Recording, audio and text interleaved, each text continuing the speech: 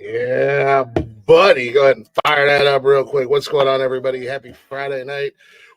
Welcome to Glick's House of Music. What's going on, Shatter's Box? We see you, Benji. How you doing, brother?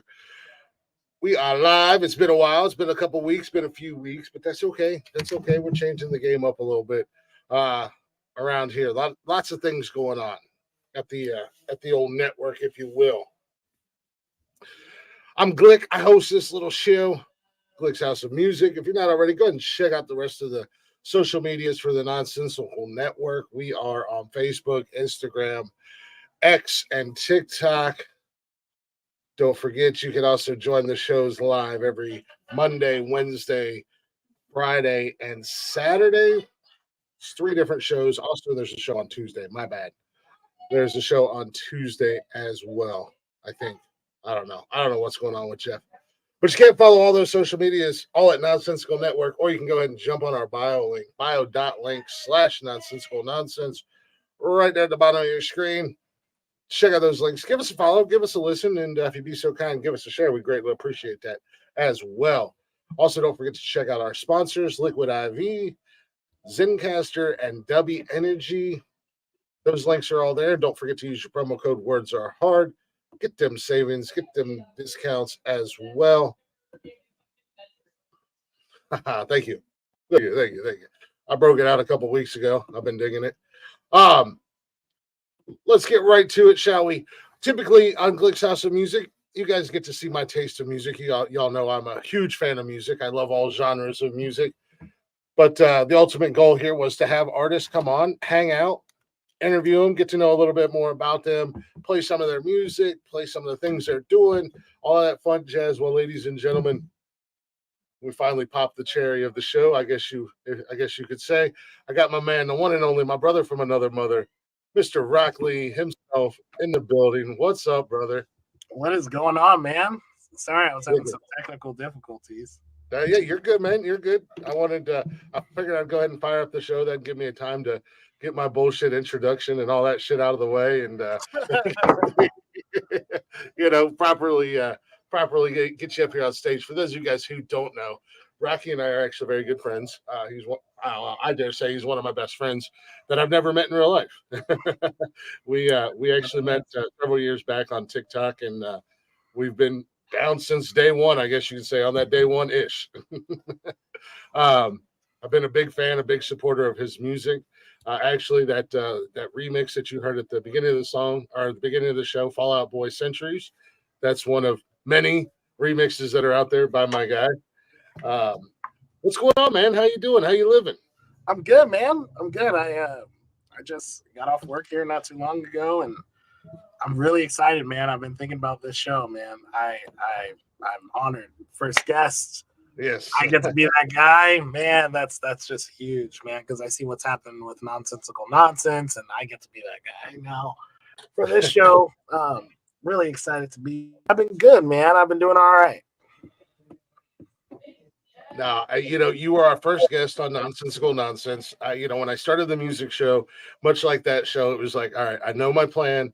I know what I want to do. But first and foremost, I got to get Rocky on here. I want Rocky to be my first guest. A, that's my guy, first and foremost. B, what better way to lock in that interview game and to feel comfortable by having one of your very good friends come in and letting them kind of pick their brain a little bit and chit chat and find out, all the ins and outs, a little behind the scenes of Rocky, because, for those of you who watch the show, you guys have seen Rocky on Nonsensical Nonsense, and lately you've been seeing a lot more of it.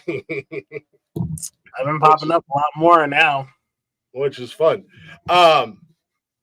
So real quick, right off the bat, go ahead. Feel free to introduce yourself, and I'm going to ask you a couple times while we're hanging out tonight to drop your links and everything like that. And I have some videos that I prepared, and I purposely left your TikTok name right there on the screen, so it's not hard. But go ahead and let people know where they can find you at, where they can follow you at, and all that stuff, if you don't mind. Oh man, no, thank you for the opportunity. What's going on, everybody? Rock Lee here, and as normal, it's always time. It's time, guys. So let's just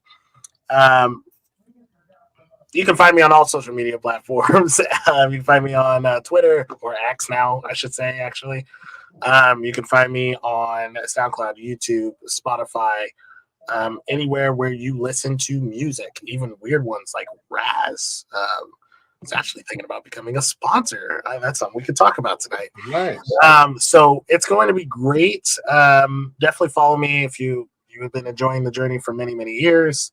I do remixes. I do original music. It's all good. I promise you, you'll find something you might like. Dig through it and let me know your thoughts. Don't be shy. Yeah, remixes of everything. We've played, obviously, you guys, if you watch the shows, if you watch Nonsensical Nonsense, you can't say you've never heard of anything by Rock Lee, because our intro, and wink wink, maybe a couple other shows, on the Monday and Friday nights we'll have intros coming down the road by Rock Lee. That intro for Nonsensical Nonsense he made for us, which we love. We play the hell out of it, obviously, beginning of every show. And we were very grateful, because that was just something Rocky was like, hey, guys, you need an intro, and I got you. Yeah, done deal, man. So you can't say, if you've watched the shows, you can't say you've never heard anything by Rocky. Not to mention that we've also played, we have The Chemist. That's a mainstay on there. That's honestly definitely up there in my top favorites. That's why it's a mainstay. They've heard the Fozzy remix. I think, what a great fucking song. I didn't think anybody could make it better, but here comes Rocky with "Hold My Beer." Watch this. And it's a fan favorite on the show. I mean, we've had people since we debuted it on the show that have asked for it, requested it. They love it. They want to hear it more. So it stays in our library. So if you guys can't say you've never heard any of his stuff, because we play it all the time, and you're going to get to hear a lot more of it tonight. We're also going to get to see different sides of Rocky.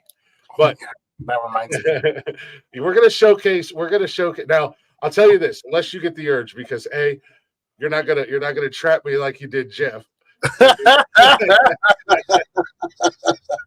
gonna make you sing or anything live tonight unless you get the urge, and that's totally on you.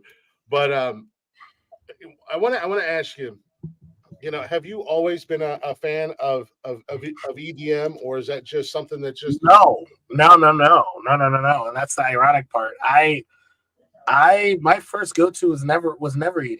It was always I always liked metal, of course, metal, right? Rock elements. I love that stuff.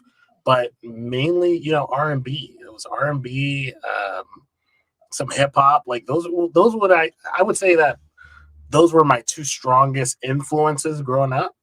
I had those two from my mom and parents and friends. That's the stuff that I would listen to. Those are the songs I know through and through, in and out. EDM came out of nowhere. I was actually making a remix. I've always been into remixing though, except alternative was making a metal covers or rock covers, and I accidentally stumbled upon this remix that was metal, and it was metal, but it had some elements of dubstep. I was like, man, that's really, really cool. Who did this? It was a good friend of mine's. Anyway, that's a long story. I won't get into that. But all I will say is, based off of that interaction with that song, it influenced me to open my mind to more possibilities of different genres. And I started exploring and becoming hungry again for music, man. I dived into all sorts of stuff. I covered at one point, and no, you'll never hear this, Glick, so I don't want to hear it. I won't, will I? Hurts by Johnny Cash. Oh, okay. That's not cool. Now I'm going to be bugging you. Now I want to hear it, bro. I got to hear that. I started getting a bunch of stuff and just kind of playing around and just having fun with it instead of feeling so like locked in a box, and eventually it turned into this perpetual thing where I kept getting asked to do remixes with metal elements that were EDM, something that the kids could dance to, someone could get around. And then I started listening to EDM, and I was like, oh my God, I didn't even know this existed. This is awesome, man. And and that's how this kicked off that journey. I would say I honestly got into EDM probably within the last 10 years. Not like my entire life or anything by any means. So how long have you been making music? Ooh, so I've been making music for a long time, and my uncle used to do it. He used to use this program called Reason 3.0. Shout out to the music people out there and know that. He was making beats. That was what he did. His free time was he would make a beat, sell it. And I used to sit there as a kid and watch him do this. And I was like, man, this is cool. And eventually he let me give it a shot, give it a try. And it was horrible. I did completely terrible. But if you know me, I'm a knucklehead when it comes to being determined and strong for, I pushed through that, Glick. I was as hard-headed as you are sometimes. I was like, man, I got to push through this. And I did. I pushed through it. And so I would say, honestly, I've been doing music probably for more than half of my life. I would say at least 15, 16 years. Okay. So you were already in the game for a little while before you stumbled into the world of EDM. Yeah, and the world of tickety talk. Yeah. I was getting ready to say, Rocky's like, yeah, I've been in the business for like the last 40 years or so, and I'm like 75, bro, because we all know the old saying, black don't crack. You can't even tell, huh? This is all 75 right here. Yeah, look at the kid. He looks great. No. No, I do have to say one thing, as Cable said in at Deadpool 2, dubstep's for pussies. So, yeah. Hey, I've been known to mess around too. I mess around with all of it now. I was never a big fan of EDM myself, and And you are, I mean, in all honesty, you're the one that kind of turned me on to it. Everybody who knows me, they know I'm a big rock guy. They know I'm a country guy. Yeah. What? I think we went to Chipotle at one time. Okay, cool. Sorry. Not only am I a podcast host, but I'm also a dad. Oh, look at that. But what the hell was I saying? Oh yeah, I'm never a big fan of EDM. Everybody who knows me and knows that I'm a big rock guy. I'm a big country guy. I love everything. I'm an old school hip hop head and whatnot. But meeting Rocky and getting introduced to his music, I was instantly a fan. And I've always been a big fan of like the remixes and stuff like that too, especially like mashups when you intertwine two genres and whatnot. And Rocky does a really great job with his remixes and whatnot. Which is something that I enjoy and I like, especially with that rock edge. That's my favorite part. That's my favorite part of it. I like going in and doing I like throwing a random scream like on something, like a random scream, and people, oh my god, like where does that come from? Britney Spears, what? Like, and that's my favorite part. Leggy lady, what's going on, girl? It's good to see you. I didn't see your question. What'd you say? Look, once you hear a mini moose bass there, there's no go. Yep, exactly. She's got it right on the button. I could. And to answer your question, Benji, that is not a Raiden hat. That's headphones on his head in that picture. My guy was looking all dapper. He's got a suit on. He's in the studio. He's got headphones on. I had a meeting that day, actually. That was the day that I signed Netflix. That was the day. Nice.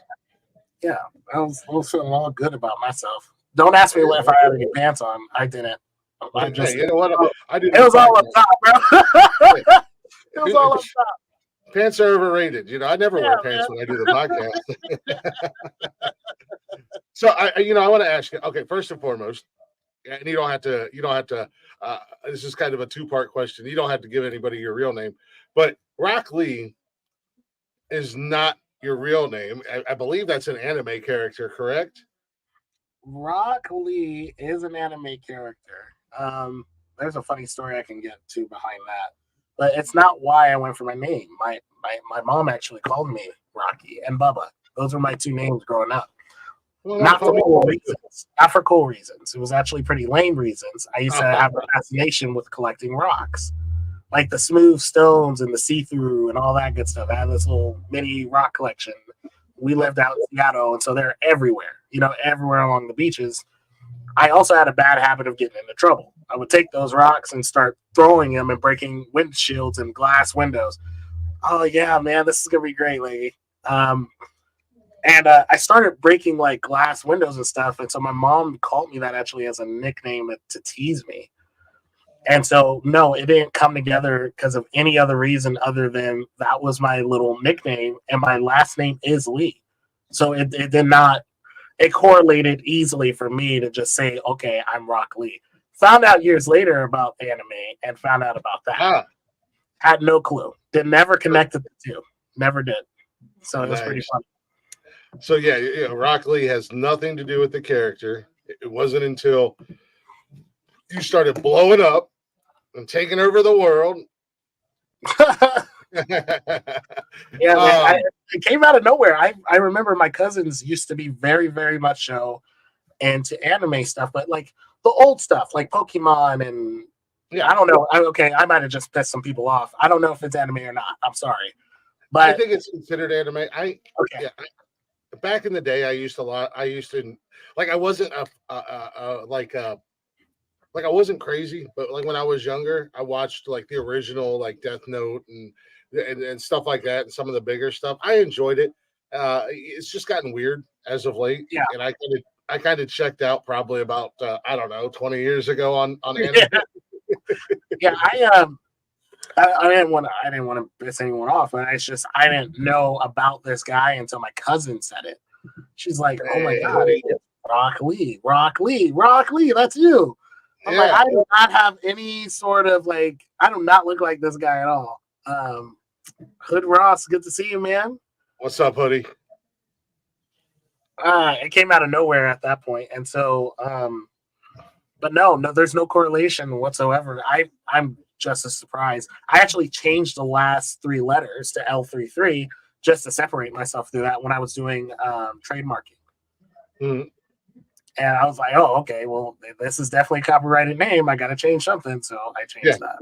Yeah, because let's and I should have done that here myself, but let's be honest.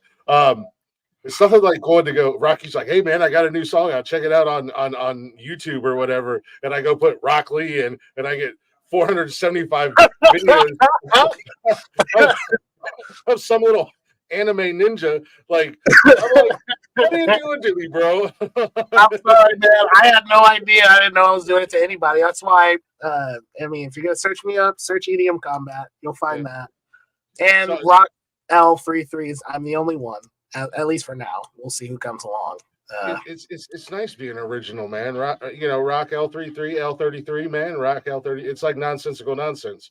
When we tell people, hey, go search it up. Well, I don't know how to find it. Just fucking Google it because we're going to be the only thing that pops up. The only thing that pops up, yeah. Is Rock Lee from Dragon Ball? Hoodie's probably an anime head, bro. Is there? See, I don't know that. I wouldn't know if there's. I wouldn't know if there's Rock Lee in Dragon Ball. That'd be cool. I don't know anything about it. Hoodie, is that your name? Is there a Rock Lee? I'm curious now. Like I said, I checked out years ago on anime. So speaking of names, because when you're coming into the business or you're any kind of entertainment, you obviously want to have a name that, that is catchy. Maybe maybe not so fucking wordy. Nonsensical nonsense. I'm talking to you. Where did that EDM Combat come from? So it actually was inspired. It was actually inspired by a very popular channel, Trap Nation. Trap Nation. What's going on, Mark? By Trap Nation. Thank you, lady. Oh, look at her hopping in. I like how she has a different photo there. That's funny. Trap Nation does hip hop stuff. They do EDM stuff. They do rock stuff, and they have different platforms for this. In my head, my ex told me a long time ago that when she heard my cover of Crush, that it sounded like I was fighting, like I was getting ready to fight.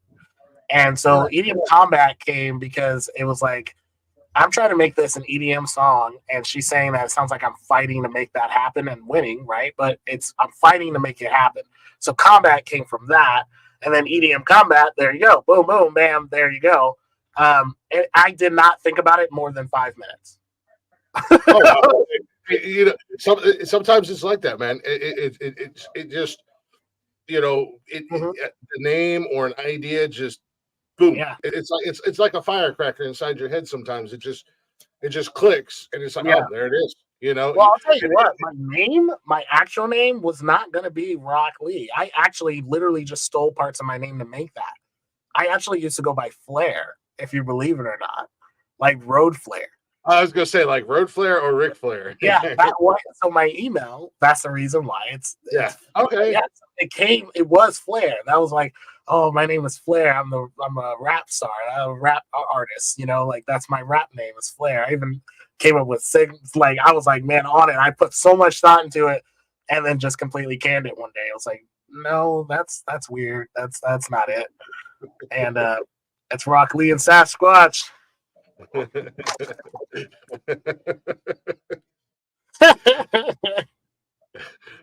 Really Wordy McWordy. How do you say that? Was it Wordy McWordy? Wordy McWordyson. Yeah. See? Well, and it's funny that you brought up Crush. And this is completely unplanned, ladies and gentlemen. That song, Crush. Hey, I love the song. Newsflash, I'm a Paramore fan. Big time fan of Paramore. I never got your feedback on that. Yeah, so that's cool to hear, man. I love them. We've actually played Crush on on the main podcast several times. I love this song, but correct me if I'm wrong. This is you singing in that song, right? Yeah. It took me a hot minute of listening to it before I realized that was you singing. Oh no, not really. I was like, I was listening one night during the show, and I was like, we were on break, and I was like, holy shit. I think that's fucking Rocky singing. Yeah, man. But because you brought it up, and I've got a lot of sound bites and a lot of music here tonight. If you don't mind, I would like to play it for the listeners. Here's Rocky's remix and him singing Paramore's "Crush, Crush, Crush," and we'll be right back here in just a few minutes.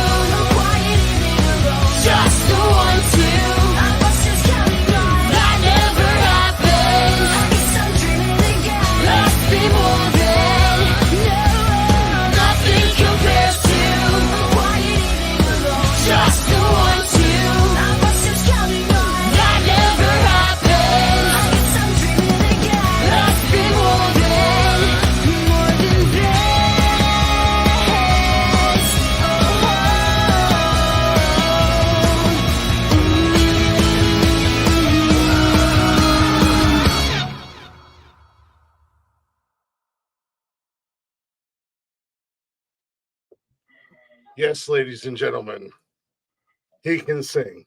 And hang tight because I actually have several different variations coming up later on in the show of Rocky singing. Because Rocky can do a little bit of everything.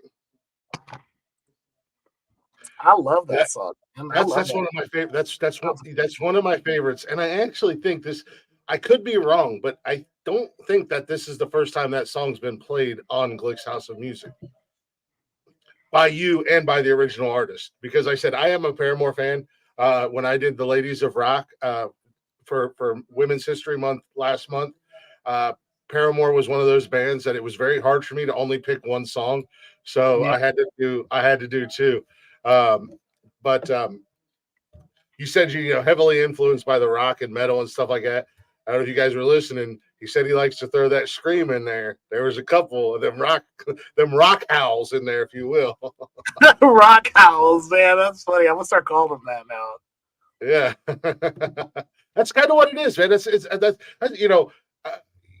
I'm God. I wish I could sing. I can't sing. I've owned a guitar for about I don't know, close to 20 years, and I can pick it up and go ding ding ding ding ding ding ding ding ding. I have no musical talent whatsoever. Make that work, man. Yeah, I have no musical talent whatsoever, but I love music, and I love musicians that explore different avenues and play with different things, and that's one thing you do. But I want to ask you because obviously we're gonna hang out, we're gonna have fun, but I still got to be a little bit boring. I gotta do the interview questions and stuff like that. I'm down for it. Oh, that's so cool. Yeah, how has as far as your career goes, I know that you have kind of a I don't even know how to phrase it.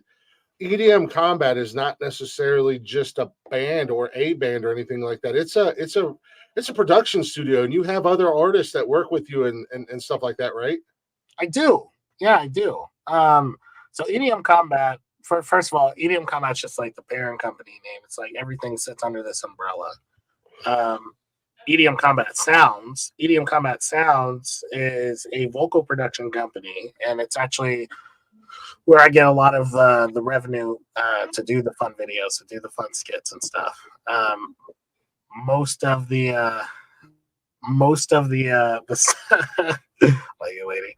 Most of the stuff that I do basically is, we have talented singers, songwriters, musicians, instrumentalists who play and do all sorts of fun stuff, man. And they never really get an opportunity to do too much with what they have, right? And I was fortunate enough to be allowed the opportunity to do stuff like that for people and for companies.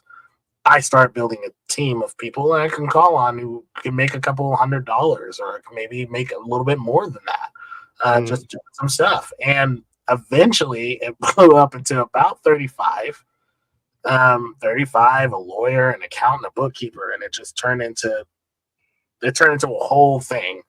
And the more people I brought on, the more bigger companies took us serious and started giving us chances and opportunities. And so it was really cool. It blew up into something bigger than just making the remixes. It actually gives me the time and the revenue to make these remixes. Yeah. It's really cool. So, let's go ahead and stroke your ego here. Yourself or the people that you work with. I love that. I love that you said that, you created this and you wanted to give opportunities out there, because that's kind of my mindset right now with the podcast thing. And eventually Nonsensical Nonsense is just going to be a brand, and supporting others and stuff like that. The opportunities that you mentioned, who have you guys got to, what companies have you got to work with, or other artists or stuff like that, you personally, or the people that are with you? That's great. So a couple of the companies that I have, couple good clients. We have Ghost Hack Sounds. We have Vandalism Sounds. We have 23 Loops. We've done, and those are the mid to small size, and then you have big places like Netflix and Universal, RCA. I don't know. Well, Glick, you will know because you know what our cables are. I know RCA. Your beard says that you know what RCA is. That's but anyway, they're still out and about, man. They're still pushing, and they need stuff too. The bottom line is they would prefer using very multi-talented singers and songwriters. They'd rather use us. They'd rather use us little guys, pay us a good fee for what it is that we're doing, than buy Taylor Swift and pay her over and over and over again to play her inside of a grocery store. Yeah, and so it created an opportunity for me, and I got into it, and it was really nice. And I just wanted to spread that, man, and give other people in my community and all people that I know the opportunity to do something and that they love and make a little bit of money on the side of it too. But one of my vocalists has done some really worldwide tours, millions and millions of streams on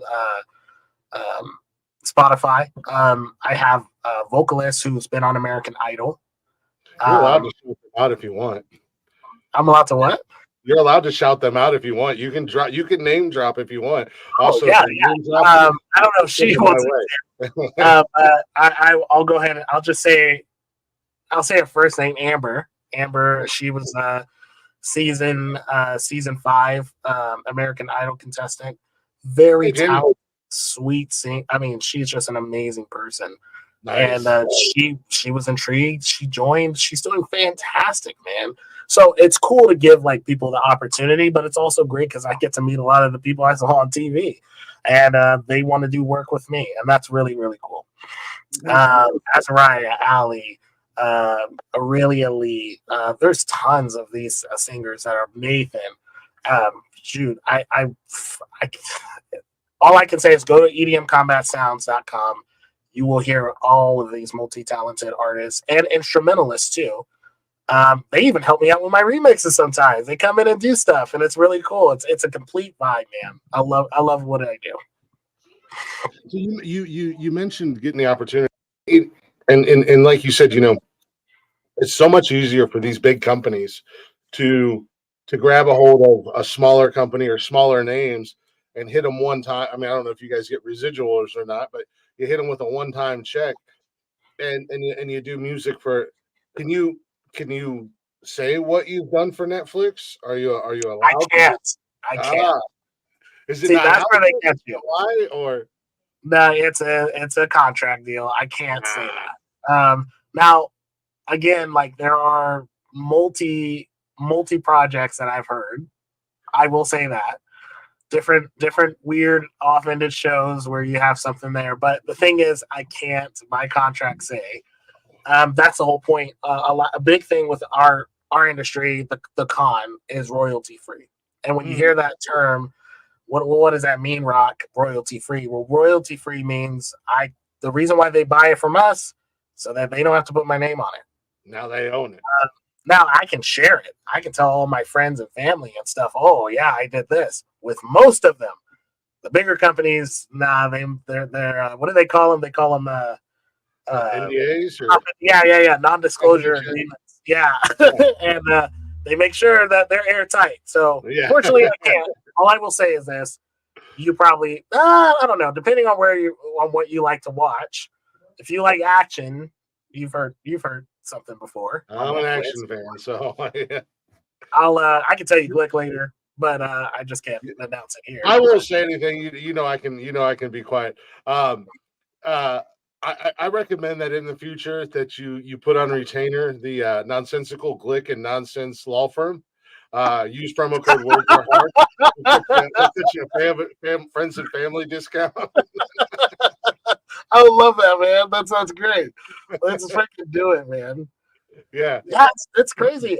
And this process, like 5 years, a little over that, but say 6 years. Okay, 6. It's safe to say 6. 6 years is as long as I've been doing this. Back to when we first met, man, and it's not been that long, and it's turned into this monster, man. This monster thing, and I'm just so grateful, man. I'm humbled and grateful. I really am. And I've loved watching you grow. I've enjoyed watching you blow up. But that leads me to my next question. Oh boy, what happened to your original TikTok page? Because you were killing it, and here I am thinking, and this speaks volumes on things that we've talked about a lot lately about being real, being the real ones, being the supporters, and being there and backing people. And like I said, with Rocky and I, we're on that day one ish. Like we've always got each other's backs, no matter what we're doing. But I never really paid much attention until today. And I know you shut down your original TikTok page, and I know you had thousands of followers on there, and you were blowing up everything you dropped. Almost a million, man. Yeah, and then I see today when it was the first time, and I don't even know why I noticed it. I just happened to see it, and I was like, that's not cool at all. Yeah. Okay, so first and foremost, why did you shut down the first TikTok page? So the first time I shut down I can't talk about this. So I shut down the first TikTok page. I was having issues with TikTok on collecting from what's called the Creators Fund. They do a Creators Fund. The more views you get paid for it. And All about that. I went in and not many people know this, but I was actually assigned by them to do stuff. Right? You come on there, you post a certain amount of videos, blah blah blah, all this stuff. I'll just say that. And I wasn't able to withdraw, so I put everything on pause to figure that what was going on there. I'm pretty sure I can get away with saying that there was a negotiation process over new goals, and that negotiation took a long time. And TikTok's terms and guidelines are, hey, if you close down your TikTok over a course of time, they will reset your account to zero. There is no and ifs or buts about it, and it goes for everyone. I didn't know this. I wasn't aware of it. Bottom line, everything worked out with TikTok. It was great. But once I launched a page again, what do I see? A big fat zero. And that's what they say, ladies and gentlemen, when they say you got to read the fine print. Because it was very much so there printed, and I missed out on it. So now it's the climb back, but I don't mind it. I don't mind the climb back at all. Well, it's one of those things, and I think it's safe to say you enjoy what you do. I love what I do. Yeah. People give me shit, and you made a comment, you made a joke because I'm hosting 20 different shows, or I got a lot of projects in the works, but I love what I do. I love what we're doing here, and I know you love making your music. I'm fortunate that I'm in the circle of when, and I don't know how big your circle is, but when something new comes very out, small. when you drop something new, usually I'm getting it before it hits anything, and I love that. And generally 9 times out of 10, I'm like, I'm gonna wait until he drops it before I do anything with it. But it almost takes the wind out of your sails when something like that happens. It does. I mean, I'm a very positive guy. I'm very man. Jeff, what's going on, man? I'm a very, very positive person. I like thinking half glass. Glass half full. I'm that mindset most of the time. But that was a hit. It was a random hit that came out of nowhere. And here's the thing: all of my hashtags that I've created, it's time for another one hashtag, the EDM Combat hash, they're still millions of views deep. The only difference is, we live in a society where a lot of people look towards those followers. They look towards those counts. And when they see a big fat zero, they're like, who the fuck are you? And why should I care? Exactly. Right? So when you're thinking on the revenue side of things, then it's like, well, that hurt. That hurt a lot. When I'm thinking on the creative side of things, I'm okay with it. I don't mind a fresh start over, and I don't mind working for what it is that I get. But yeah, it definitely took some wind out of the sails for sure. And it's a slow climb back, very slow. TikTok's changed in those 3 months that we went through that process. TikTok is changing. It's changing now, man. It's ever changing every day. Like you said, it's easy to make you feel despondent. And I know back then when you had your original account, man, you was huge, and you was putting content out like, I want to say like it was your job, but in a way it kind of was. At the end of the day, it kind of was your job, but you were putting content out there, boom, boom, boom, boom, boom, boom, and I'm like, hell yeah, because me being a fan, not only a friend and loving to watch you blow up. As a friend, I'm like, hell yeah, look at my guy go. But as a fan, I'm eating it up. I'm like, let's go. I want something new every day. I'm gonna put Rocky in a sweatshop and make him make music.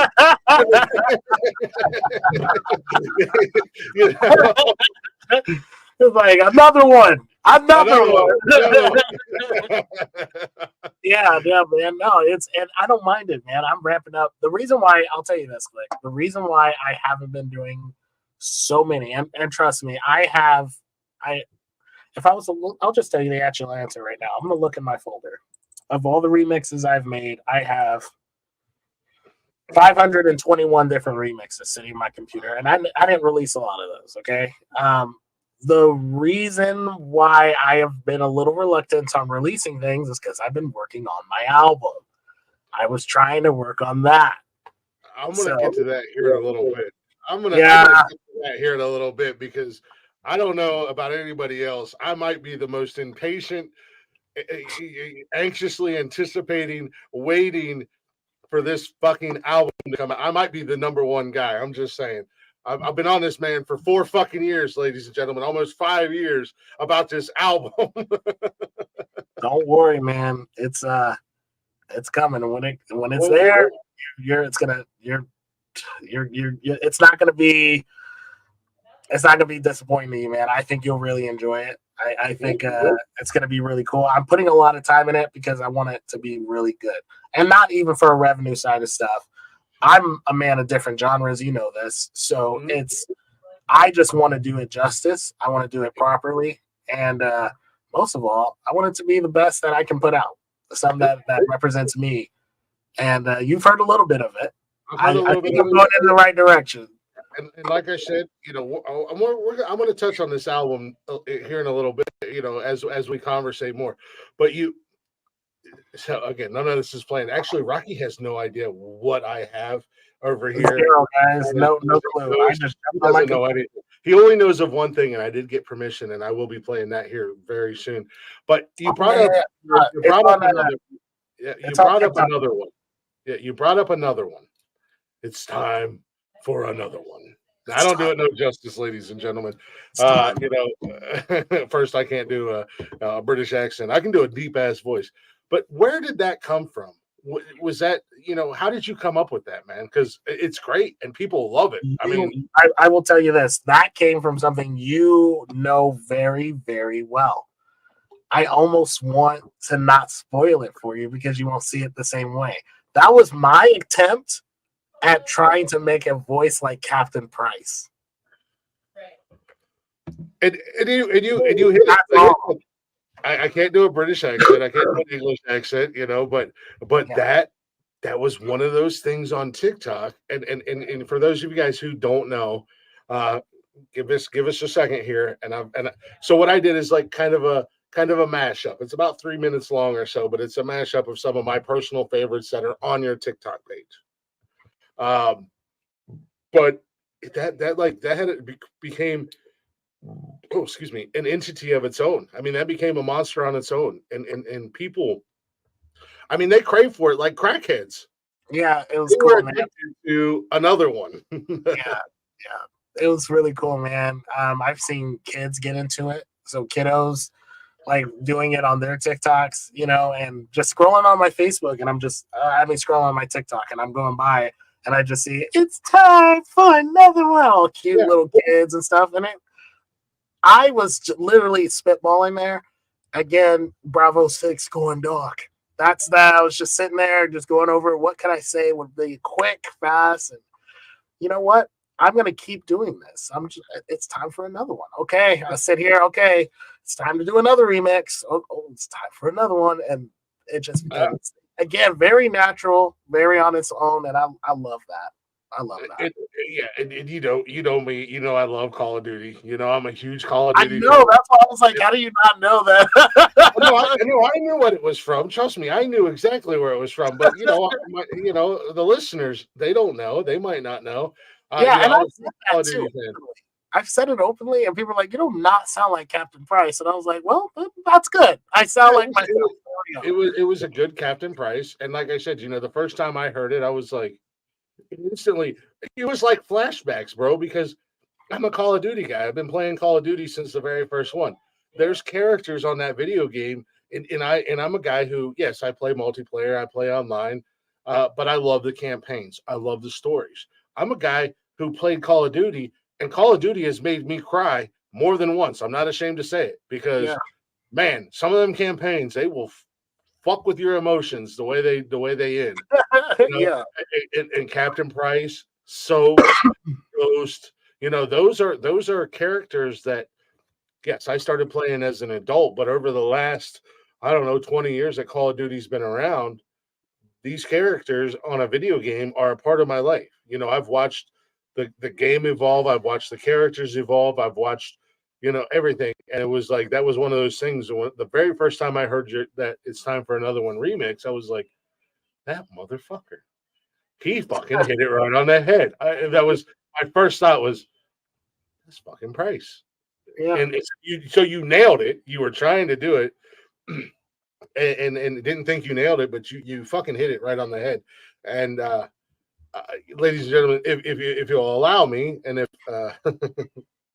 the campaign can mind fuck the hell out of you. Oh hell yeah, yeah. And it wouldn't be a podcast with me if I didn't say this. So I did put this. Okay, so I was screen recording this on my phone because somebody's got his privacy settings all set up weird, so I couldn't download it. So I was like, you know what? I'm just going to do a mashup. Yeah, I'm just going to do a mashup here. And it's like I said, it's about 3.5 minutes long. But these are some of my favorites. It's time for another one. Enjoy. And also, make sure you look at the bottom of your screen there. His TikTok name is there. And if you're not following him, first and foremost, shame on you. Second of all, while this is playing, go jump on your TikTok and give my man a fucking follow. It's time for another one. There's no blood.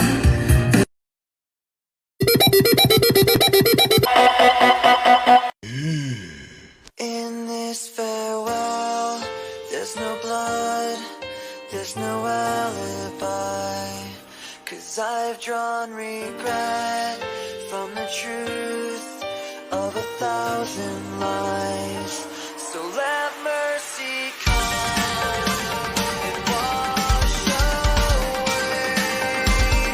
all I've done. I'll face myself, the crowd's not what I see.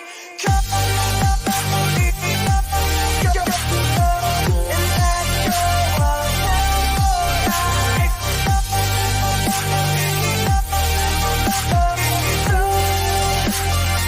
It's time for another one. I get those goosebumps every time. I need. I get those goosebumps every time. Throw that to the side.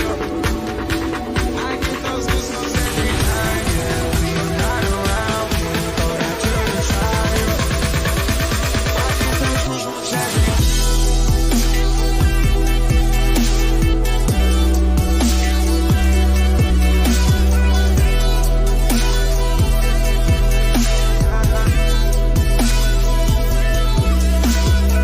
It's time for another one.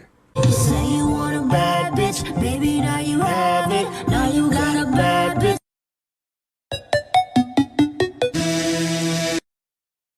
Say you want a bad bitch, baby, now you have it. Now you got a bad bitch, show me you can handle this. Say you want a bad bitch, baby, now you have it. Now you got a bad bitch. Show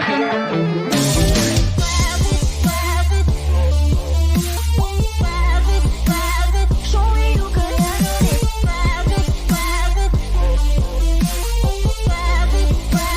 Show me you can handle this. Yeah, yeah, yeah.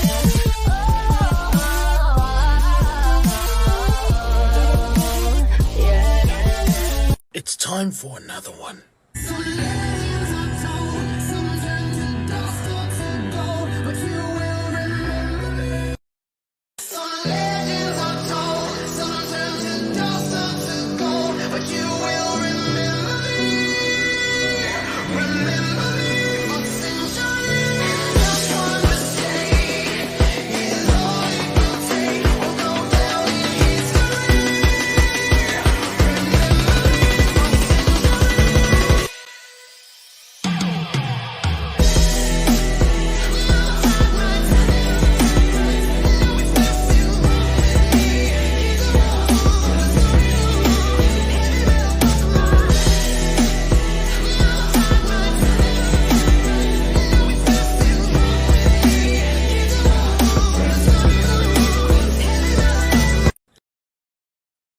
That is one of my favorites for sure. I fucking love Centuries, man. That's one of my favorite ones that you've done. So I gotta ask you, I know you said you had over 500 of them already saved and ready to rock out. How many of them got put onto TikTok? Because I mean, we went up No, to that is 500 unreleased. that's So yeah, the ones 500 I have unreleased. released, yeah, the ones I have released is let's see here. I can look right now. I've released 60. Wow. So I got a good amount in the chamber ready to come out. I've also considered just putting out a ton of them at the same time on YouTube. Absolutely. And just throwing them out there, see if they catch any. There are a few that are on my YouTube that I never made videos for, kind of just like I'm gonna sneak that in there and just see what happens with it. And it worked out pretty well too. So, but yeah, I got 521. So, outside of just being, I want to set something up here real quick. Oh boy. But, as far as TikTok goes, and finding that niche, finding that that thing, how hard was it for you before people started to take notice and started to really pay attention and start just blowing you up and following you like crazy? It was random, man. It was I'll never forget. Obviously, it's the only time I've ever went viral. Well, the first time I went viral was the first time that started all this. I just did a remix of Paramore. Again, like I said, most of the stuff that I was originally doing was like nice stuff that's already out, popular songs, people are TikTok dancing to, all this stuff. And I was like, you know what? Fuck it, man. I'm gonna go for Paramore. Like, I love Paramore. I'm gonna just do it. And I just randomly posted it. It was some weird often. I used to care so much about timing and when I'm gonna post it and how I'm gonna hashtag it. And I used to think all that stuff. And at this, I was just like, I don't care. This is something I like. I'm gonna put it out. And I went to bed and I wake up the next morning and my phone's dead. And I'm like, okay, I have to plug it in the charger. As soon as it comes on, it's just like that TikTok. There's a TikTok out there. It's like, blah, blah, blah, blah, blah, blah, blah, and it's just this. And my phone is going nuts. And I'm like, so I go and I check and I'm like, oh my God, it's at 1 million. It's at 1 million likes. Oh my God, it's at 2 million. Oh my God, it's at 8. And it just did that for like 2 weeks straight. And I don't even know how I did it. If I can be completely honest with you, Glick, I have zero idea how that happened. It was just random. One day, people apparently really, really like that one. It's still one of my highest viewed TikToks. It just came out of nowhere. Yeah. What did you say? Jeff. Okay, so Jeff meant viral. Going viral is an old hand for you now. You're used to it. I'm so shocked. I did a TikTok forever and a day ago, and I put it on Instagram. And it's I got called into HR for saying FYI to a coworker or something like that. Apparently saying "fuck you, idiot" isn't allowed. Some shit like that. And it's getting close to 1 million views. God knows how many people have used the sound to create their own reels on Instagram and stuff like that. You don't plan for it to happen. It just now the difference between that for me and for you, that was a one-off.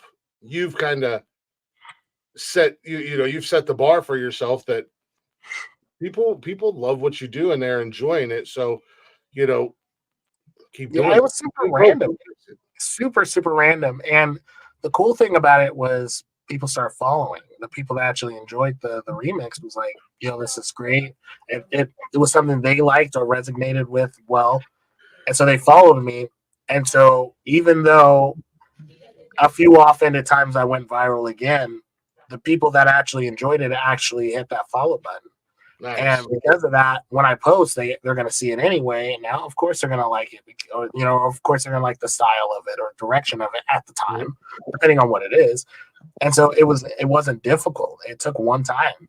That Eminem song is true. 100%. You know, It's not true, man. and that's the thing. I mean, you also take popular songs and you add your twist to it. So I told you I wasn't going to put you on the spot tonight. Oh boy. However, again, things happen. They just instantly happen, and you get a light bulb in your fucking head. I am going to kind of put you on the spot. Okay, what you got, Glick? Can you give us words are hard. Can you give us it's time for another one? Oh yeah, I got you, man. That's not on the spot. That's easy. You guys ready? Are you ready for this, guys? Let's go. It's time for another one. Is that it? It's clean and it's clean. That's going to be awesome. That's awesome. Yeah, I love that, man. I love what I do. And you know what, man? Like, I read this article, not to get off topic, but I read this article that said that you spend 75% of your life working. Mm-hmm. And I'll tell you what, if I can do that doing something I love, I'm very fortunate, man. No, exactly. My oldest daughter, she's a senior in high school this year. God, I'm old. No, the grays are for style, Glick. Yeah. The grays are for style. I'm getting old, brother. But she had her pinning ceremony. She's in the medical program at school, and they did a little pinning ceremony today. Well, not little, but it was a pinning ceremony, and it was just for her class, and they all picked a teacher, and it was their history teacher. And he came up and he did a little speech and stuff like that. But he said something today that I've never heard anybody say before, and it really hit me a certain type of way. He's like, everybody's always you've always been told to follow your passion. He said, what I think, and I think what it should be is from now on, make your passion follow you. Make your passion chase you. Do what you want to do, but if you want to be the best at it or anything like that, and I like that. I like that saying, make your passion follow you. Make your passion chase you, because at the end of the day, as long as you're doing what you love, you're never going to grow tired of it. Even like with the TikTok thing, you got kicked down, you got knocked down, but you didn't let it deter you.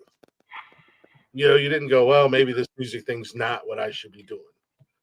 And I admire that for you, and I admire that for you and in you, because you kept going. And that might be a little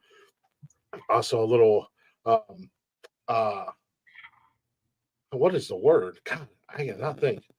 Words are hard. That's translated. Words are hard. As a fan, I'm like, yeah, Rocky, keep fucking going. I'm glad you're going. But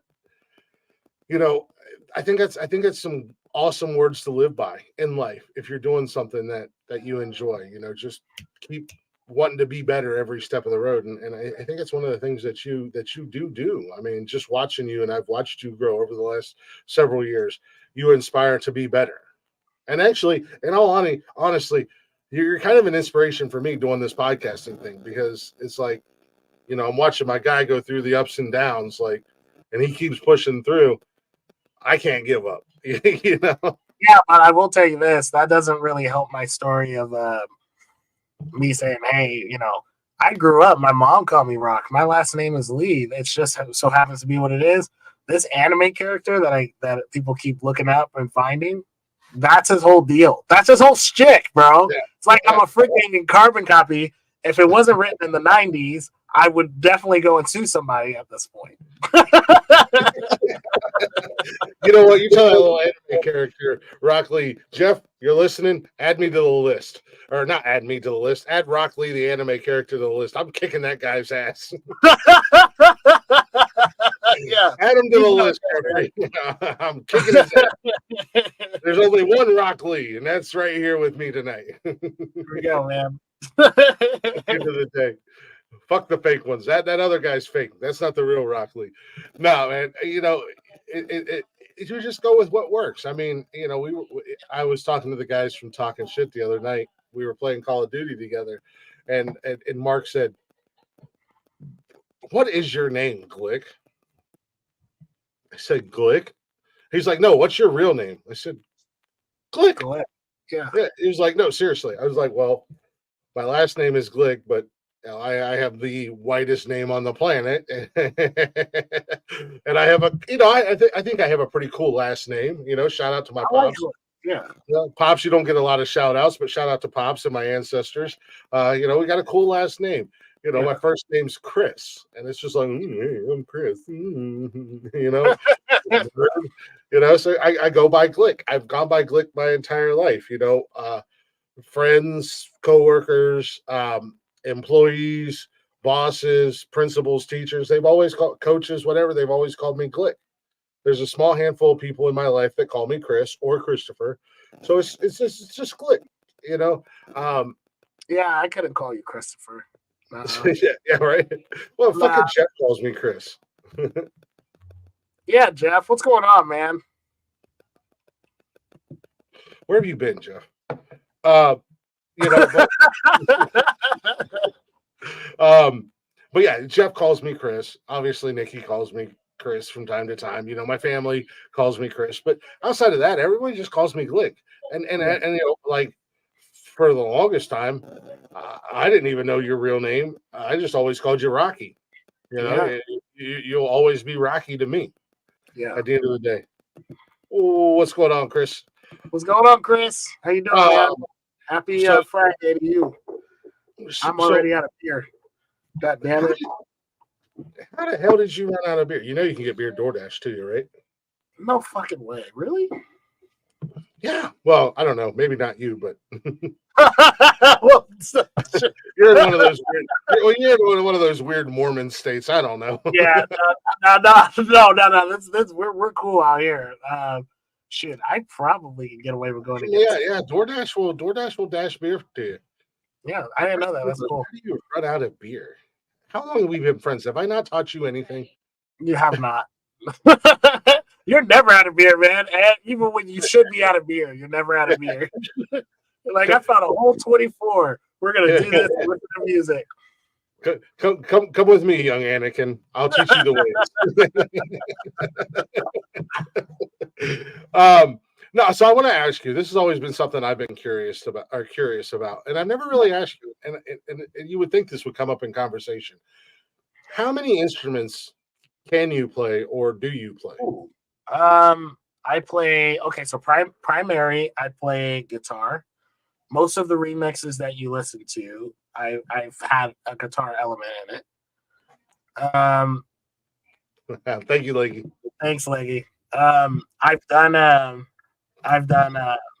guitar on most of the remixes, but guitar, electric guitar specifically, acoustic, nylon. These are all different types of guitar. So I play those.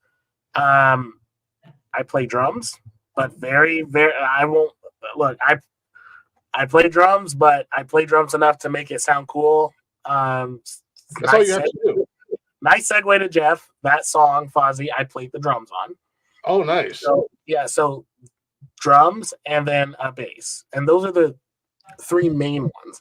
I've dabbled, depending on what the genre was that a client was asking for, and other things. But most of it is those three.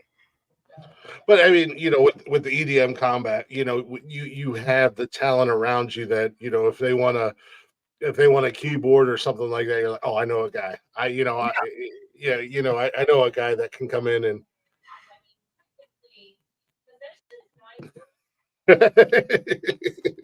She's not gonna let me live that down. No, only my guitar goes ting tingity ting ting tingity ting ting ting ting. Somebody clip that, man. That's awesome, bro. Hey Jeff, congratulations, you're fired. Ladies and gentlemen, please reach out to Nonsensical Nonsense at Nonsensical Nonsense Podcast at gmail.com if you're interested in a co-hosting job on a awesome podcast. We have an opening. And fuck you, Jeff. No. Man, it's so weird me asking you these questions and doing like an interview with you. Not for me, man. I feel like this is a long time coming, man. Like, I'm super stoked about it. I mean, Yeah. I'm really, really fortunate, man. I get to I'm fortunate enough to get to be on both. Like, I got to be on both freaking shows Oh, as the shows. first guest. That is super cool to me. Huh. That way, when Rocky, you're big and famous, and or more famous, I should say, they'll go back to episode 1, and guess who's here? It's your boy Rock. That's who's here. yeah, well, when I have a house band, it'll be Rocky. Yeah, when a guy is throwing rocks at your window in the middle of the night, yeah. I remember when I was more famous than you, King. You're out there holding up a boombox playing a remix of Centuries. Centuries. You remember this, Glick? Playing the nonsensical nonsense intro. I made this for you. Oh, jeez, man. No, yeah, Rocky.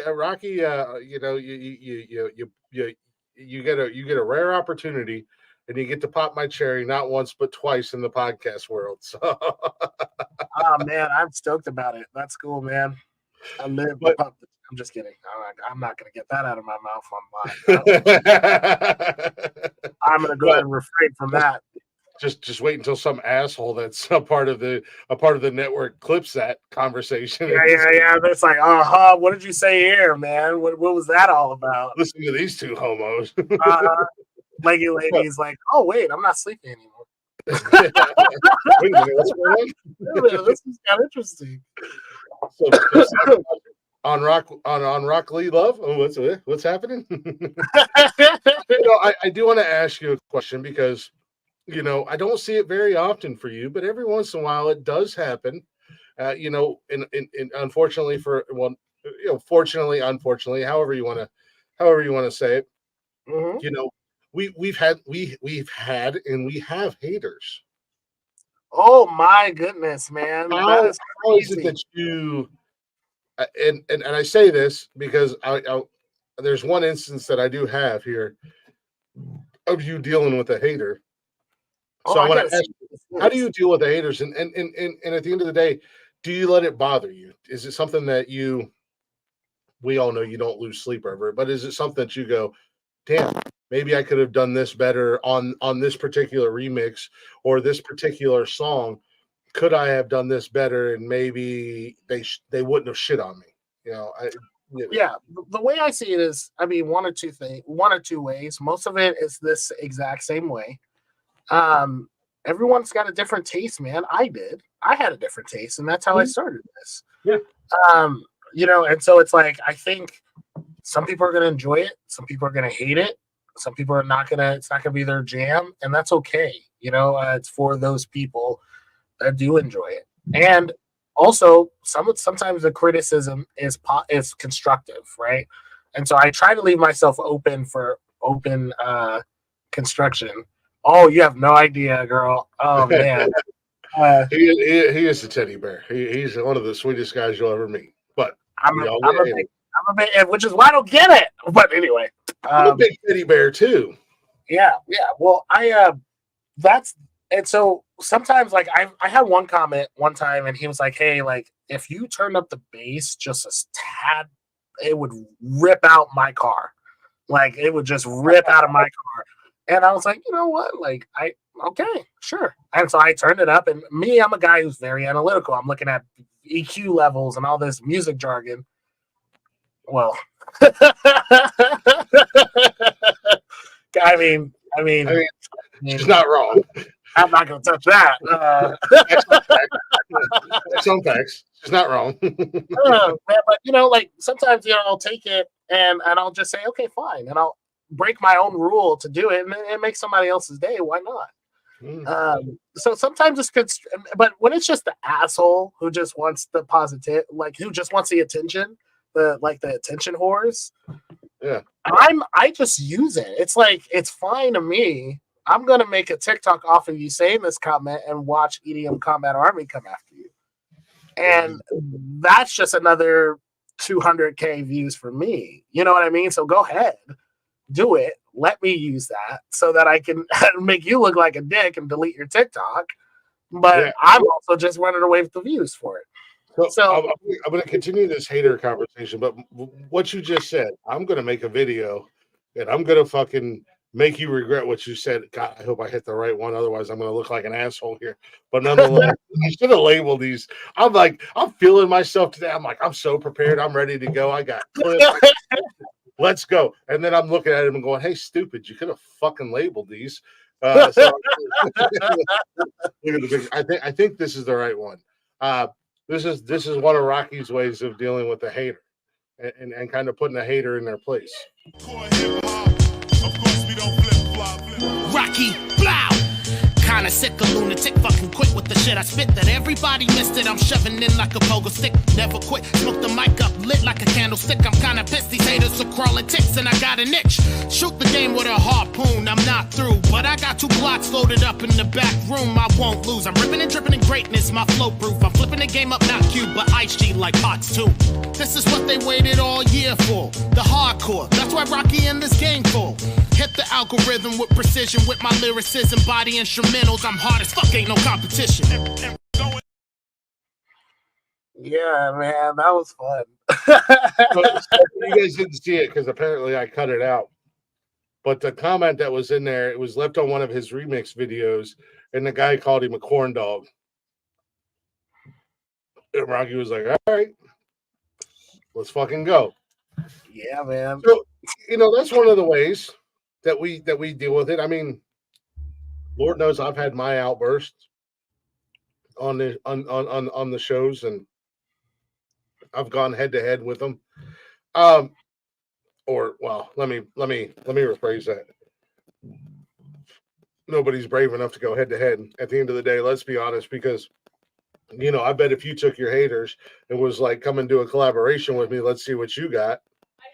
They wouldn't do it. It's the same thing that we do. I mean, in all honesty, that was kind of what the brainchild was behind the Open Door Challenge. Was we never know what we're going to get, and that's kind of exciting because we never know who's going to show up. But B, the door's open. If you don't like us, where are you at? Yeah, come on in. So that leads me to my next question to you. Out of the haters that you have had and the people who have not liked what you do or anything like that, how many of them are musicians themselves? See, here's the thing, though. I wouldn't careful rock rhymes with like oh my god, oh man, I'm gonna get into that later too. I'll be flying to the West Coast. I promise you, Rocky will not get diddled by the diddler. I will make damn sure that happens. You want to see a Sasquatch come unglued? Diddy, I will fuck you up. That's a good way to end up like fucking your boy Biggie. That's my man, bitch. Bring your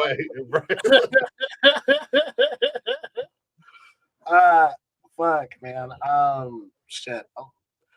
I would say that I've looked at a few. I've looked at a few, but most of the time I don't. I don't go to the profile, but the times I have, I can't tell what it is that they do at all. Most of them are like a blank channel with no comments or no followers or anyone on there. So and they have videos posted, and so it's like, who? I don't even know who you are. Like, I'm not gonna lie, man. I thought in my head, I'm like, man, you know what? Maybe this is an ex somewhere trying to hide under a disguise. I thought maybe this is a bad friend that I had back in the. I don't know. I will say that one time it was a musician. This guy, and it was on my older TikTok, but there was this guy. His name was Papa Doc, like kind of from the Eminem. But it was this white dude, and he was really good at rap, like really, really good. And he was just like, he put a thumbs down. That's all he said was a thumbs down. Thumbs down, like. And I was just like, what? So I go to his profile, and this guy is sick, man. He's really, really good. And so I just did a diss track. I just dropped a quick little diss, like just a diss enough to spark a little something. Yeah, just. And then he didn't even respond back. He just went back, okay, man, you valid. I'll never forget that. He was like, "Okay, man, you're valid," and I was like, "All right, cool, man. Like, all right, cool, we're good then." Yeah, like they want to hate on you just to hate on you, but if you know, like they say, man, if you have haters, then you're doing it right. You're doing something right at the end of the day. That's the thing. Like for us, the people who hate on us couldn't fucking strap up a camera and put a microphone on and do a 5-minute show, let alone 3 hours of content or 6 hours of content. And I like to think our content's entertaining to a certain degree, but it's like, why are you hating on us? Do it. You do it. You know what I mean? Like, it's kind of dangerous too. Yeah. You listening to the podcast? I listen to the podcast most mornings on the way to work. Most times, I'm listening to Jeff say something silly out the side of his mouth, or whatever the case may be. And I have been in the middle, like just munching on a burrito or munching on something, my breakfast on the way there, and I've heard you guys say something so left pocket that I literally, I'm in the car choking. I can't breathe. I'm laughing at this. So it's dangerous too, man. Yeah, it is what it is. In all honesty, people, I've had people come at me and go, "Why is Jeff still on the show? Why is Jeff there?" At the end of the day, I couldn't ask for a better dance partner. Dude, Jeff is awesome. Yeah, we complete each other. Jeff is great in his own way, but yeah, we 100% complete each other. And a lot of times, 9 times out of 10, him and I know what each other's thinking without saying anything, so we can continue this dance together. Yeah, well, that's what I like. It feels like natural listening to the show. Yeah, I have all the haters. It must be water off of this. You have haters too? No way. I can't wait to see your interview on this, because I'm going to be in the comments too, wanting some backup on some of that stuff, because you're really, really nice, Leggy. I hardly see it. I mean, I see you be mean to Glick, but maybe that's Glick. That's the haters. It's just 18 different and new accounts. I'm an asshole. It is what it is. I'm an asshole. That's fine. Like, I am what I am.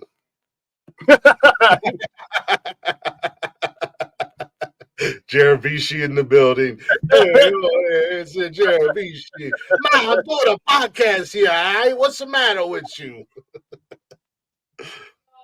Yeah, she has Miss Piggy. Yeah, actually, that's I should. Leggy's not necessarily a musician, but she's in the musical world. I should absolutely do an interview with her.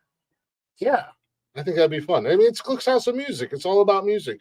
But goddamn, I had so many things I wanted to ask you.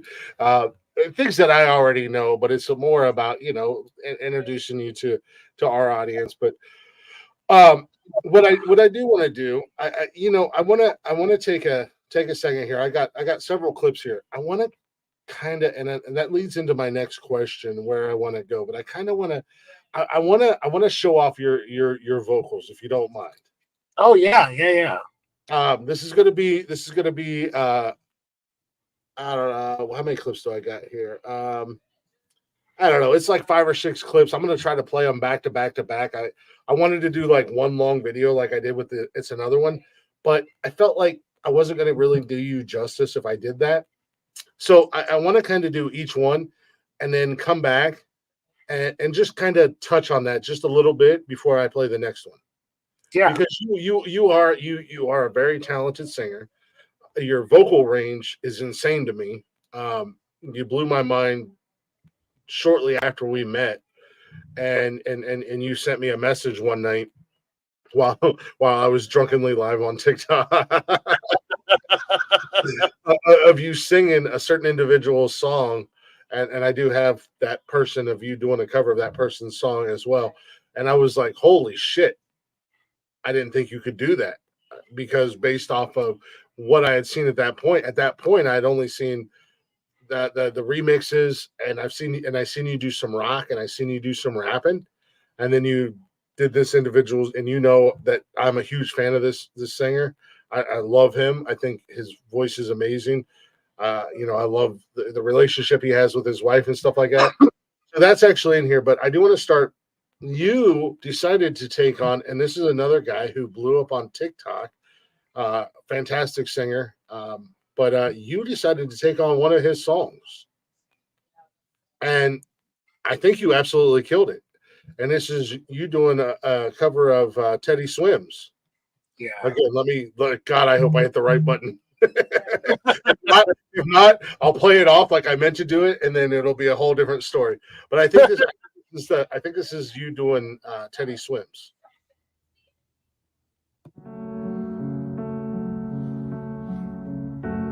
Something's got a hold of me lately. No, I don't know myself anymore. Feels like the walls are all closing in, and the devil's knocking at my door.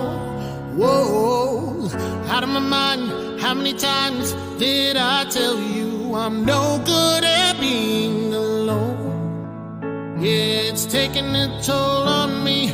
Trying my best to keep from tearing the skin off my bones. Don't you know how lose control when you're not next to me? I'm falling apart right in front of you. Can't you see? I lose control when you're not next to me. Yeah, you breaking my heart, baby. You make a mess of me.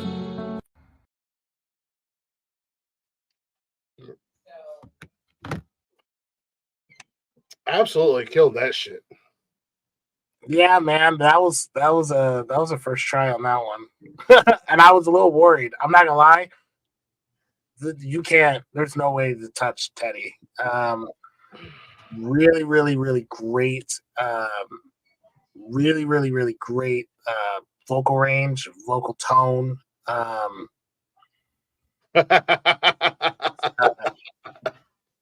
Oh, leggy.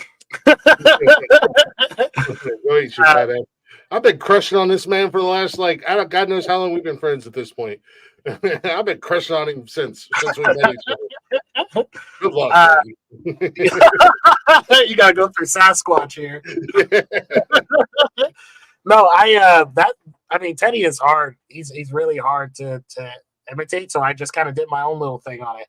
A lot of what you hear in the background on that is live vocals too, man. I tried to make my own choir sound ish. I'm still learning that. But just doing my own background vocals on it to try to make it sound really pleasant and stuff. And I just did the best I could with it. So I that's about it. I think you absolutely hit it out of the park. And, the thing about Teddy Swims, he has a very unique voice. He has a very unique style, and that's one of the other things that I like about you, Rocky. When you do covers, you don't try to mimic or sound like the artist. There's a young man on TikTok who's reached out to me. I'm not, I like what he's doing, but I swear to God, to a T, he sounds just like Jason Aldean, almost to the point. Well, I don't believe it's actually him. I think he's just lip syncing to Jason Aldean. Yeah, but that's what he does. That's his thing. He sounds just like Jason Aldean. With you, Teddy got famous doing covers and stuff like that. But you make them your own. You don't try to copy what's already been done. You want to show your own version, your own range and stuff like that. And that's something that I do admire about you. And one of the reasons why outside of the friendship, I'm truly a fan. Even if we're not fans or friends, I'm still a fan. You know what I mean? Like I'm still a fan, and I enjoy when you do stuff. So I mean, there's a little something. Like I said, I've got more here. And because I didn't label these because I'm a jackass, I wouldn't be surprised just like you guys. I played that one. This was just a real quick. This is only about 30 seconds, but I'll give it a little listen here.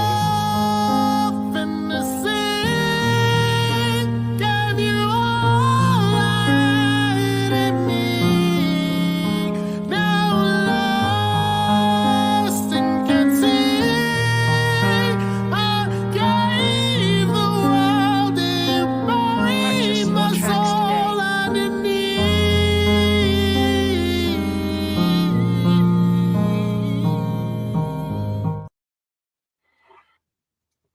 First and foremost, I love that fucking song. And me personally, I want a full cover. It's not a cover. That's It's original. not a cover, that's you. Yeah, that's an original song. Holy shit. Okay, well, I learn something new every day. I thought that was a cover of a song because the only place I've ever heard it was from you. Yeah. I wrote that song shortly after I broke up with my ex, and So there's a full version out there. there is. It's on my computer. We're gonna get to that. There's good. Okay, we'll get to that. We'll There's get gonna be to a that. conversation about that. There's gonna be a conversation about that. Okay, because I've only ever heard it from you, and I'm like, God, that song sounds so familiar. I thought it was a cover. I do apologize, man. No, it's all good. I love it. I love it. When I did that, it was just like really quick. It was just a really quick thing to throw out there for content. I Mhm. actually questioned releasing that one a little bit, but I was just like, you know what, I'm gonna do it. I'm just get in front of the camera and just. I think I went through that like 10 times too because my voice kept like quivering way too much, and then it was just this and that and the other thing, or I would bump the mic with my chest or something. And trying to do it live, like authentic, actual live, is tricky. So yeah, I do have the full version of that. I opted out of releasing it because it to me sounded so Disney. It sounds very Disney Channel, like Mulan or Frozen 7 featuring Black Ice, man. The Black Ice, man. I don't know. It just I don't think it sounds Disney at all. I think that one of the things that I've really enjoyed about that is being a music guy, yeah, obviously I listen to lyrics, I listen to the words, but also one of the things with musicians, and I've said this about like, Blacktop Mojo or Matt, Matt James of Blacktop Mojo or Matt Warren of Over and Out, the lead singer of Small Town Titans. These are all bands you guys have probably never heard of. Don't worry. I have watched the show. You guys need to watch the show. Yeah. If you watch the show, then you know. But these are artists that down the road that I'm reaching for.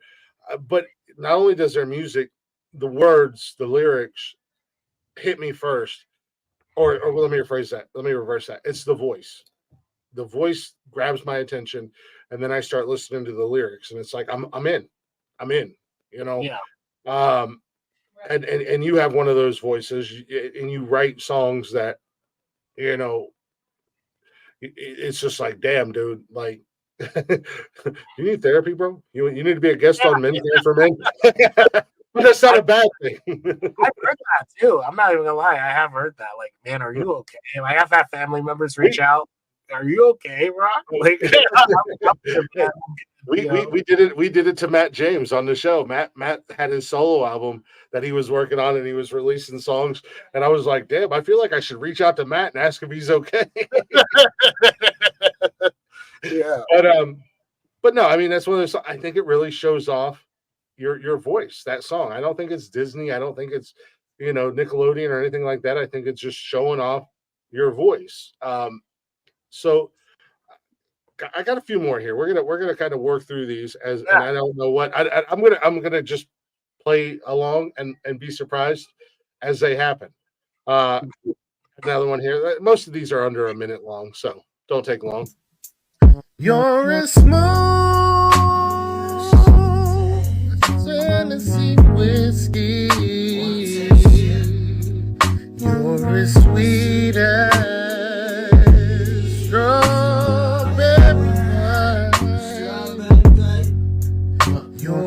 warm as a glass of brandy. I stay strong on your love all the time.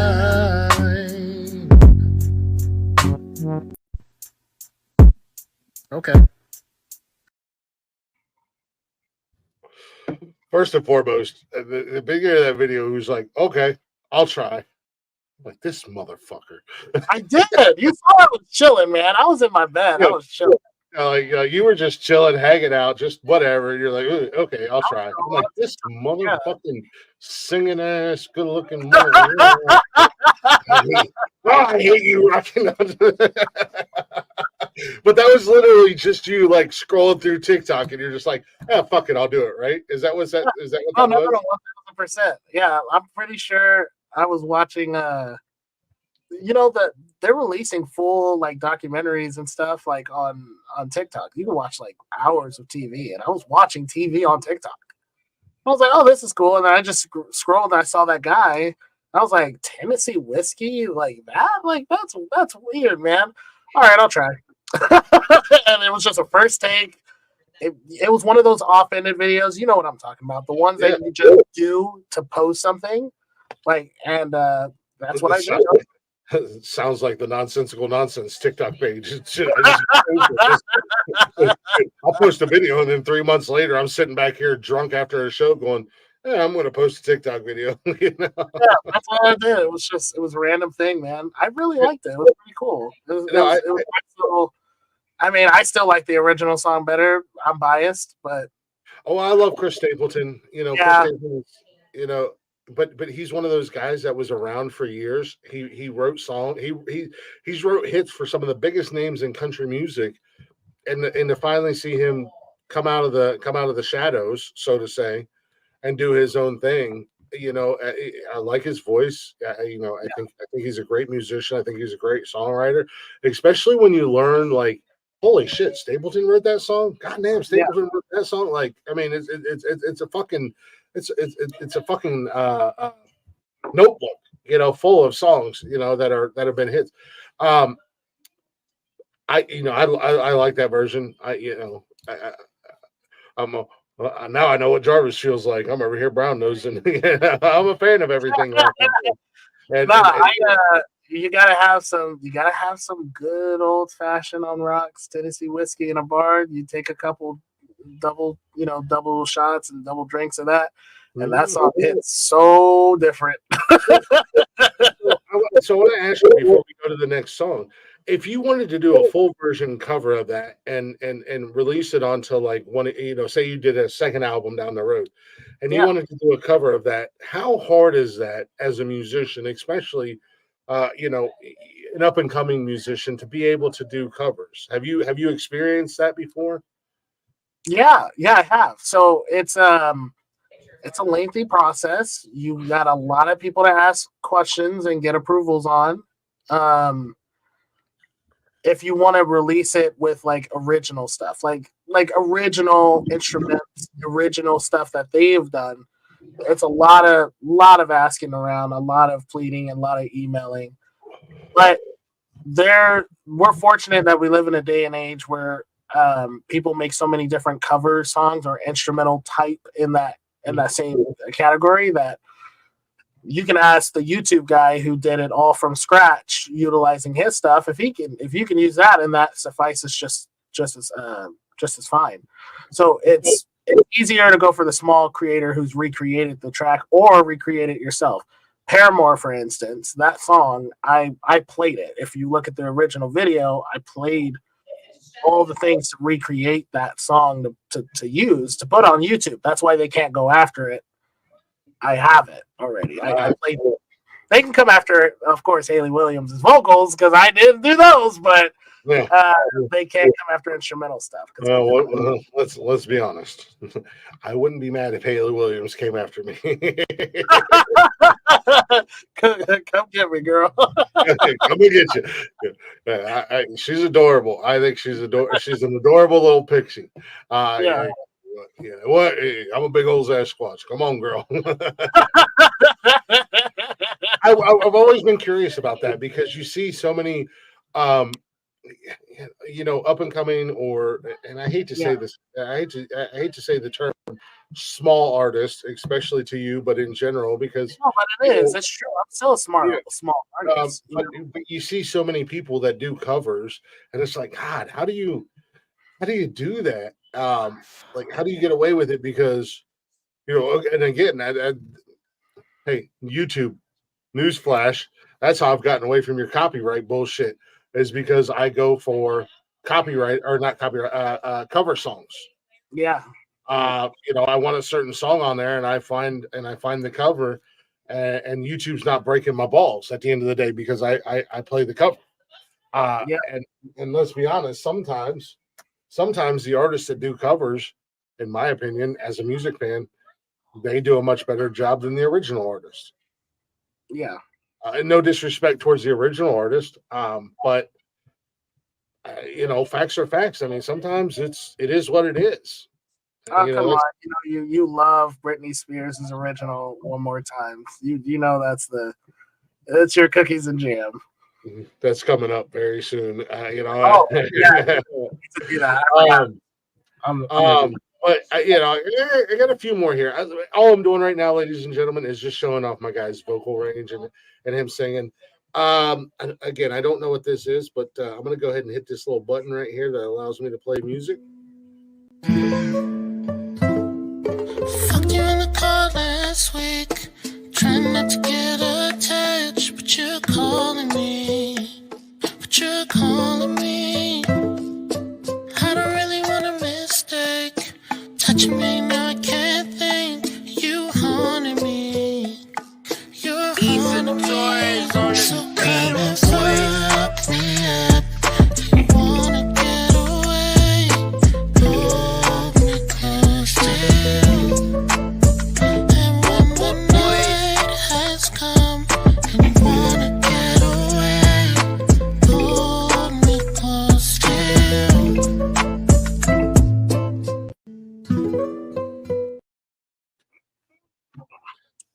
So, Glick, I want you to guess how many bottles of beer I went through for that.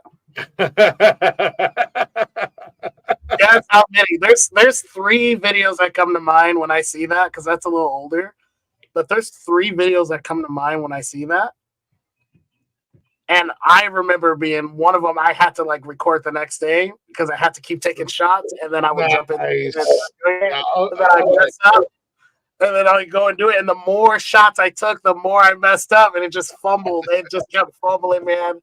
I think it would be really fun to be in the studio on one of these days while I'm doing that stuff, man, because it's funny. I have the complete opposite effect. If I do a video where I'm drinking or I'm taking a drink as I'm doing the video, the more I drink, Yeah. it's like, the better it gets at the end of the day. And of course, it's just me, lip syncing or to a video or whatever. But oh man, how many beers did you have during that video? I'm gonna shoot for the fences, and I know I'm probably gonna be over. I know I'm gonna be over, but I'm gonna say 8. Oh yeah, you're over. It's 6. Yeah. I went through 6. Damn! I was gonna say 6. Fuck!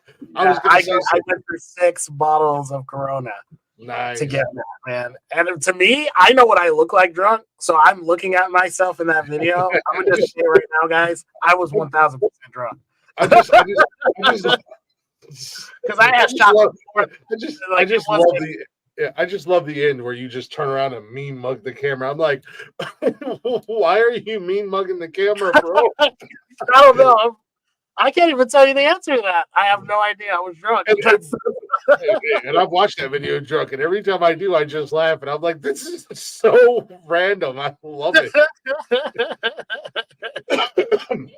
So, before I embarrass myself again, I've only ever heard that song from that video. Is that one of yours? It's original as well.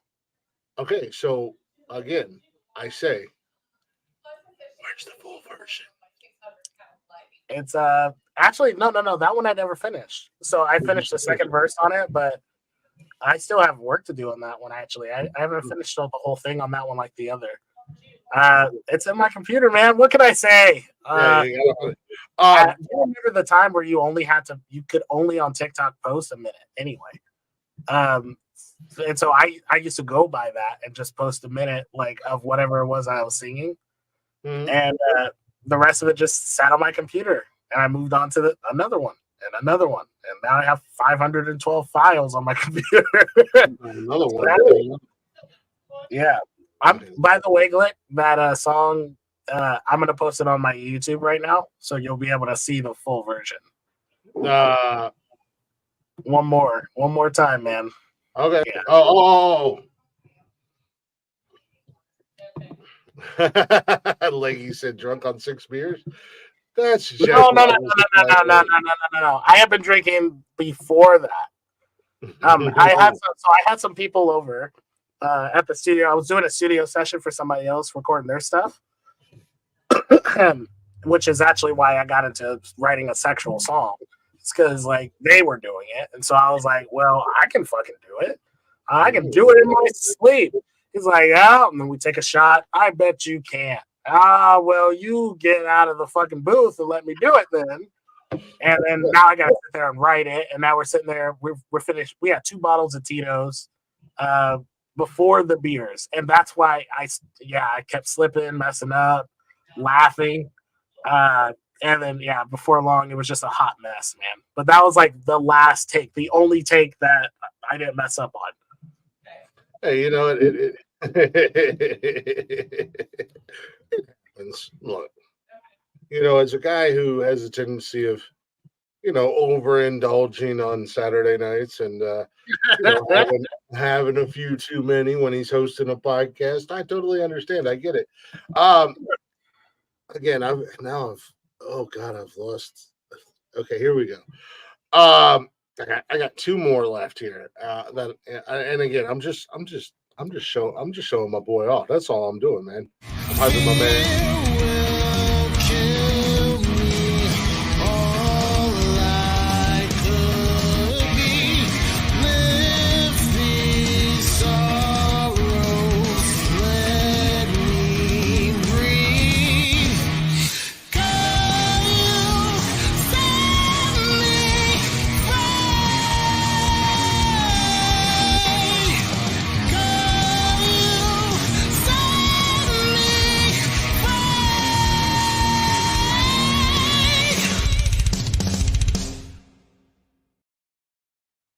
Always mean mugging the camera. What did the camera do to you, bro? I don't know, but I always look like I want to put out of it. That video on TikTok was titled "Warm Up."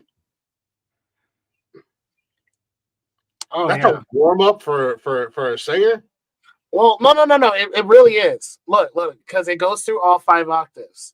So feel well. You're hitting very, very low on it, and then when I thought we were gonna get him singing, ladies and gentlemen. I thought we were gonna get him singing live. No. God. On Without me asking, the lower registry of that is like a tenor in a way. It isn't, but it is in a way.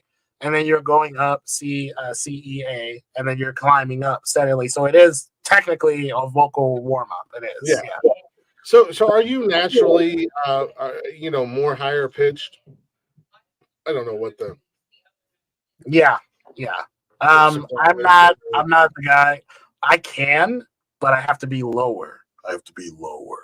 To hit that like lower registry, and I can't project as loud. So I'm definitely in the higher key of things. It's easier to do it that way for me. Yeah, which again, you know, you're doing your own thing. You know, you're making it yours. At the end of the day, when you do covers and stuff like that. But you know, fuck. You could put a single on the album called "Warm Up." I'm buying it. That's my jam. Yeah, I don't buy honey. I got one more here, and again, this is you know, one of my favorite artists out there, like mainstream artist, big name artist. You know, I love R&B music. I love all music. Let's be honest, man. But you know, I shock a lot of people. Kind of like Rocky today, kind of looked at me like I was crazy when I said that I was a Paramore fan. I love Paramore. Yeah, no, that's really cool, man. I didn't know that at all. Yeah, I'm all over the place with music. But R&B, like the old Motown stuff, like I'm there. And one of my favorite singers is John Legend, and you know, Rocky's put this out on his original channel and then on his backup channel. Not only that, but Rocky also Once Upon a Time, which I wish I still had that, but unfortunately I lost it. And I'm going to say this, and I'm going to say thank God that this recording's not out there anymore, because there are Once Upon a Time on TikTok of me singing not the song that I'm going to play, but a different song. And there's also I did it on Oh yeah, yeah. man. Yeah. But Rocky did the recording and then he sent it to me. It was kind of a one-off thing, but this is Rocky doing a cover of John Legend, which I think you absolutely killed. I think when you do John Legend, you absolutely fucking kill. So this was a little bit longer. Like I said, it's about a minute long. But I do want to play this. Like I said, I'm just showing off Rocky's vocal range, but showing off what he can do. You know, that's what we're doing here. We're showing my guy out. He's like a prize. I wish we gave it one more try. Thank God I recorded that and I knew when it cut off, because otherwise you guys would have heard me fucking singing. No, you know, once upon a time, you know, when Rocky found out that I was a John Legend fan, he jumped in the studio and sent me a song. One of my favorite songs by John Legend is All of Me. I love that goddamn song. You know, and you know, I was live on TikTok one night and I was doing my weird, crazy shenanigans, and somehow we got on a music conversation, and I always played music in the background, and you know, that song came on, and it's one of my favorite songs. And then the next day, let's be honest, the next afternoon when my drunk, hungover Sasquatch ass woke up, in my Snapchat was Rocky doing a cover of that song, and it's one of the things that I'm so mad that I lost, because it was such a great job. But and again, thank God that it's not out there. But on Periscope and even on TikTok, you know, I would do my marathon shows, and I would get so drunk that I would start singing, and I thought I was the goddamn greatest singer on the planet, and I would, at the top of my lungs, be belting songs out. I might have that somewhere. I might be able to have that. You have some clips, but I don't think you have those clips. I mean, I'm gonna look, because I don't know. I do remember you, like I or maybe I was watching the live. Yeah. I know there's clips of me out there talking to the invisible people in my apartment. But you know, Charlie. yeah. I will say this though. I just got your Snapchat, and you one up me, man. You one up me, man. I thought I was gonna get the exclusive, the debut, and you one up me, man. How? You stole my spotlight. What did I do? Oh, I know you know what you did. No. Tell me what I did. You released a song onto YouTube that I thought I was going to get the exclusive, dropping it, but it just came out just like Literally a few seconds ago. It I'm has not going to give zero. you guys the opportunity. I'm not going to give you guys the opportunity to go to YouTube yet. I'm going to play it right now. Rocky, this came about because Rocky was hanging out with us live on Nonsensical Nonsense, and as a man of my word, I do have to make my TikTok video. But the thing that impressed me the most about this, Rocky, and we're going to come back and I want to have some more conversation and stuff like that. I just wanted to, you know, show people your talent and stuff like this. And this is another one of those things. And I asked permission. I told him, I said, I have this downloaded. I won't play it if it's not okay, because he was debating releasing it. And Rocky told me, he called me tonight about an hour before the show, and we were talking. And I said, hey, I have this. I won't play it unless you say it's okay. And he was like, no, you're good, bro. Go ahead. However, this came about from Nonsensical Nonsense, one of our Saturday nights, and we were talking about a different artist doing a version of this, and Rocky said, "I'll do it if you make a TikTok." Yep. Well, Rocky came back into the show a week or so later and said, "Hey, Glick, I have a present for you. Check your Snapchat." Lo and behold, that he literally did this in all of what, like 5 minutes before you came on the show? Yeah, before I hopped on the show that Yeah, night. he literally just jumped in his studio, and you guys see him in the background. He's in his studio right now. This fool jumped in his goddamn studio, did this fucking song, and came on the podcast just to tell me, "Hey, by the way,"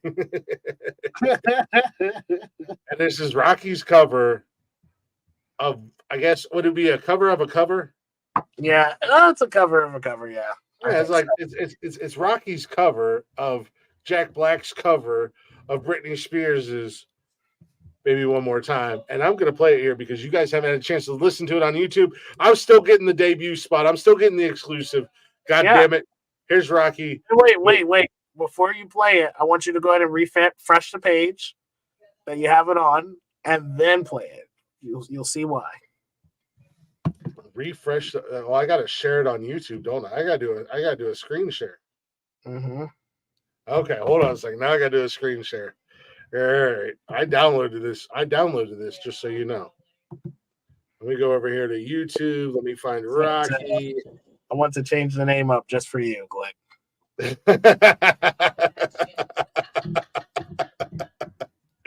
EDM Combat. There we go. Oh, nice, bro. Like that? Are we good now? Are we solid? We are all good, bro. Nice. All right, hold on a second. All right, so I gotta change some things up here. I got to bring that down. Let me go back over here. We're gonna do a screen share. So I downloaded it, but we're gonna do a screen share. I had ulterior motives for wanting to play this, not only because you scooped me, but I also got to go recycle beer. But I can. Don't worry. I need to go to the store and grab more beer. I wish. Yeah, just let's do How a far are couple. you away from the store? Oh, it's like 4 minutes away. Well, okay. Well, I'll play this. You run, go get beer, and then I'll keep the show going. And then when you get back with more beer, we can continue. I'm All right, flexible. guys. Enjoy, guys. Enjoy. A little screen share here, screen share there. We'll share that. This is Rocky's version of One More Time. You guys see down there in the little parentheses right there. You see what it says. Hit that.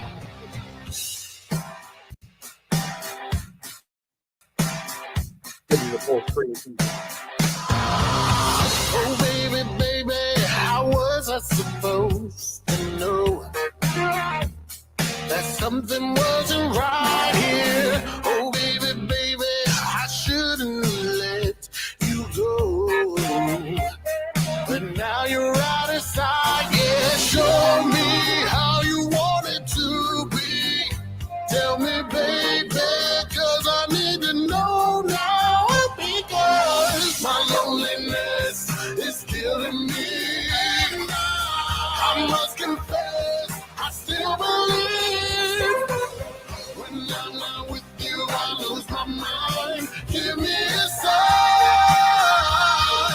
Hit me, baby, one more time. Oh, baby, baby, the reason I breathe is you. Girl, you got me blinded. Oh, pretty baby, there's nothing that I wouldn't do. It's not the way I planned it. Show me how you want it to be. Tell me, baby, 'cause I need to know now. Because my loneliness is killing me.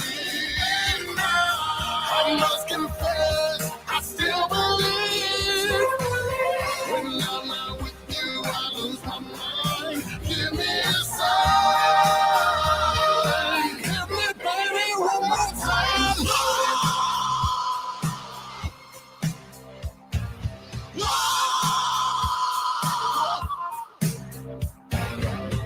Oh, pretty baby, how was I supposed to know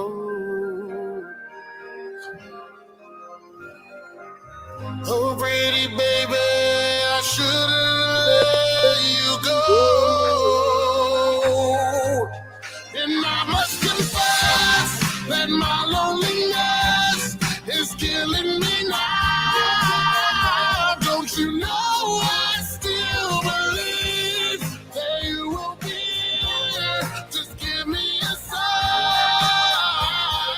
Hit me, baby, one more time. My loneliness is killing me.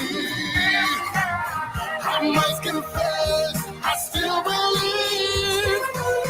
When I'm not with you, I lose my mind. Give me a sign. Give me, baby, one more time. Yes, sir. You heard it here first. An exclusive debut on Glick's House of Music. All right. That song was specifically made for me to embarrass myself on TikTok. That's the only reason Rocky did that cover, just so you guys know. And he'll be back. He's gonna go grab some beer. He's got to run down the street there and get some brewskis. Hopefully you guys are enjoying the show so far. Hopefully you guys are enjoying getting to see us hang out together and chit chat and learn about Rocky. This is a good time for me to go ahead and get that out of my system. If you guys aren't already, go ahead and check out all of the shows in the Nonsensical Network. Mondays is Men Caring for Men. Tuesdays is Dollars and Cents Podcast.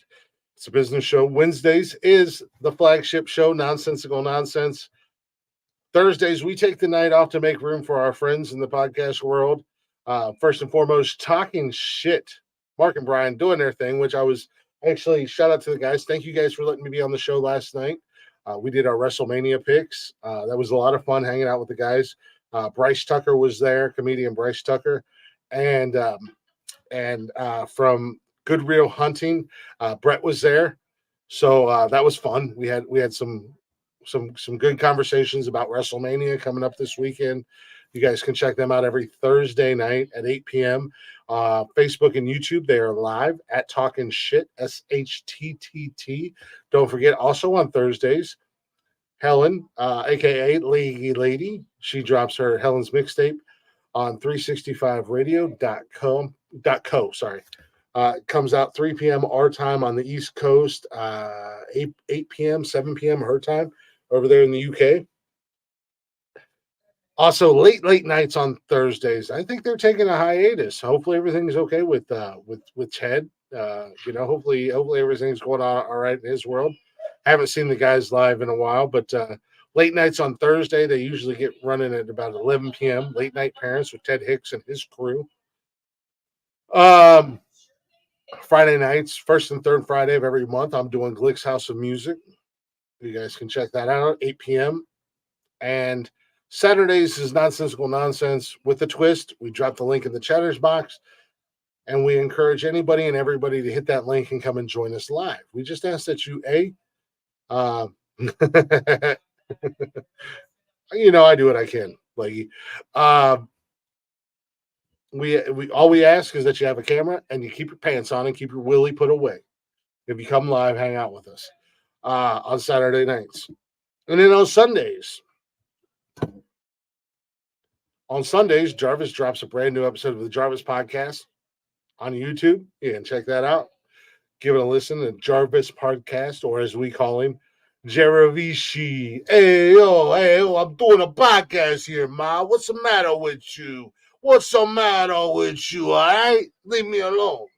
And don't forget, also on Friday nights, Jarvis is on Twitch as well at Jarvis Demon. So you can check him out gaming and jump in the chat and shoot the shit with him.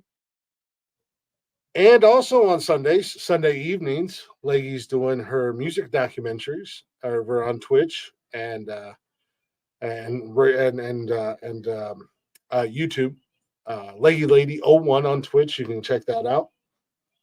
But you can find all of our shows as far as the Nonsensical Network goes at bio.link/nonsensical nonsense, We are on all the social medias, and we do share our friends' stuff on there, so you guys can find it there as well. Eventually, I would like to get links so that I can put all their stuff into our bio link as well. But it is bio.link/nonsensical nonsense right there at the bottom of your screen. You can go there. All those links are there. Give us a follow. Give us a listen. And, if you'd be so kind, give us a share. We greatly appreciate that. There's only so much we can do. Sometimes we got to rely on our friends. And, share goes a long way. It's not always money to help support people. It's free to share. It's free to duet. It's free to do stitches or tell other people about what they're doing. And again, we do greatly appreciate that as well. Not to mention the fact that there are links on our bio link to our sponsors, Liquid IV, your hydration destination. You can go over there. liquidiv.com. Real people, real flavor, real hydration. Promo code Words Are Hard. You're going to save 20% off your entire order when you shop Better Hydration today. W Energy, are you tired of your energy drink leaving you with a crash? Are you tired of your energy drink leaving you feel all jittery because you've drank too many of them in a day just to make it through a day? W Energy, no jitters, no crash. W.GG, promo code at checkout. You're going to get your discounts and savings. And last but not least, to our broadcasters, our streamers, and our podcasters that are out there. Maybe you're thinking about streaming. Maybe you're thinking about broadcasting. Maybe you're thinking about podcasting. Well, stop thinking about it and do it. Stop thinking about it and be about it at the end of the day. Go ahead and head on over to Zencastr.com/pricing. Use our promo code Words Are Hard. You're going to get 30% off your first month's paid plan. Give it a try for 30 days. Let us know what you think. Their goal is to get eyes and ears on what you're doing, no matter how big or small you are.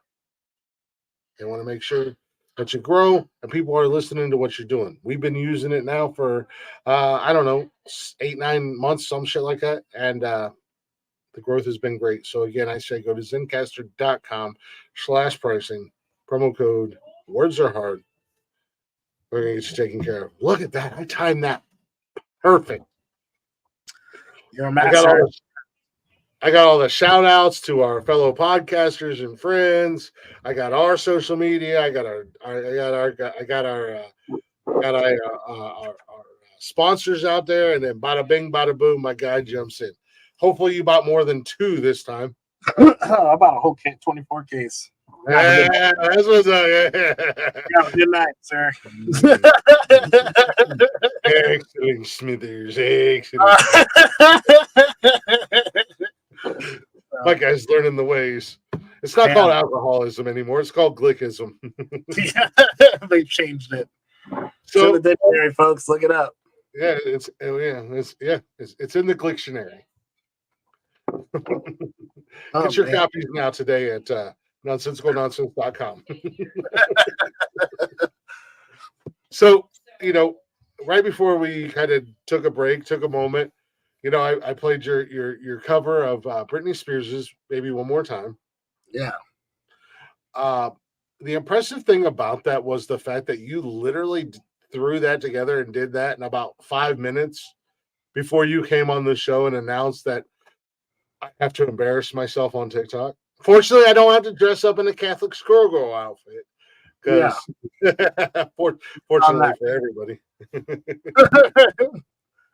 Yeah, no, it was a random thing. Like I said, it happened with nonsensical nonsense, everybody, and I was I'm not one to turn down a challenge. If he's gonna throw that on the table as a reward, then they can strike my YouTube account. They can come after me. It's worth it. As long as I see Glick making a fool out of himself. Man, that's gonna be great. I can't wait for that, man. That's my wedding one day. When that time ever comes, man, that's got to be the performance, man. That's got to be the performance on the stage. It's got to be Glick coming out there and embarrassing. Rocky, much like my wedding, when you get married, I promise you, if there's a dance floor, There's going to be a Sasquatch out there busting it down, busting it down. I will be busting it down. Oh yeah, man! I can't wait to see it. One thing about me is, with the downside of being a fan of music, if there is a downside of being a fan of music, I like to dance. I enjoy dancing. I'm not afraid to dance. And I'll get out there and I'll it doesn't matter what genre of music it is, I'll get out there and dance. Which I want to ask you, how do you feel about dancing? As a guy, you're a musician at the end of the day, eventually the new album's going to be coming out. Eventually you're gonna eventually you're gonna be doing tours. You're gonna be on stage. You're gonna be in front of millions of people. Are you gonna be a performer like Axl Rose or David Lee Roth or Fred Durst, all these guys who are all over the stage dancing and singing? Or are you gonna be Aaron Lewis when he was pissed off and hated the world because he was in Stained and he was doing music that he hated and that he didn't enjoy, and you're just going to sing your songs like this the whole time? No, I'm a little bit in the middle. I think I would dance a little bit, but not really. I'll break it a move on the dance floor either. That is not my talent. That is something that I can't do. Shut your mouth. Wish Stone Cold I can dance. But I can definitely bust a move or two, but just a little bit, Pole or table next. Jeez. Wait, Rocky, do you have a pole in your house? I do not. I do not. So when are you coming it would be kind of funny just to have like a random pole in the background. When are you coming to visit Ohio, Rocky? When are you going to come visit me in Ohio? This is going to be Rocky in the background. I'm going to have a pole set up here in the bedroom during Nonsensical Nonsense. This is going to be Rocky dancing on the pole the whole night. Just in the background, just lighting that pole on fire, man. Lighting that pole What did you do to Rocky? I don't know. I gave him about 17 Coronas and a few shots of Tito's, and next thing I know, he's on the ball. He wasn't even supposed to be on the show tonight. I don't even know. That's a guest appearance. I thought we were going to hang out and do the show together. Now all of a sudden he's over there in a fucking thong and shaking his moneymaker. Save that for my OnlyFans, Rocky. You know what? I will take it under advisement, man. I didn't say your OnlyFans. I said my OnlyFans. I got real exclusive. Come over and check out Nonsensical Nonsense OnlyFans. You want to talk about a Nonsensical Nonsense, Glick's House of Music exclusive, ladies and gentlemen? Head on over to my OnlyFans. That's an exclusive. We got Brian. Something wants me to play checkers. Rocky. Care to So your pattern is what he's talking about. Oh, he's talking about my was that by design or was that coincidental? Red and black. No, red and black has definitely always been my colors. If you look into the earliest videos, at the time it was the brand that I went with before I'm sponsored by the people who have this on my wall now. But before, when I was looking and I was building, I had If you're sponsored, you want to shout out your sponsor, give them a little love. Yeah, Jaber.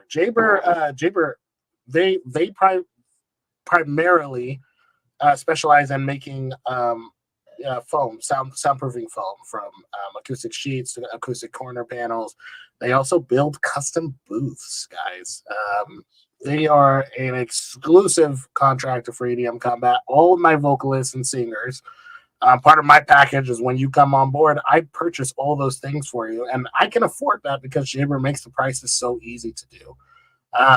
So yeah, guys, if you're looking for studio foam, Jaber, they're the people to go through. That's JBER. Let them know that your boy Rocky sent you, and they'll hook you up. They'll hook you up nice. You don't have a promo code, ladies and gentlemen. I don't have a promo code. Give me one. Unbelievable. Not on my level. He don't have a promo code. Look at this. Nobody. I can't believe I have him on my shit now. So Rocky, are they worldwide? Are they distributors worldwide or Yes, they are. Yeah. So they distribute worldwide. So it doesn't now their primary storefront is Amazon. However, I mean, I know Amazon is a little tricky and different depending on where you're at in the world. But regardless, if you are to go in, you will find them. They ship internationally, worldwide. A company based in the United States, but they ship worldwide. And even the international fees are cut. They really care about the little guy, and they really look forward to helping that person out. So, yeah, you tell them your boy Rocky sent you over there. You'll get hooked up nice. So, Nikki and I are looking at, moving out of the condo we're in now. We're just renters. We're probably going to be renters again. But, one of the things that we want to do is obviously we have certain requirements, 2 bathrooms, the joys of 2 teenage girls and stuff like that. And I want to set up an actual studio. So I want to get out of the bedroom because this is where I am. I'm in the bedroom. So we're looking at houses and stuff like that where I can have an area to set up a studio. So if I go to Jaber, when I have my own space and I want to make sure my acoustics sound right. Just to do a podcast, not like I'm ever here singing Britney Spears or anything like that. Man. Jeez, man, I'm gonna get haunted by it forever. But you will. Yeah, you're gonna be haunted by it. Really, you're not the asshole that's gonna be dancing around to fucking Britney Spears, baby, one more time. You're haunted. Look, metal, a rock. I wouldn't say metal, a rock version though. Hey, you know what? You and I are going to be on this boat together, brother, and that's all that matters. We're riding this boat of shame together. We'll stock up on beer and good steak. We'll be fine. Absolutely. More than likely, we won't agree on which way to row, so we'll just be rowing in circles. But hey, you know what? But so if I want to check because obviously I've got some foam up on my wall right now. It's literally like a fucking I don't even know like a 4x6 square up against my wall. But if I want to do a full on studio, I can reach out to these guys and say, "Hey, I'll come out here and help you build it, bro." Even fucking better. That's all I need to do to get you to fly out to Ohio is just be like, "Hey, I should have thought of that shit fucking 5 years ago." Yeah, man. Yeah, I got you, man, all day long. Lady said she had her foam imported from Germany. I don't mind. You fancy with your fancy German foam. It's probably made by Nazis. Oh my god. Yep. He's officially had too many of those beers. Remember when I said that earlier? He gets to a point. There it is. Out of left pocket. No, I always fuck with Leggy. I always enjoy fucking with Leggy. Shut up, Brian. But God, okay. So we've beat around the bush. We've brought it up. We've talked about it, and this is no means my way of trying to end the show because I'm not trying to end the show at all. But I want to get to the meat and the potatoes of this conversation. And as Mark says from talking shit, I had ulterior motives. Oh, Page out of his book. Rocky, I've been asking for it, and I know that if it's not ready, it's not ready. I know that I get the, whether it be this show or not. I know that you've promised that when the album is ready and when the album is going to come out, the breaking news and the exclusive news will be made on one of my 20 shows, apparently, that I host. But I'm curious to know what's going on with the album, man. Where are you at with the album? And we've got to learn a lot about you tonight. And now it's like, okay, it makes sense why your album's not out? Because you're a busy guy, man. You created this EDM Combat. You created this world. You've been pushing and supporting and promoting all these other amazing artists. Which I do a music show, and yeah, you should slide on my way so we can lock up some interviews. Again, ulterior motives, but but when where are we at, and when could we, not an exact date or anything like that, but around the time do you think we can expect this debut album, this fucking album that I've been waiting for 5-6 years at this point, bro?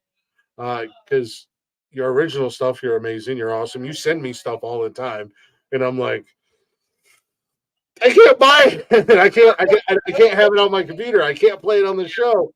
Yeah. You know, I had alternative. What? How'd you say it? Words are hard. Yeah. No. Leggy, and yeah, Jaber is very similar. You can go from 2-inch to 4-inch thickness to flat. You can do diffuser panels. They're very good at what they do. Drop a track over to the jukebox jury too. if you get a track on Jukebox Jury from Rock Lee, I have to be on the panel.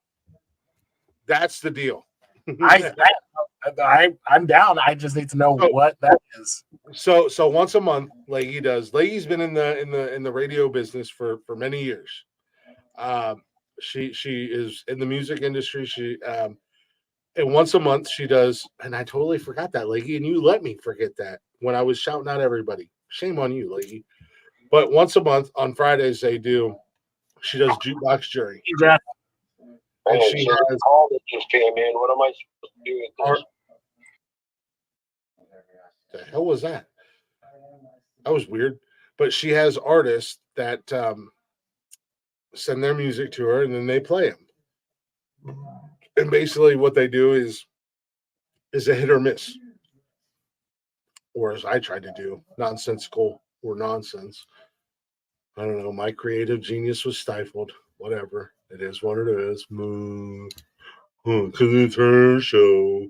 But no, it's a really fun show, and they do a really good job. Her and Jeeves and whoever fills in. But I got the privilege of being on there one night. Actually, one of the bands that we played that night is a band that I like, and I would love to have them on here. Breath of My Leaves, Breath of Leaves, something like that.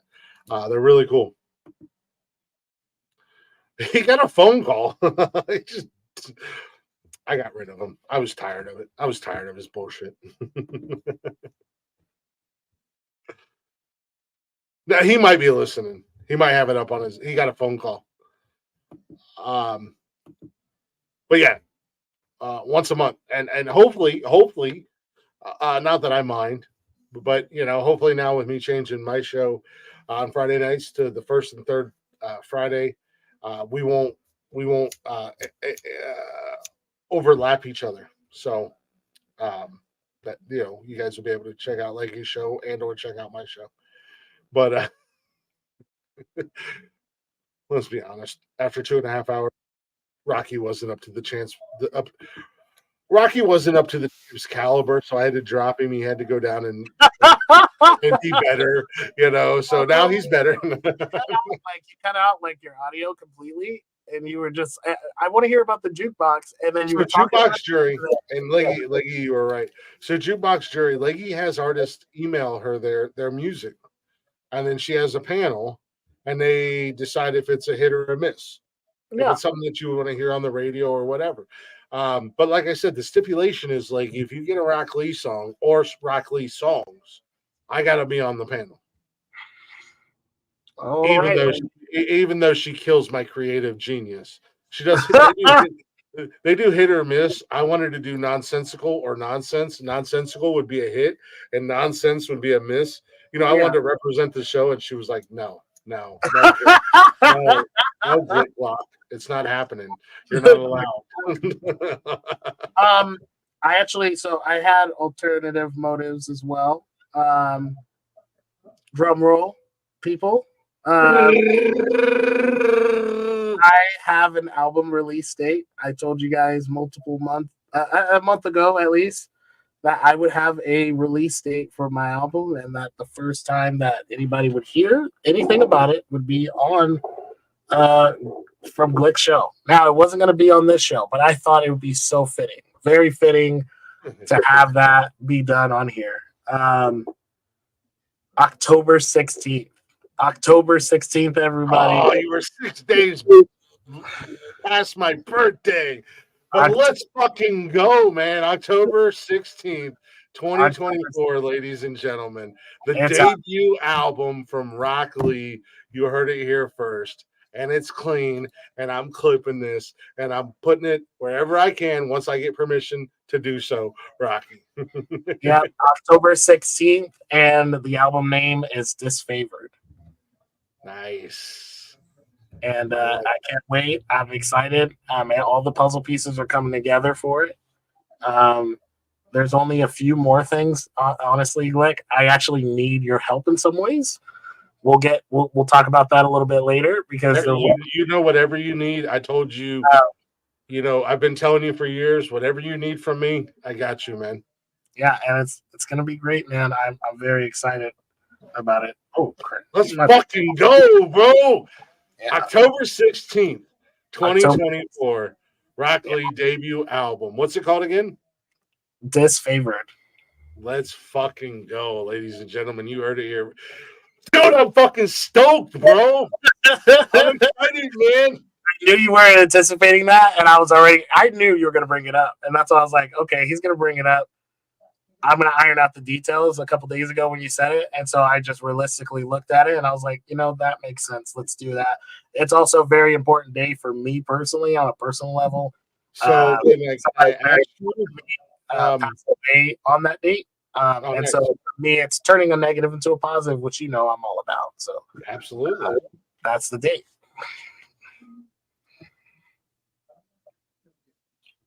Hey, Glick, give me 1 second. I got a phone call coming in. Oh, you're good, bro. I'm actually gonna EDM Combat remixes. That's right. On YouTube, Instagram, Facebook, on TikTok, I believe it's just EDM_combat. I could be wrong, but if you put EDM_combat, you're gonna see Rocky's face. Go ahead and give him a follow. Y'all give him a follow. Give him some love. Let him know that we enjoy what he's doing. How fucking exciting is that, ladies and gentlemen? Right here. You guys heard it here first. I've been waiting for this for years. I ain't even gonna lie. I've been waiting for a very long time for this news.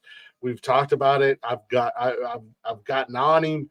I've told him, like, bro, this album needs to happen. I've heard songs off of this album. It's going to be awesome. Spotify, I believe it's EDM Combat Remixes. He's on SoundCloud, EDM Combat Remixes. I could be wrong. We'll find out when he comes back. He's got a phone call. But like I said, not hard to find. Give him a follow on all the social medias. I tagged him on TikTok. I think I tagged him on Instagram. I tagged him in the Nonsensical Nonsense group page on Facebook. And I tagged him on TikTok as well. I did a little TikTok video, but wow, let's fucking go. Exciting times, exciting news. Let's go, baby. I'm so fucking pumped for this. You guys have no idea. Like I said, outside of our friendship, I'm a huge fan. I'm a huge fucking fan of the music. And I've been looking forward to this, and I can't wait for the album to come out because yes, Rocky would probably send it to me, but I will buy a copy of it. Wherever I gotta buy it at, I'll buy a copy of it. 100%. I'm excited. I'm stoked for this. That's awesome. Let's fucking go. 10/16/24. Debut album from Rock Lee. And I've heard some of the songs. because I got an insider. I know the artist. I'm pumped, man. I'm excited. Like, goddamn, dude. Yeah, he's got to get off the phone, man. Come on.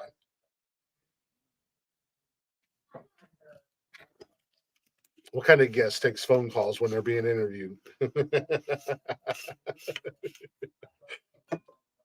I got to give him shit because he is a friend. This has been awesome tonight. Y'all have no idea what this means to me. Like doing this show tonight. You know, I enjoy doing the music show. I enjoy playing, you know, my favorite songs by my favorite artist. But this is what I wanted from Glick's House of Music. This is what I want to do. This is what I want to do with the show.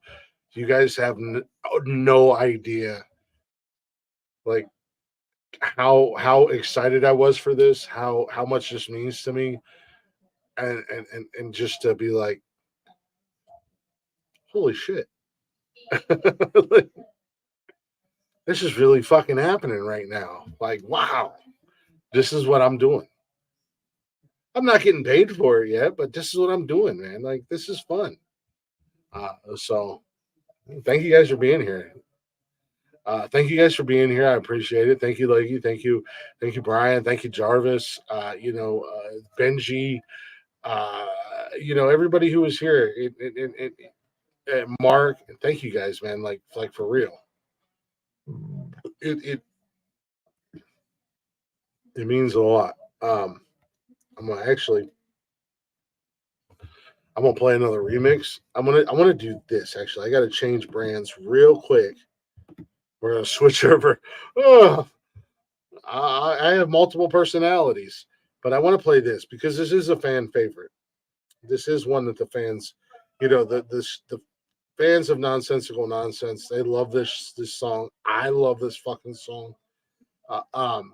This is Rocky's remix of Fozzie's Judas, which when the first time we played it dude, like, even like on social media and stuff like that, the messages and everything like that I got from this.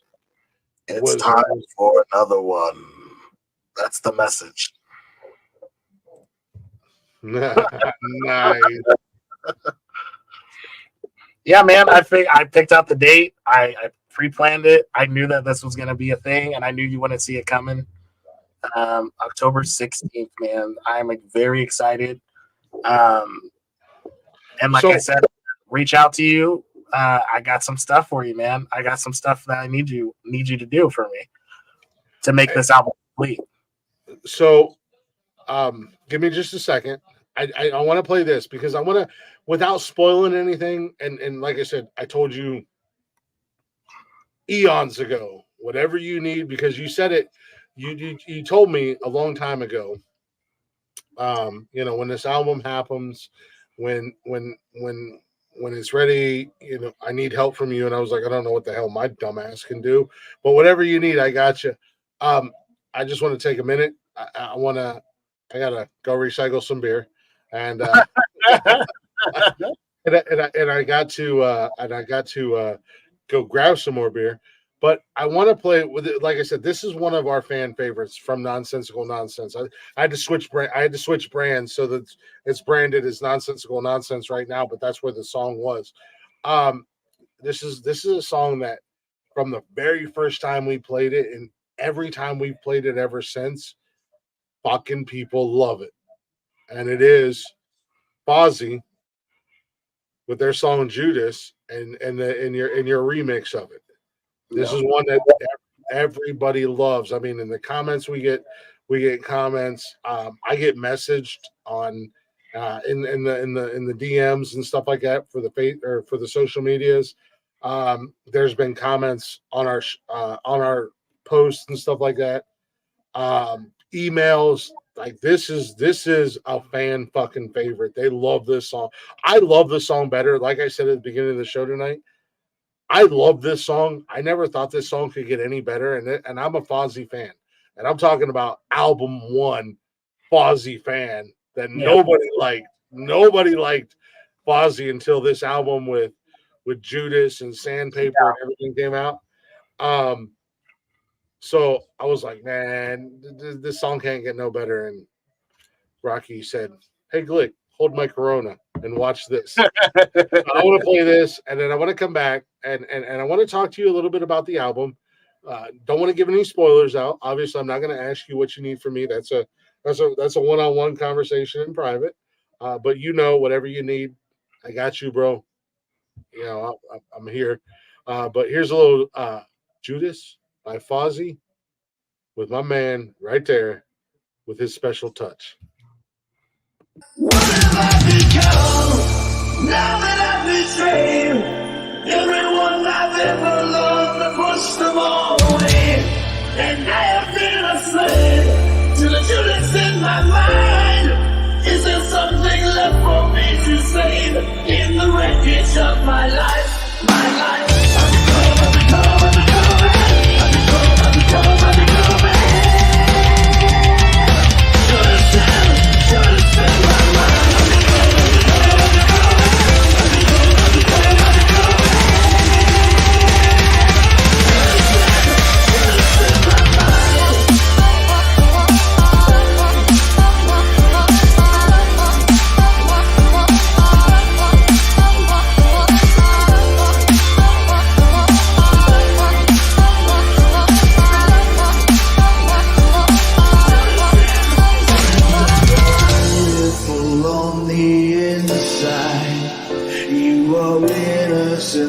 Personified, and I will drag you down and sell you out. Run away. I am cold like December snow. I have carved out this soul made of stone, and I will drag you down and sell you out. Embraced by the darkness, I losing the light. It's circled by demons I fight. What have I become now that I've betrayed everyone I've ever loved? I pushed them all away, and I have been a slave to the Judas in my mind. Is there something left for me to save in the wreckage of my life? My life. I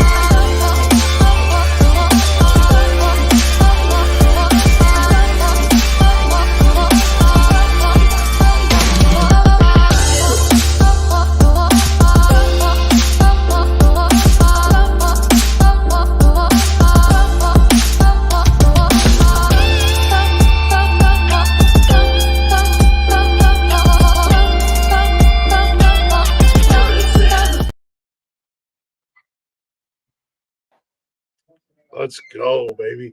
Leggy, trust me, I like to talk and I like to hear myself talk and I get excited and I'm super fucking excited right now, just so you know. All right, Rocky. Without giving too much away, I know you said that the release date is special to you. And I'm sorry, I was over here and I was being obnoxious and just being fucking excited. Why is the release date special for you? What is the meaning behind that for you? So it has a couple different meanings that goes into it, but I grew up without a father. I had one person who raised me. That was my uncle. My uncle was very much so a big part of my life, and kind of taught me what it was to be a man. He unfortunately passed away from cancer, October 16th. So that was like the day that he passed away. He was the guy that taught me music. Remember the guy that used to sell beads? I was just going to ask you, is this the same uncle that introduced you to music? Yeah, and so I think it'd be very special a little sweet, but also just perfect. And I think it's the perfect date for the first album, anyway. And yeah, that's the special meaning behind it. It's a sad date, but I'm trying to turn it into a cool date. Like he gets it's a celebration, man. Yeah. That's what everybody says, and that's what I said. I've said it a million times. When my time comes, when we reach the final page in my book called of Glick's life, I don't want y'all being sad. I want y'all having a good time at my fucking funeral, at the goddamn funeral home with the casket. Somebody better put a fucking beer in my hand, and you sons of bitches better be playing music, having a good time, drinking, dancing, celebrating, because I don't want to. Don't be sad, man. Like, look, I had a good run, y'all. At the end of the day, and that's, Yeah. It's bittersweet, but it's a celebration. Which big props to you. Condolences. I don't know how long Unk's been gone, but condolences. But it is a celebration to the man who, like you said, your dad wasn't around, so that he was the man who stepped in and taught you how to be a man and introduced you to music, which thank God he did. Shout out to Unk. What's your Unc's name? Timothy. Hey, Uncle Timothy. Cheers to you, brother. I'm grateful. I'll be the first one to say I'm grateful that you introduced this young man to music. Thank you, and cheers to you, big dog. Mm-hmm. I think that's awesome. Yeah, I can, but again, it's a very exciting thing. First album coming out. I've released my first singles here and here, but it's gonna be great, man. It's my first big one, and so I'm very excited. The album premise is very based off of recent-ish events too. Okay. So I think metal is perfect for the journey I've been on in the last, I would say, 2 years. I was just getting ready to ask you, how personal are the songs on this album? Extremely. It's going to be perfect. It's perfect for me because it's a releasing outlet while also being, I think, the best music I do personally. I view I come down on myself pretty hard. I think the best music I do is the music that's personal. I think it comes out the best. And this it's gonna be awesome, man.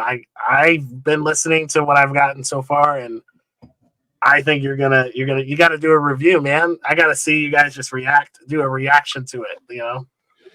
Well, first and foremost, consider that done. I'll do a goddamn album release of Glick's House of Music, just so you know. That's cool, man. Yeah, it's gonna be great. And that gives everyone a couple months. We can relax, right? Get ready for it. I'll don't worry. I'll take care of everyone's podcast intros in the meantime. You can charge other people. You just can't charge me. Of course, Glick. and then when you charge other people for their intros, make sure I get my cut. Yeah, you gotta make sure. Yeah, exactly. You're business savvy. Yeah, there you go. Hey, all you other podcasters, use promo code Words Are Hard. They're gonna get the friends. Yeah, there you go, man. That's it. I should put a promo card. That'd be actually cool. I can do that. Yeah, no, I'm super excited for you, man. I do want to ask one question. And again, we're not going to dive. I don't want no spoilers, but you sent me a few songs, which I've loved. Are they on the album? Or yes, they are. And I will even go as far as saying that if you wanted to, like, you could play a snippet of this favorite. I did send you that one. You can definitely play a snippet if you choose to. Just I wouldn't go too far. Don't go too far. Give them something to. Well, no. I'll wait. I'll wait. I don't have it on hand. Let's be honest. I'm lazy. Plus, I can only do so much while I'm hosting the show. But I'm gonna wait. I'm gonna wait until we get a little bit closer, and then I think I'm gonna start dropping with your permission. As we get closer to the release date, I'll start dropping snippets. Just snippets. Yeah. Just a taste. Yeah, it's gonna be great. Like a drug dealer. The first one, the first one's free, but Yeah. dude, oh, man, wow, dude, I like. And it's a collaboration. I just went out there when I was playing that Fozzy song. I just went out there and I'm like, let's fucking go, man. And both Nikki and my daughter were like, what is wrong with you? And I'm like, never mind. Yeah, it's great, man. I'm having people come in with me and accompany me with their talents and stuff too on this. So it'll be it's a group-ish project. Not really. It's a solo album. You'll only hear me. Wink, wink. I say wink, wink on purpose. You'll have to find out in the next couple months. But what I will say is, it's a personal project. Definitely personal. It's got some hard hitting ones. The tip is like, yeah, I promise, just the tip, guys. That's all I'm giving you of Rocky's album. Just a tip. Enough to make you just a little frustrated and want to hear the rest of it. Yes. It's definitely personal. It's definitely hard hitting. But I'm Leggy Lady. I would love nothing more than to have you partner with that too, and show it to your audience if you choose to. And you know the conditions Glick laid out for you. I have to be there. But I would love to hear what other people have to say about it and what their reactions are going to be to it. You know, it's a very important date for me, and now it'll be a very important date for the people that follow me and go along that journey. So, bro, in all seriousness, all the jokes aside, all the, some people are gonna be like, "Oh, Glick, you're being selfish. Oh, you're this, you're that. Oh, stop riding Rocky's coattail." I said it when Rocky was on the phone call. Even if Rocky and I were not friends, his music, I would do anything that I can to support you and promote you, and I want to see you blow up, man. I cannot wait until I get the phone call where Rocky's going, "Hey, Glick, guess what we're doing this weekend?" I'm like, "I don't know. I'm gonna be doing a podcast, sitting at home getting drunk." And he was like, "Actually, I sold out Gillette Stadium in New England, and you're coming." I'm like, yeah, what? That's tough, bro. Yeah. I'm selfish. He's going to need a bodyguard. All right, I am. And who better than Santa Claus, guys? Right? I mean, Santa Squatch. Santa Squatch. What better than Santa Squatch? I mean, like, dude, I'm excited for you, man. I love what you do. I've been there watching you. I've always supported you. I'm excited for you. I cannot wait for this album. I hope big things come from this, man. I really do, bro. And anything I can do, like I said, anything I can do. I know I'm nobody important. I know that. You're a very big key to this album. You just don't know it yet. That's why we'll talk more later. But you're big. I'm a little nervous. I'm not gonna lie. Just wait until after this. After we're live, guys. Yeah, I'm super excited for you. Yeah. I'm nervous, bro. Now you're making me nervous. Like Rocky's like, "Oh, you think the album's gonna be great? Wait until you see what I have in store for you, some bitch." yeah, man, it's gonna be cool. Time for Glick to get back in the gym, apparently.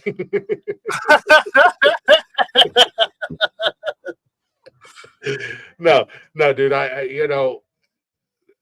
God, I'm kind of speechless right now. Which, congratulations, Rocky.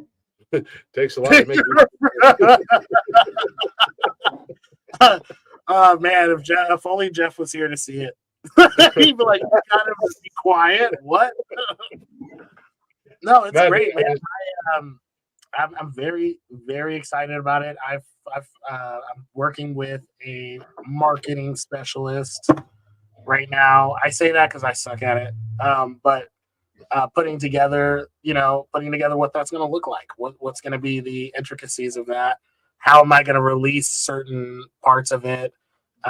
There's a song I released on Spotify previously that's actually going onto that album as well. So Mark asked about your social media.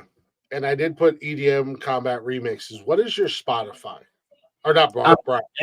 it's my names, so it's just like it is right here. Where there we go. Yeah, Rock Lee. So you just want to spell Lee with L33 instead, and I will pop right up.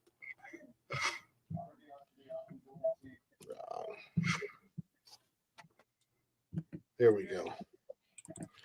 Right there. Wait, nope, I fucked that up.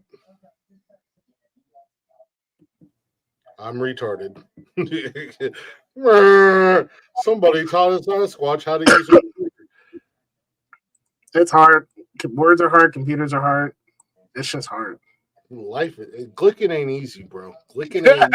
Clicking ain't easy, bro. You need to put these things on T-shirts, man. I'm telling you right now. I You know, swear. I gotta say, shout out to my guy Jarvis for the Glicking ain't easy. Right there, Rock Lee, Rock L33 on the Spotify. So is the album? Is it going to be titled Rock Lee, or is it? Yes, it is. The actual name of the album is called This. Well, you as an artist. So Yeah. when we go to buy the album, we're going to look for Rock L33, That's aka correct. Rock Lee. That's how we're going to find it. We're not going to look for the album under EDM Combat because EDM Combat is not Rocky. EDM Combat is the business name. Yeah. Yeah.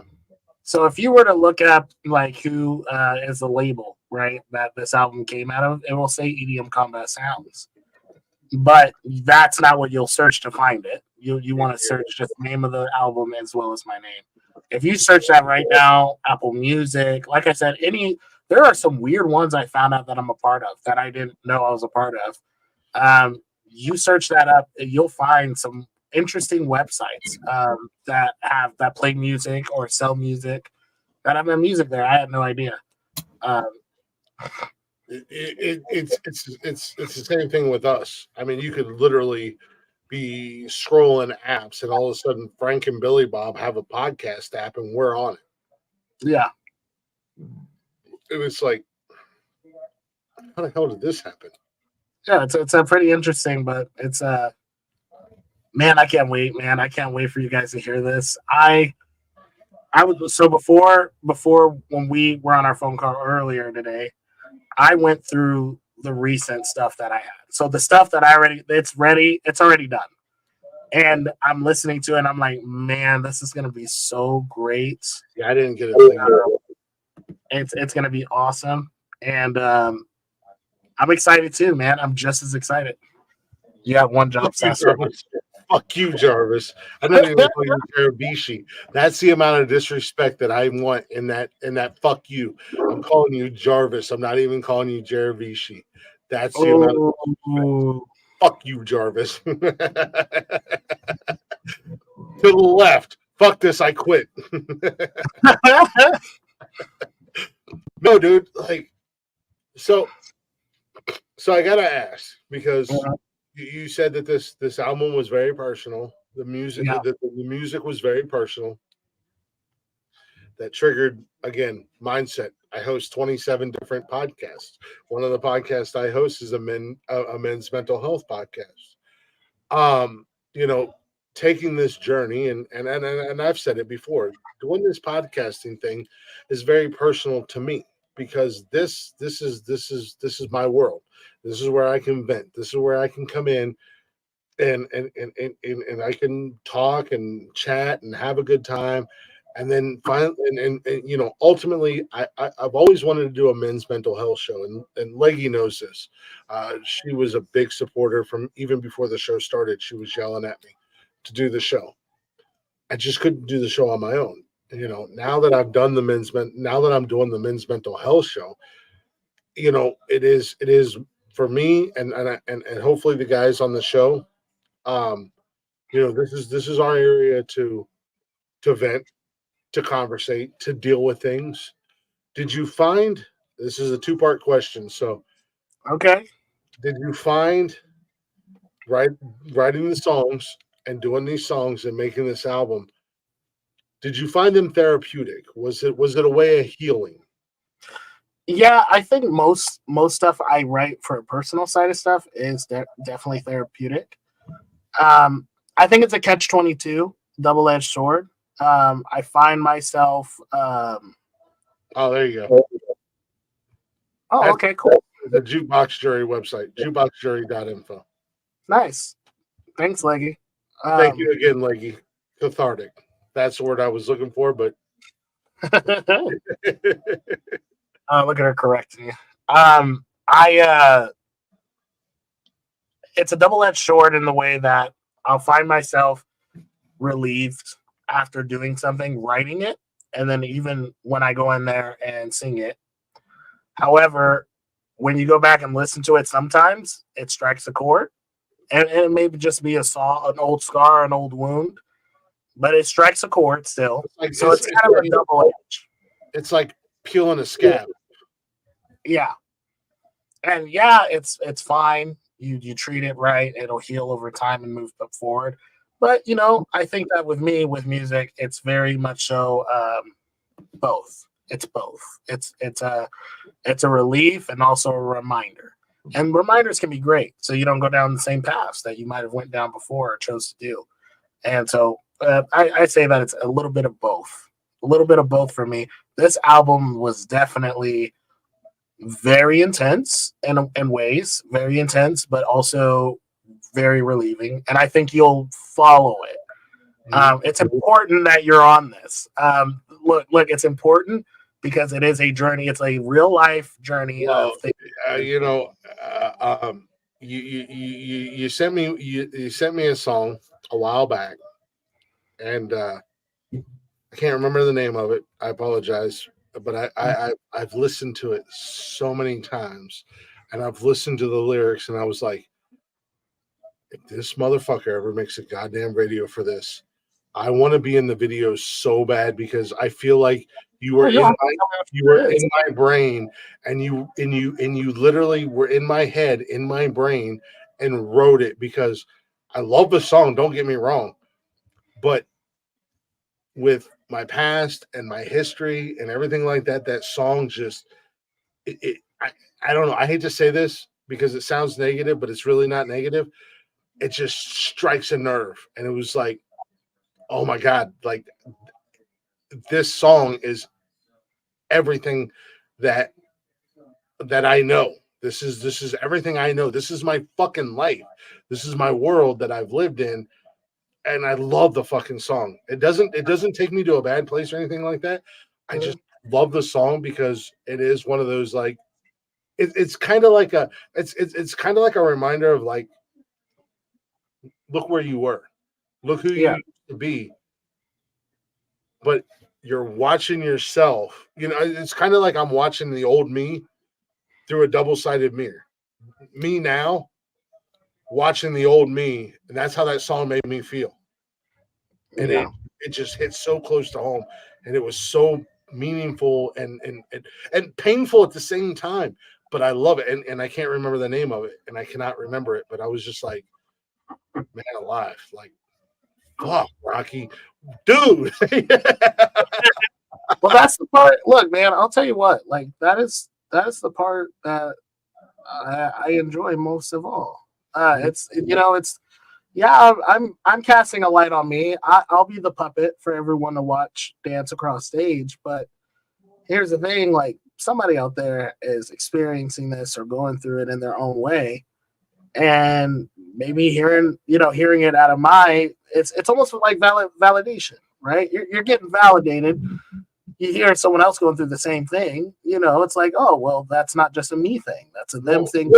And that's super cool. So, and that means a lot to me, just you even saying that, because that's super cool to know that even one of those, that song, I know which one it is. I can't think of the name of it, and I know you know it because the day you on, sent it to it's me, on the album. And so Yeah, that's another thing that makes me even more excited for it. the day you sent it to me, I listened to it, and the first time I listened to it, I said, Rocky, if you ever make a video, I'm not an actor, but I want to be in the video, man, because it was like, dude, it hit like a sack of bricks, man. Like I'm gonna be very. I'll tell you this right now too. I never wanted to be a front man in any sort of way. I enjoy being exclusive a little bit to the Mhm. sides. So even my music videos, quote unquote, when they start coming out, I plan on being very high production, You but want it'll to be create. rare. You want to create like It's gonna be marshmallow. It's gonna be something like along the lines well, where it's a character, not me. well, Blacktop Mojo did a multi-part. They had songs off of an album that came out a couple last year or the year before, and they created these music videos that were animated, and Yeah, it was two or three songs that went together, and the videos were all animated. So none of the guys were in the videos. So you want to do something kind of like, hey, what's up? How you doing? I, will be your superstar. you could be the front face of it. You need a face of the you need a face. You want to dive into the world of a guy who's been beaten down, broken down, lived with all the mental fuckery and has been an absolute fucking. And that's how that song hit me, man. That song just reminded me of how terrible I used to the monster that I used to be, man. It was just like, and that's Yeah, why I said the very first time I listened to it, and the more I listened to it, it was like if I'm looking at myself through a one way mirror, like they do when you in the police shows and it's interrogation, and I'm looking through that window where I am now, and I'm seeing the old me, and that was exactly how that song hit me, and it was just like, and in my head, I'm listening to the music, I'm listening to the lyrics, and that's what I'm envisioning. I'm like, dude, like, and I think other people who have been through similar stuff and been through similar situations because of the way that you wrote it and the way that in the way that it's performed and the way that you sing it, they're gonna have a similar effect to it. That's how they're gonna in your head because I think a lot of people and you as a musician, let me step out as a music fan. Let me ask you as a musician, when you hear songs, do you ever in your head visualize a video, or what do you think a video would look like? yeah. That happens often when I'm writing it. Because it's all a journey at the moment. It's very easy for me to see it. I'm very good at stories. Like I'm good at writing stories in general. But when I'm writing, I am imagining what this feeling, or starting off with the feeling of what, because I'm doing the guitars or something first, and I'm like, okay, this makes me feel a little upset, but not upset in a way of like I want to go cry. It makes me feel like I want to go beat someone's fucking Yeah, skull. you want to like punch a wall. Well, Yeah. You go through a range of emotion. yeah, and it's like, okay, well, you're angry. What's the situation? What's going on? And so it's almost like writing a story in its own right. So when you're writing it, you're also imagining it, right?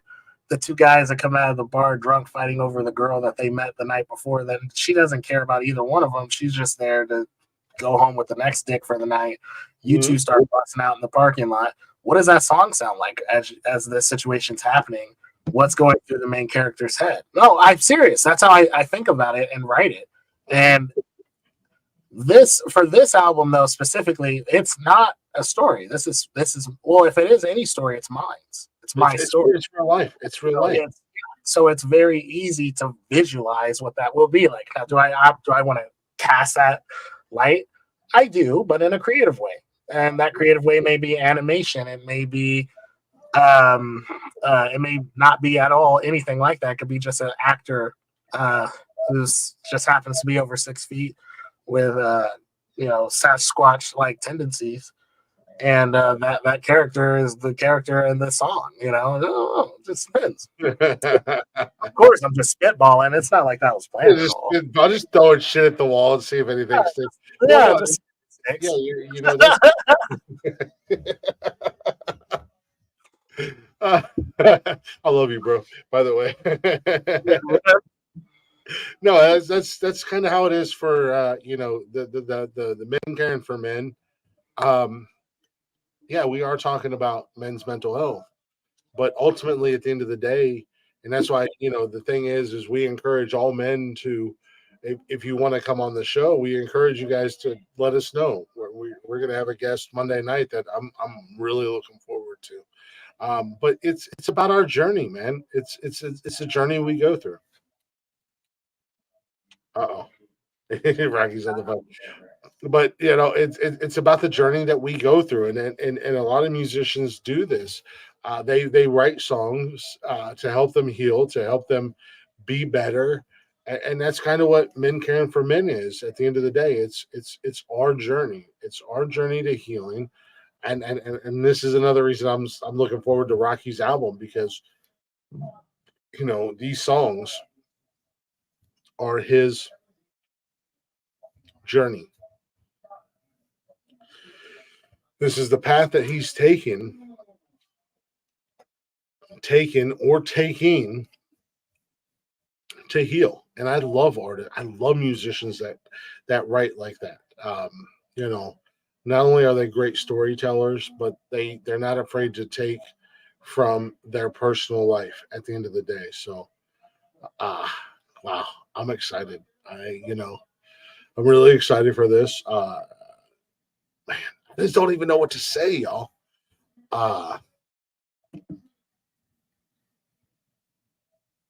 Other than I do want to take a real quick break. Obviously, I got to go recycle beer at some point. But I feel like you guys should have been sharing the hell out of this episode on social media. I'm kind of disappointed that you're not, but that's okay. It's okay. It's okay. But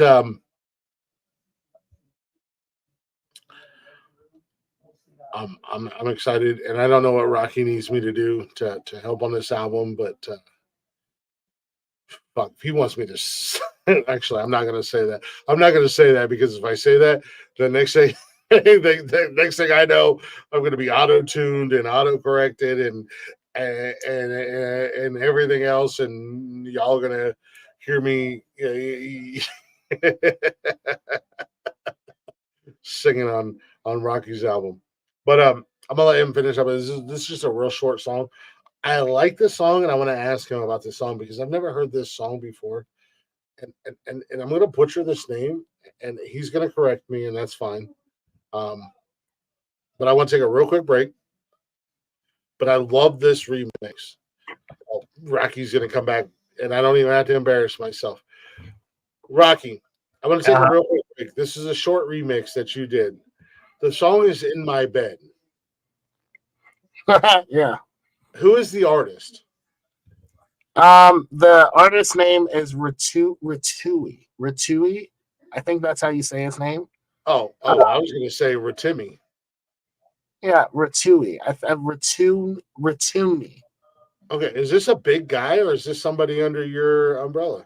No, this isn't under my umbrella at all. This guy is actually, it's big-ish. He's big. He's not a big artist guy. He does like TV show like singing stuff, and he just so happened to cover the song over again.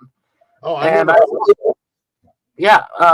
I saw it, and I was like, all right, I'm going to metal this up. And then I was listening to it with him on there, and I was like, I gotta throw somebody else on this. It can't just be that. If you really let me check something, because I think it's on YouTube. I got it from YouTube, and what it says is "In My Bed," Rotimi or EDM Combat remixes is what it says. Yeah, because I left the name out of the title on purpose. Oh, I would like you to just listen to it and then let me know who is that. Who's that guest feature on that song? Oh, ladies and gentlemen, my guy. He's making us. He's leaving us on the edge. Look at him. He's a podcaster and he didn't even know it. Look at the teaser.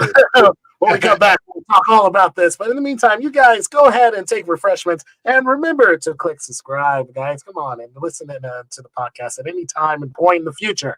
And if you're looking for nonsensical nonsense in the future, please. We're all nonsensical nonsense. And podcasts are shared. Please go and look for it. Spotify, Apple Music, everywhere that podcasts are streamed. We'll be right back. We're about to listen to In My Bed by Ratumi by this rock leader. Jeffrey, Jaravishi, Connor, take lessons. You see that?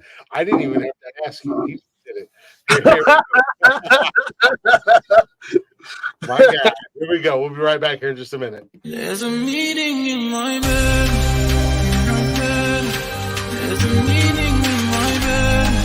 In my bed. There's a meeting in my bed. My bed. There's a meeting in my bed. In my bed. There's a meeting in my bed.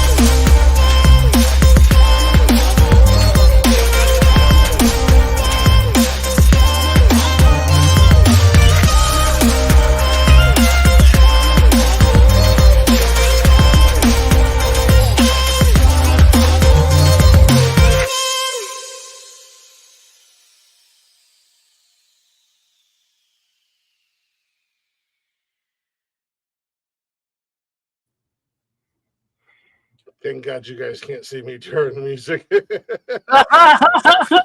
I'm over here. I'm standing up, man. I'm like, I'm feeling myself. I'm just like, yeah. I'm being all nasty and shit. I'm dirty dancing over here.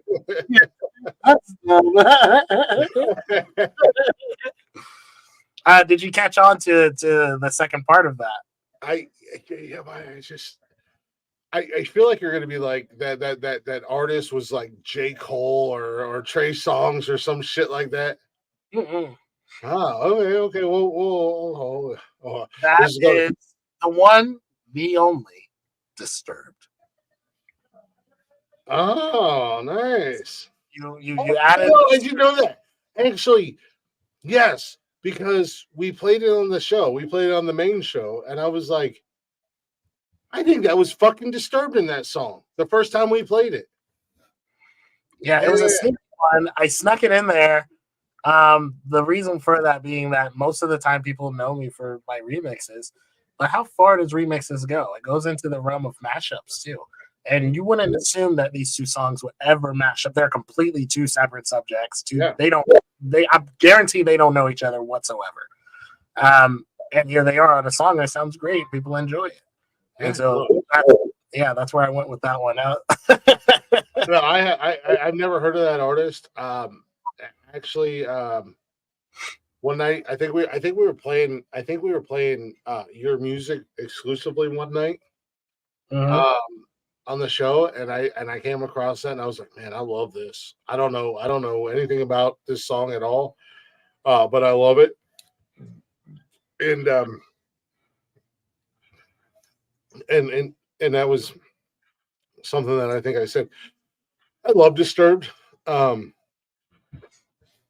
one of my favorite rock bands, and I got to see them a few years back at Louder Than Life in Louisville. Yeah, Oh my god, dude, they are so good live. Um, and actually on the Men Caring for Men, and I need to bring it back because they do a song. It's called "The Reason," and I Yeah. love that fucking song, and it speaks volumes on men's mental health.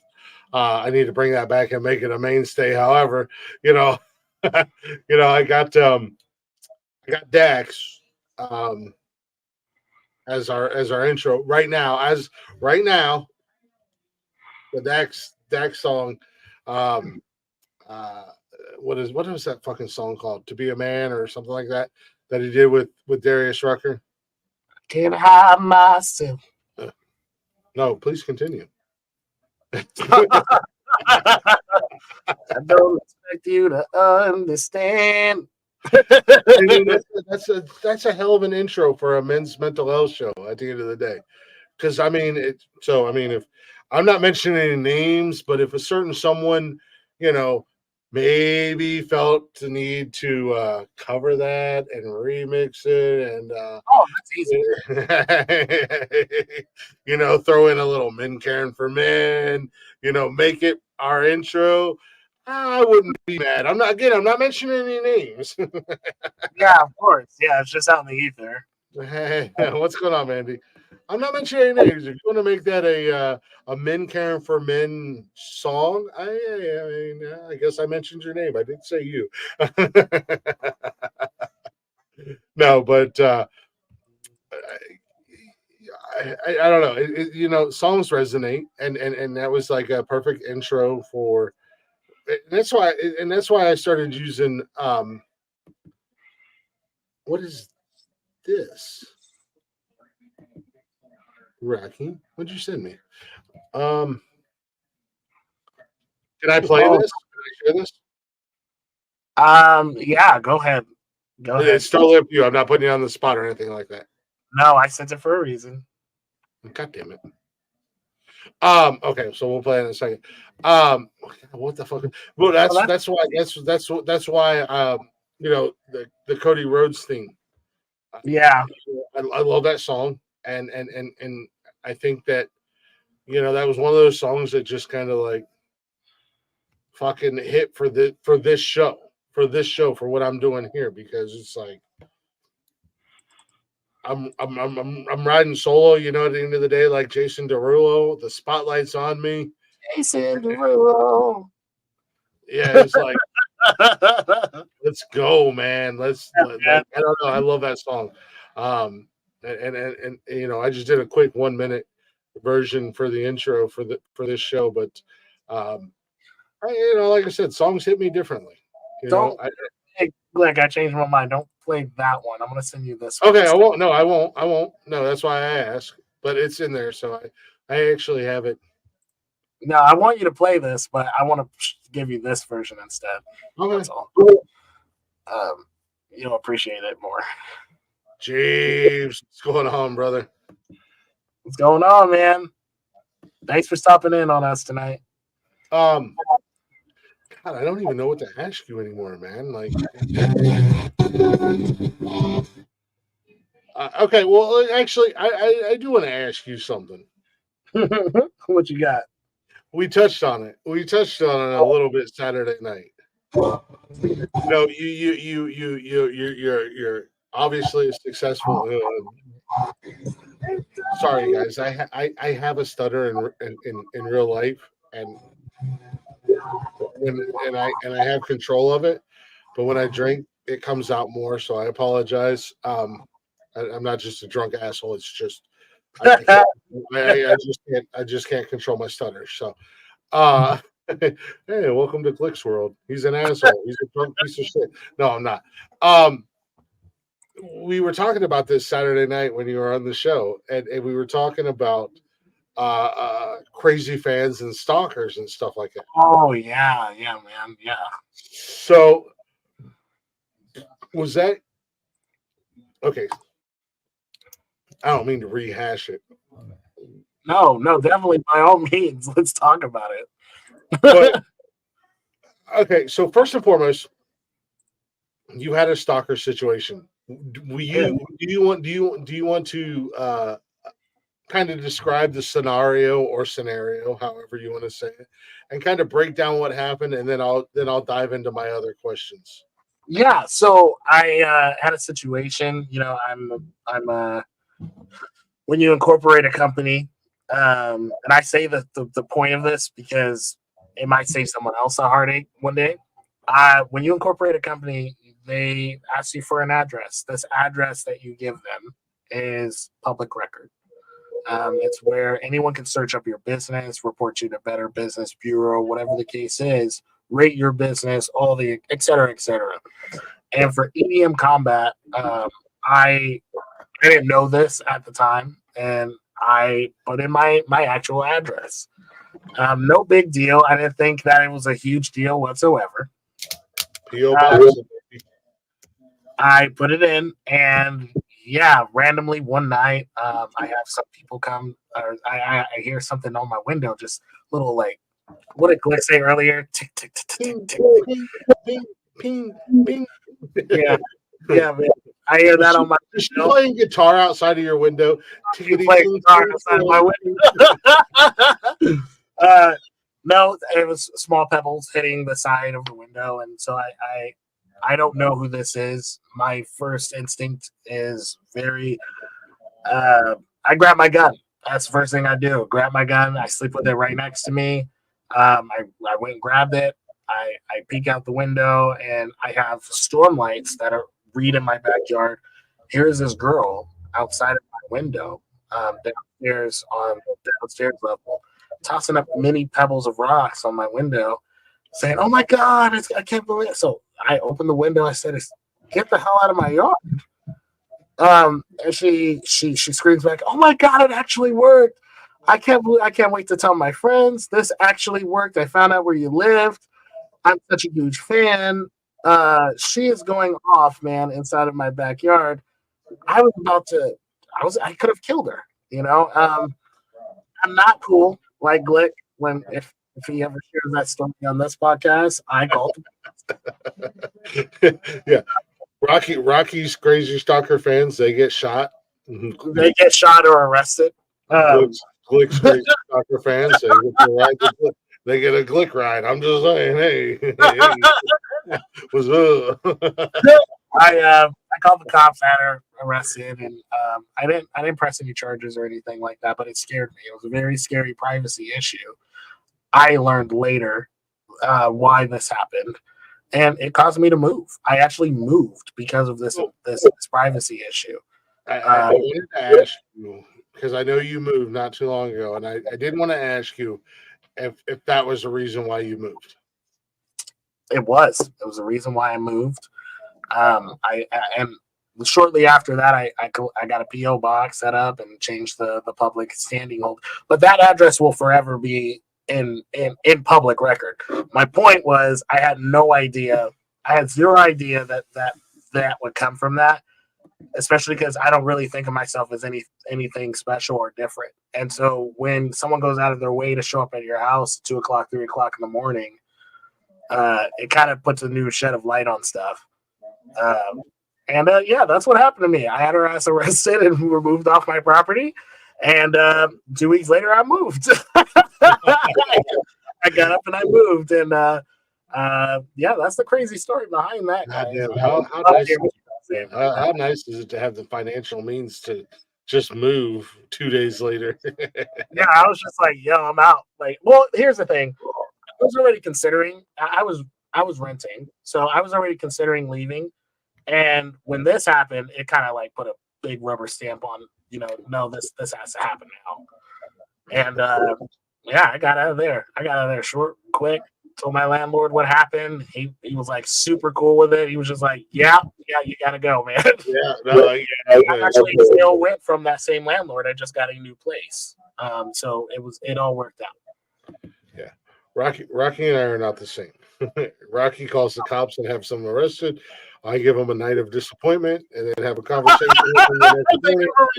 Either way, come back. Either way. Yeah, either way.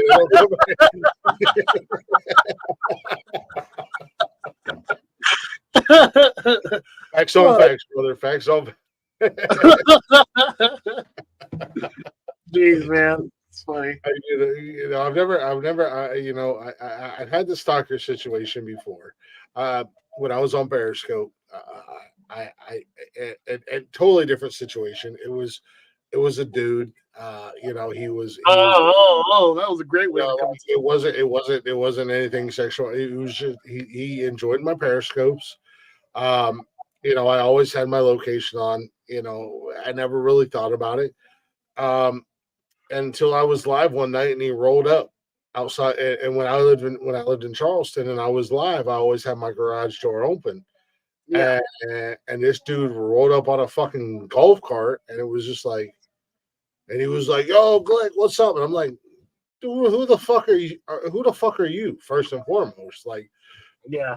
I had to drop my fucking Periscope because, at the end of the day, I had to go. I went real quick into the mindset of, I'm a big teddy bear, but I got kids. I can be a grizzly bear in a heartbeat. So I had to fucking flip the script and go grizzly bear because this dude just rolled up in front of my fucking garage door, like, "What up, Glick? Hey, man, da da da." And it was like, bro, like, who the fuck are you and what the fuck are you doing here? Like, and he was like, "Hey, man, it's so and so," and they're like, "This is my parents." I'm like, why are you at my garage door, man? I said, "You know how easily I could have just ended your fucking life." Like, dude, he was like, "Hey, man, I love you. I love what you do." Blah. I'm like, "Yeah, but nah, man. Let me talk to you real quick. Let me talk to you about some things." And actually, him and I actually wound up becoming friends. But I had to have that real talk conversation. That look, man, you don't understand. We ain't like that. I don't know you like that. You could meet Jesus if you. I'm just saying, like, bro, for real. Look, I mean, I got a family here. You know, it was like, after that it was cool, and then him and I actually became friends. He was actually a good dude. He didn't mean no harm or anything like that. He was just, he was excited because he found out that I literally lived right around the corner from him. But he turned out to be a really cool guy. Him and I are still friends to this day. uh, but you had to have that conversation. And then the only other time was, again, we talked about it Saturday night. It was somebody I knew from the gym. Her and I had conversations. We never really took it any farther. And then she just showed up at my house one night at 1 a.m. because of my Snapchat location. And like I said, Rocky calls the cops and have them arrested. I'm like, I mean, you're here. What's up? I mean, what's up? Oh, man. Either way, they're not coming back again. She got arrested. She don't want to get arrested. In my case, she was disappointed as hell and was like, Yeah. we'll make that mistake again. But no, I mean, but it was different scenarios, different situations. I wasn't mad at my situation. It'd be a different story if she was throwing rocks at my fucking window. The difference between me and Rocky is Rocky and I both sleep with guns beside our bed, and right. I'm the shoot first, ask questions later mentality. So, I mean, if you're in my house, I'm gonna, you know what I mean? Like, it goes without saying, and you know what I mean. So my situation was a little worrisome. It felt great. Let me say this, like, it felt cool to be acknowledged for a second. It was like, that's really cool that you knew, you even gave a shit, even small, to come all the way from Boise to find out where I was at in the middle of the night. That's crazy. Yeah. But at the same time, it was a little worrisome because if she can access it that easily, who else can? Who else can? And that was the key there for me. And I was like, nah, I prefer my privacy a little. So my driver's license, literally, I changed everything over to this PO box location. Well, no, and that's what it was. I turned my location off on Periscope. Like I said, different situation. Obviously, a chick showing up and a dude showing up, and And I just had I just had a real talk conversation with him. I'm like, look, dude, I was like, at the end of the day, I appreciate you. Thank you for watching. I knew who he was as soon as he said his Periscope name, and he was always in my Periscopes, and he was cool as hell. And he didn't mean no harm. Like, he really didn't mean no harm. He was just excited to like, come and meet me or whatever.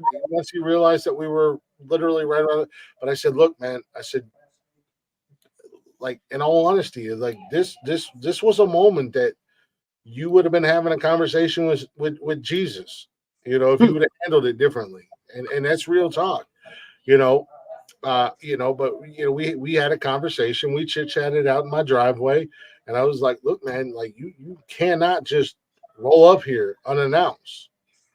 Yeah.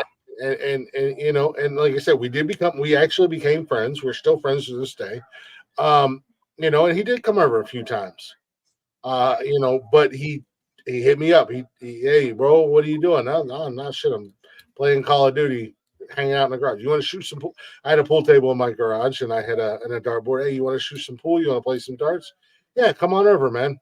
Come on over. Bring your wife, bring your kids. We'll cook out. Let's cook. Let's cook out. But that initial interaction, like, at first it was like, at first you're like, oh, I'm about to fucking kill somebody. But then after, you get a moment to think, and it was like, that's kind of cool. That's kind of cool. What I mean? It felt really cool. It did. Yeah. There was a moment there where I was just like, shit, and it was very shortly after. I would say it's about a month or two after I went viral for that video. And so it was just really interesting to see that happen in live time. But it was also a very good lesson in privacy. Yeah. So it was like, oh, if he can find me, a lot of other people can find me. So let me go. And it was the same lesson that I learned for Snapchat. My location was always on. I never thought about it. I never cared because, when I was married, the only people I had on Snapchat were family and friends. So I never thought about it. And then when we got divorced and stuff like that with Snapchat, and that's why there's nonsensical nonsense Facebooks and Instagrams and stuff like that. Even when I was on Periscope, I had a separate page from everything else, but it was still like, I'm going to keep my personal life separate from my online life. Yeah. But I never really thought too much about it on Snapchat, because it was just like, I really, and I came back home to Ohio, and then I was single, and it was different, and and I was adding people and this, that, and the other thing, and it was just like, at the end of the day, not a bad experience. Cool. But again, the conversation had to be had, like, yo, first and foremost, you just can't show up unannounced at the end of the day. That's why he's the GOAT. That's why he's the champ. Yeah.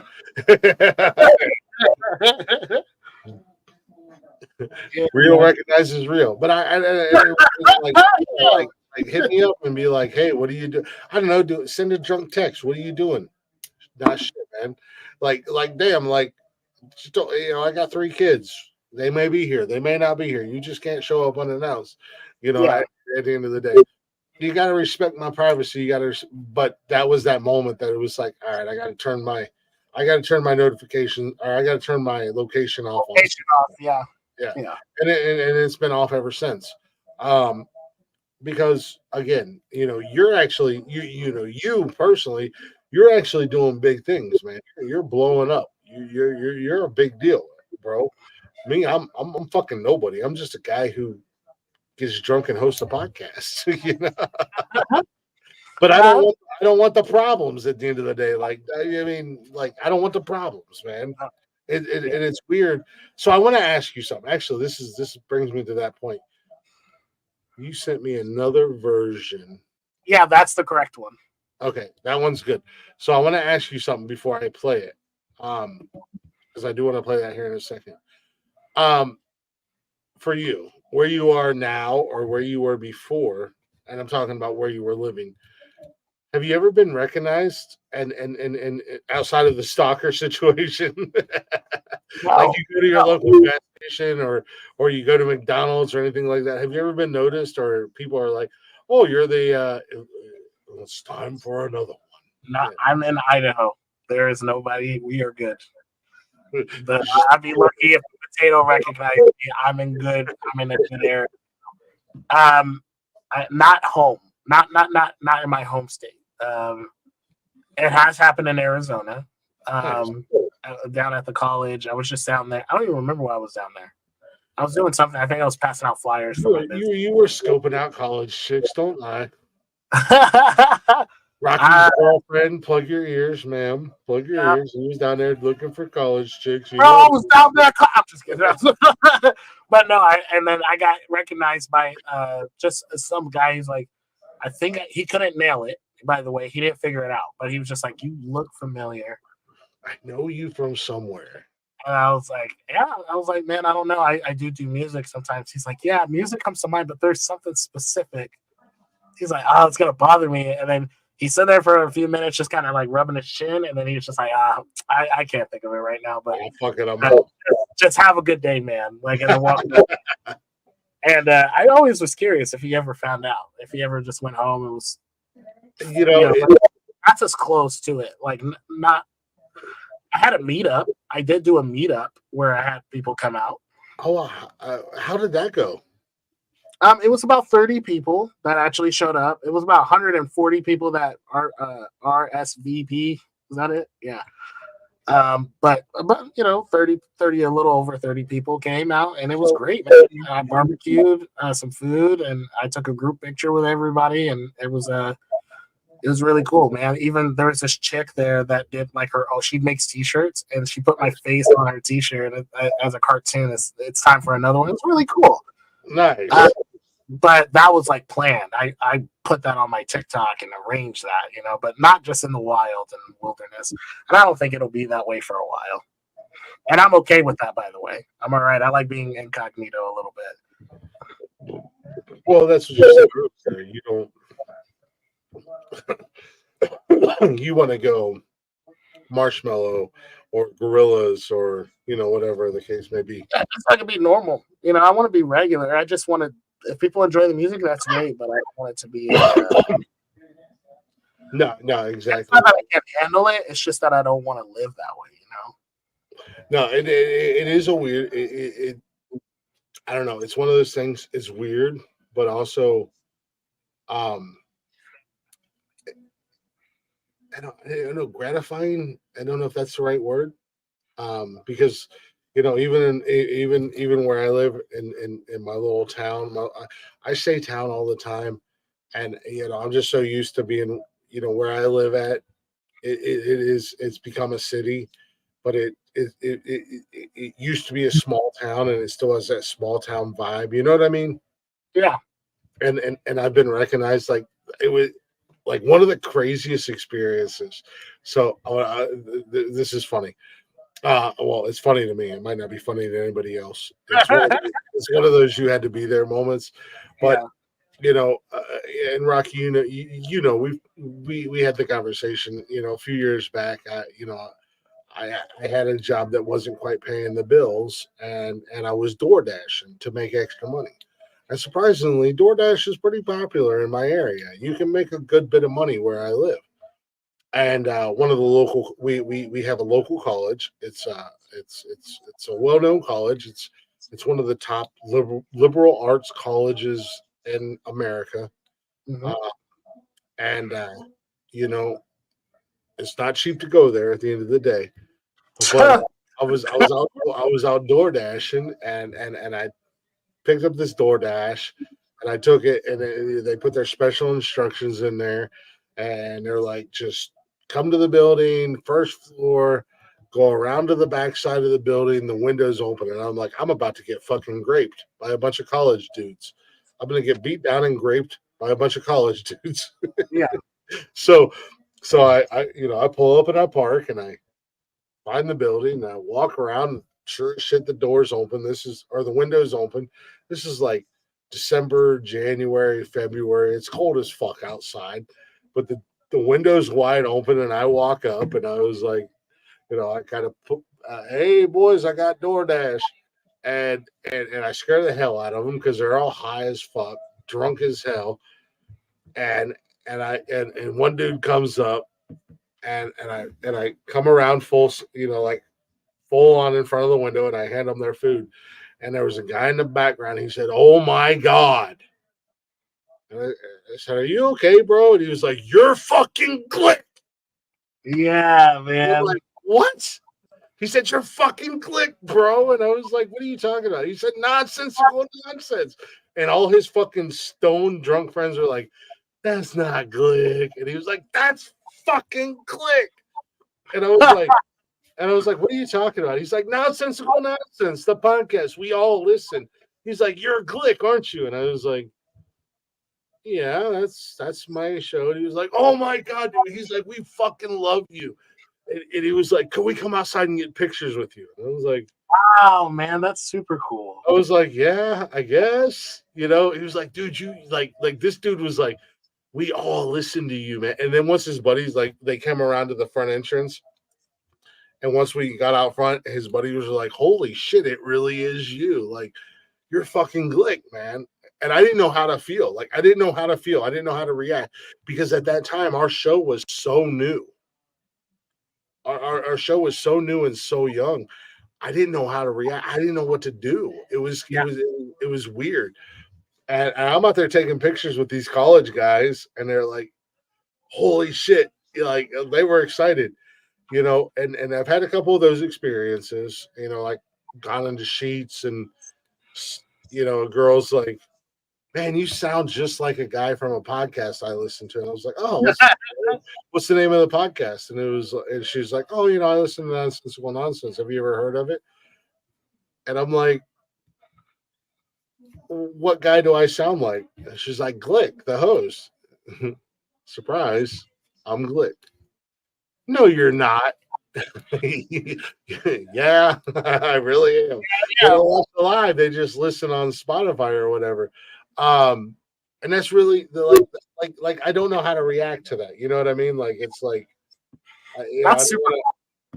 I don't want to. And we were talking earlier about you know, it's time for another one. That was your niche. You remember when I used to do my good mornings? Good morning, you beautiful sons of bitches. I remember one morning I went through McDonald's. It was like a Saturday or Sunday. I went through McDonald's and I ordered my food. And when I pulled up to pay, there was a girl there. She was looking at me super weird, like a high school girl. She was looking at me super weird. And I paid and went on. And then when I got to the second window to pick up my food, there was like four of the employees were standing there, Yeah. all high school kids. And one dude was like, "This is gonna be super weird, but you sound just like this guy from TikTok that we know." And I was like, "Okay." And they're like, "We listen to him every morning in class, all of us, and he does this good morning video." And I Yeah. was, "Oh, cool. What's he say?" And this kid, like this little scrawny ass kid, he was like, "He does Oh, good morning, beautiful." And I was like, "Yeah, sounds cool." And about that time, this other guy came from behind him, and he was like, "It's him!" And he shoves his phone. yeah, that's crazy. Yo, man. So I'm talking to these kids at McDonald's on a Saturday or Sunday morning. I just want to get breakfast because I'm hungover as shit. And they're like, "Oh my god, we listen to you every morning. We love your good morning videos." And it Yeah. was just like, I can't believe people from my little town, my little city, or whatever, know who I am. And like with the podcast and stuff like that, it's so weird to me when people, I come across and they say like you look like or you sound like, and then when they realize, so like I'm kind of surprised you're not on that level, bro. I'm kind of surprised that more people from your area have not. I mean, but you do kind of play that low key like Yeah, I do. I'm pretty. I'm pretty out of the scene. I try to. I like it's not well. You were. I don't really mind the attention, but it's not like I seek it. So I'm not gonna go around like purposefully. Hey, it's time for another one. Yeah, Constantly. no, I don't. Like I don't.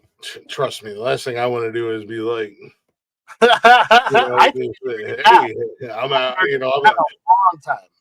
I'm at a restaurant going, hey, words are hard.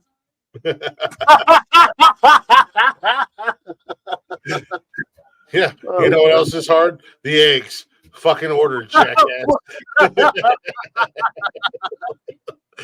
What the fuck are you talking about? Yeah, that'd be pretty funny though. This If I is saw nonsensical nonsense. That's all I gotta say. Okay, weirdo. some nonsensical nonsense, don't you think? But yeah, so I want to ask you, because Rocky, eventually it's going to happen. You know you're going to blow up. You know you're going to be huge. Okay, double-edged sword for you. You know you're eventually going to blow up. You know you're eventually going to be huge.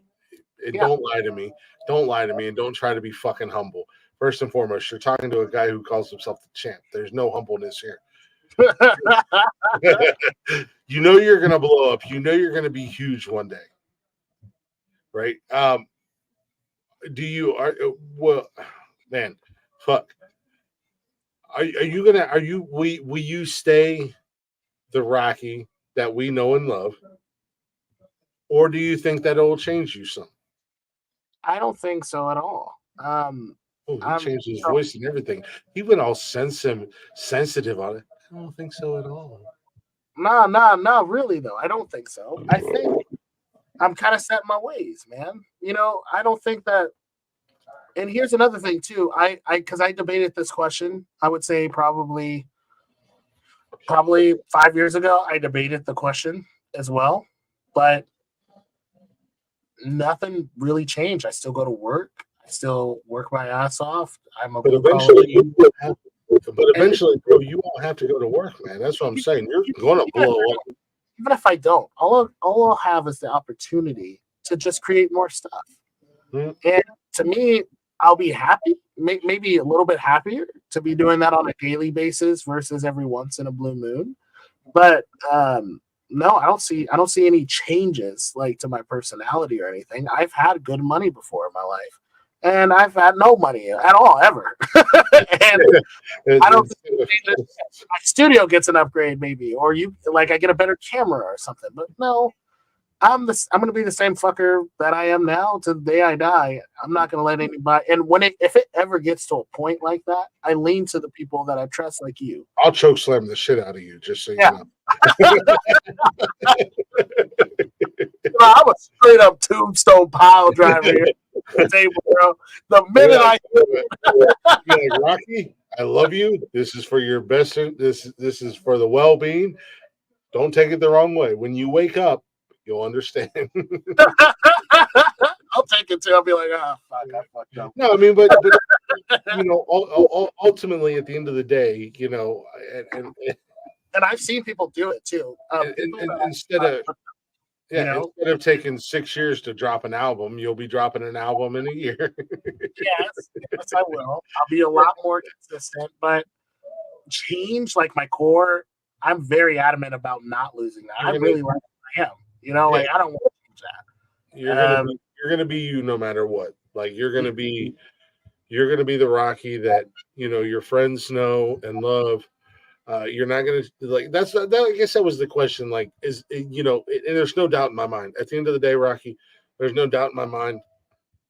I've told you this from the beginning of our friendship, and I'm going to tell you this until the end of our friendship. Actually, that's a lie. I'm not going to tell you this till the end of our friendship, because at the end of our friendship, when my book closes, because I have no doubt in my mind that I'm going to die before you. But when my book closes, I'm going to say you did everything you wanted to do. You became the biggest fucking musician that you ever thought you would be. I'm fucking proud of you. But as of right now, I will say this, and I've said this from the day we became friends. You're gonna blow up, man. You're gonna blow up. You're gonna be a goddamn rock star, dude. You're gonna be a fucking superstar. You're gonna be everywhere. You're gonna be selling out coliseums. You're gonna be selling out stadiums. But I think the question is, like I said, and I love the way you answered it. You will always be that Rocky, and I say this for me personally. You will always be the Rocky that I met, 5-6 years ago. Yep, nothing's gonna change. Sure. Mm-hmm. And I know you're not Rocky, but I call you Rocky, and if nobody likes it, fucking deal with it. Who say that? Say something to me. This is always the one to go last. I'm not gonna lie to you. That was very true for me too. I had a good friend of mine who I used to play guitar with back in high school, and this guy was like super clean, like super clean cut all the time. Went to the gym regularly, very very active guy. And he used to say that too. He was like, "Man, you're gonna be the first one to die if you don't pick up this weight." And I'm here with my 240, and I'm working, and I'm like, "Man, like you're out of your mind, you little scrawny bitch!" Right? Like, he died. He passed away, and he passed away hilariously. Oh, hold on a second. First and foremost, you're like, he died, and then you laugh. So I got to hear the story of how this dude died. Yes. So he's first of all, let me say for the record, he is alive and well. He died though. So now that I do have that context, it doesn't seem so fucking cruel of me to say, yeah, he died in a hilarious way. Oh, he pulled a Nikki Sixx on us. Yeah, so he came back. Okay. He died for about 5 minutes, but here's how he died. He died by dropping the weight. He was pulling up weight, and he dropped like a 130 or something. He was very lightweight, putting it up, and he dropped it on his. He couldn't go up that next rep. Choked himself out, passed out at the gym. They rush him to the hospital. He dies in the ambulance on the way to the hospital. Holy shit. It was crazy. And then 5 minutes later, after they get him into the room, they resuscitate him, paddles, all this good stuff, bring him back. Good as new. Doesn't look like never sustained any long-term effects by this, by the way. He's living he's still alive very well. And I'll save his name just so nobody goes after him. But and I know he would want me to do that. But anyway, when he came back, I went to go see him at the hospital. And I was like, so he's like, yeah, man, I'm okay, dude. He's laying in the hospital bed. He's just out of it, man. He looks very, very sad and like just very weak, And I'm just like, I guess you die first, bitch. And he just starts laughing, man. Everybody on the floor can hear us laugh, just having a good time about this, in the light of the situation. Not only did he die first, but he came back so I can make fun of his dumb ass. And now that's that fucking story. He's gonna be mad I said it. I didn't say your name, man, but you know who you are, and it's pretty funny. So I was hoping that story was gonna end that way with you whispering in his ear. I was like, I guess you're wrong. So that's pretty observant, man, because that's very true. Look, I've said it before. I plan on living forever, and so far, plan's working out pretty good.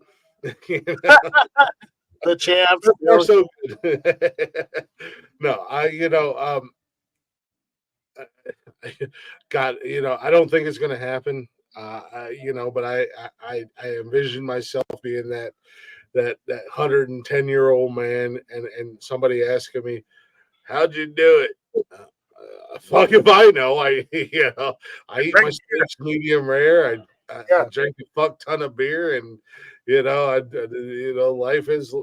I don't know, man. I'm still here. Trust me. I've tried, ladies and gentlemen, but I'm still here. But Rocky, I do got to ask you a serious question. Okay, I'm ready. How old are you? I am 27. Are you really only 27? I am. Yeah. Oh my god, he really is. I thought you were. You know what? Take it however you want to take it. You're black. You could have told me you were 75, and I would. Yeah, black don't crack. You are only 27 years old. You are. All right, Jeeves. There's a very good possibility that he will outlive me at this point. I would say actually, 663 actually. I mean, I'm only 22, so Mm. So it is what it is, 63 over here, 22 over there. I'm 22. 22, Rocky. Yeah. 22. 22. On your way to 23. I got it. Sure. I guess I'm on my way. I've been 22 for 20 years.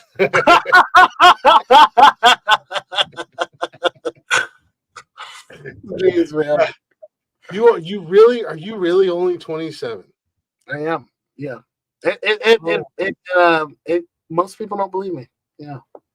Wow, you really are just a baby, bro. You really are my baby bro. Yep. Yeah, that's right. No disrespect, but Said that before. No, you've said that before, and I was like, yeah, that's pretty accurate. I know you told me your age before, and it still blows my mind every time because, and don't take this the wrong way, because you have the personality and the mindset and the maturity of someone much older. Yeah. Yeah. I think I grew up pretty quickly, man. I'll save some of the stories. I'll save some of the stories for the men's health podcast, and I'll share. I'll go into depth. I'll go into depth a little bit more on that. Just save some new material for you. But yeah, man, I grew up pretty quick. I had to grow up pretty quick and grow up pretty fast, and so a lot of things are a little different than my peers.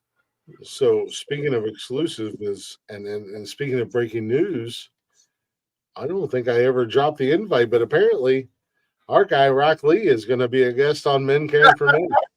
If I'm allowed, yeah, I didn't even think that What do through. you mean if you're allowed? Shut your whore mouth, please. You let me know when you want to be on there on a Monday night, and Okay. you know you're fucking welcome, dude. I'm full of exclusives tonight. How you like that? Oh, hey, Joe Rogan, fuck you. Yeah, I speaking got exclusive after exclusive. that link I sent you, that's an exclusive, man. So I was gonna ask you. I got the second link. It's cool if I play that. I'm gonna share it. So our mics will still be on, our cams will still be on. Okay. So if you want to add commentary, feel free to. I'm going to try to contain myself. I'm going to try to behave over here. Glick behave like that. Like that's gonna happen. Yeah. So let me hit this present here. This is off the new album, correct? That is correct. Oh, nice. Oh, screen share action. Shit, I don't know which one it is. Hold on a second. Let me cancel that. That one. Oh shit! I don't know which one is good. Yeah, EDM Combat remixes. EDM. So which one's good? So I have one that says the song title dash rock L33, and then I have one that just says the song title. Oh, this one should show you everything on it. Let me see if I can. Actually, hold on one second. You know what? I'll fix this problem. Yeah, the one. I know. Yeah. I know what I'm doing here. I'm a professional podcast host. Watch this. Bang. Delete both of them. Excuse me. Bring that up. Go back here. Go back to present. Go back to share. Share the screen. Bring that up. I got it. Okay, I got it now. I got it. I'm good now. This is the second one you sent me. Yeah. Oh shit.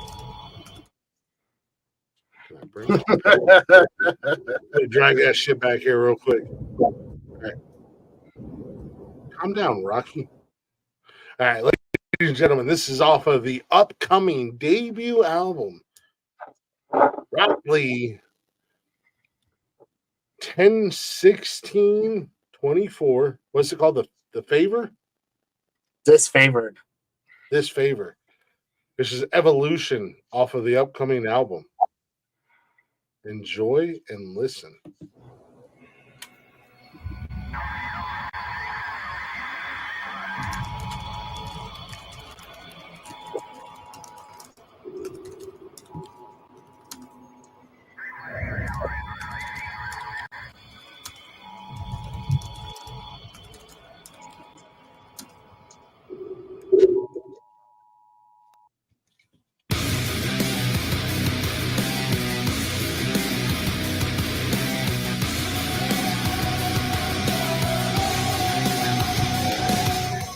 Well, disturbing.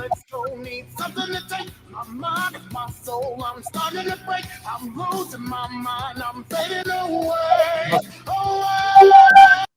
I gave it my all, but I'm falling from grace. I crash and I burn, can't handle the pain. I'm losing my heart, it's fading away. So give me all you got. I walk through rivers of righteous, they watch me walk away. I'm screaming out to God. Can you remove all these shackles that crush me every day? It's evolution now.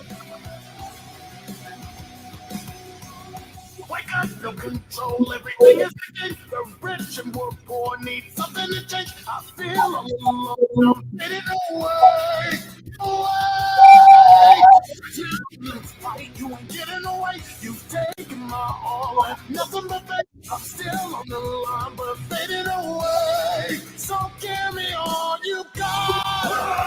I walk through rivers of ashes, they watch me walk away. I'm screaming out to God. Can you remove all these shackles that crush me every day? It's evolution now.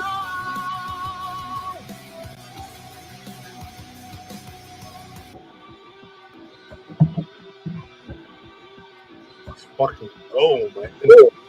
Yeah, man. This is very.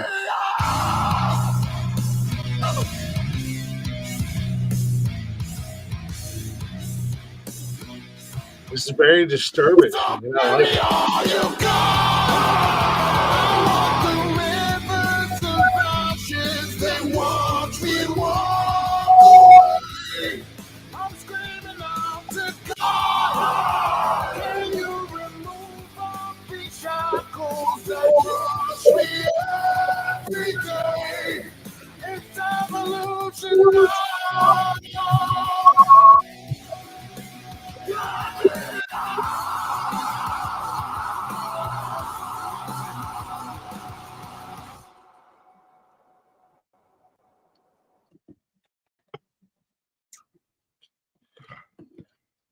Oh God.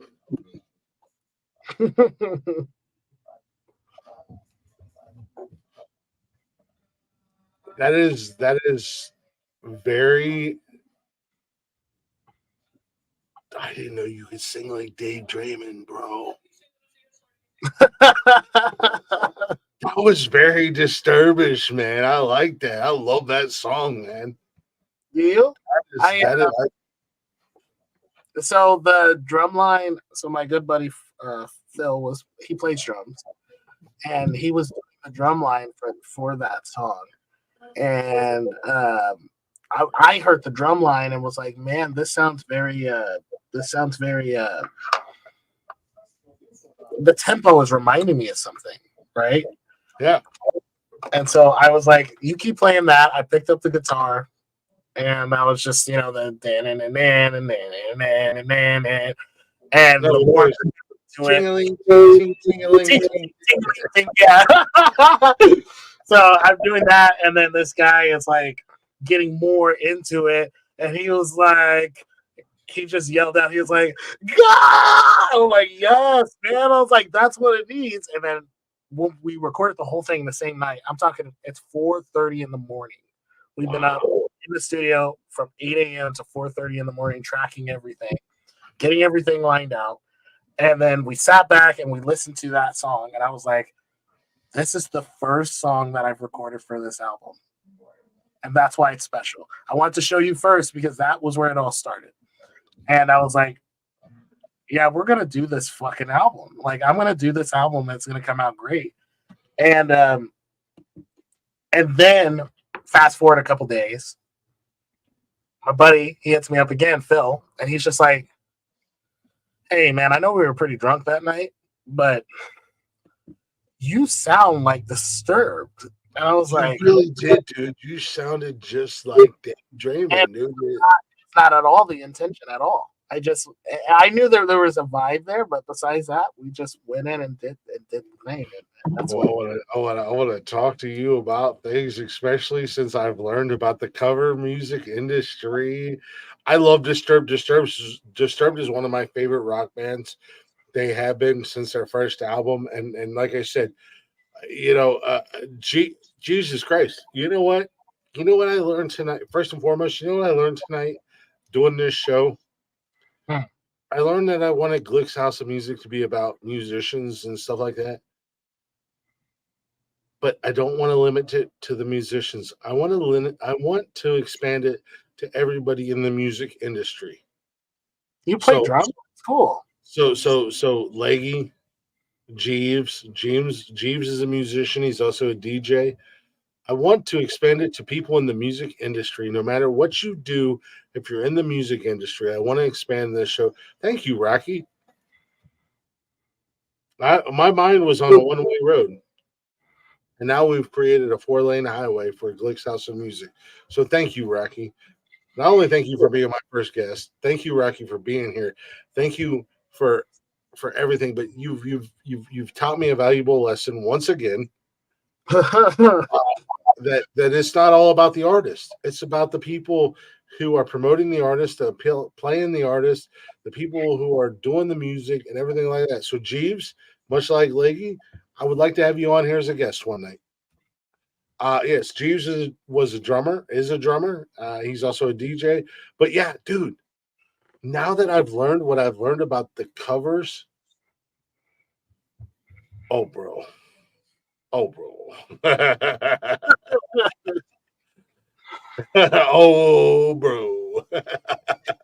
Here we go. Rocky, sorry, I'm not rich and famous, and I can't pay you a lot of money. However, I can give you lots of exposure. Exposure. All kinds of exposure. Loaded. You said I need your help to complete this album. I say I need your help to Do covers. become a famous broadcaster. So give take, we're taking care of each other. We're taking care of each other. Man, and I'm excited, man. I'm really excited. That one was the first. It was the first song to be recorded for the album. I love that. I really like that song, man. I do. That I is like not, look, it's not my favorite. I have a favorite, and I can't wait, man. I'm not going to show this one at all. I really would love for you to do a music party, man. Listen to it. I want to watch it, react to it. It's going to be cool. So I will say this, much like you did for the intro to Nonsensical Nonsense. Send me the album after it's released, in that format, quote unquote video format. Yeah. And I will do on this show. What is 10/16? What day is that? I think it's Wednesday, I believe. Yeah, it is. Okay, so hey, shout out to my broster, 10/18. That's his birthday, her birthday. Either that Friday night or the following Friday night, we will do an album release party. And if you can be here, I would love for you to be here. Either the 18th or the what is that? The 26th, 26. 25th. Whichever weekend works best for you. We will do an album release party, and I will play every song off the new album. Okay. Is that okay with you?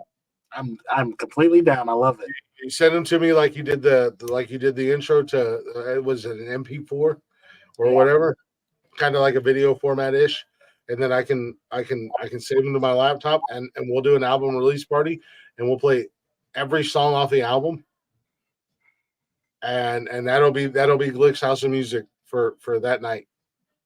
Oh, man. Let's do it. I'm down.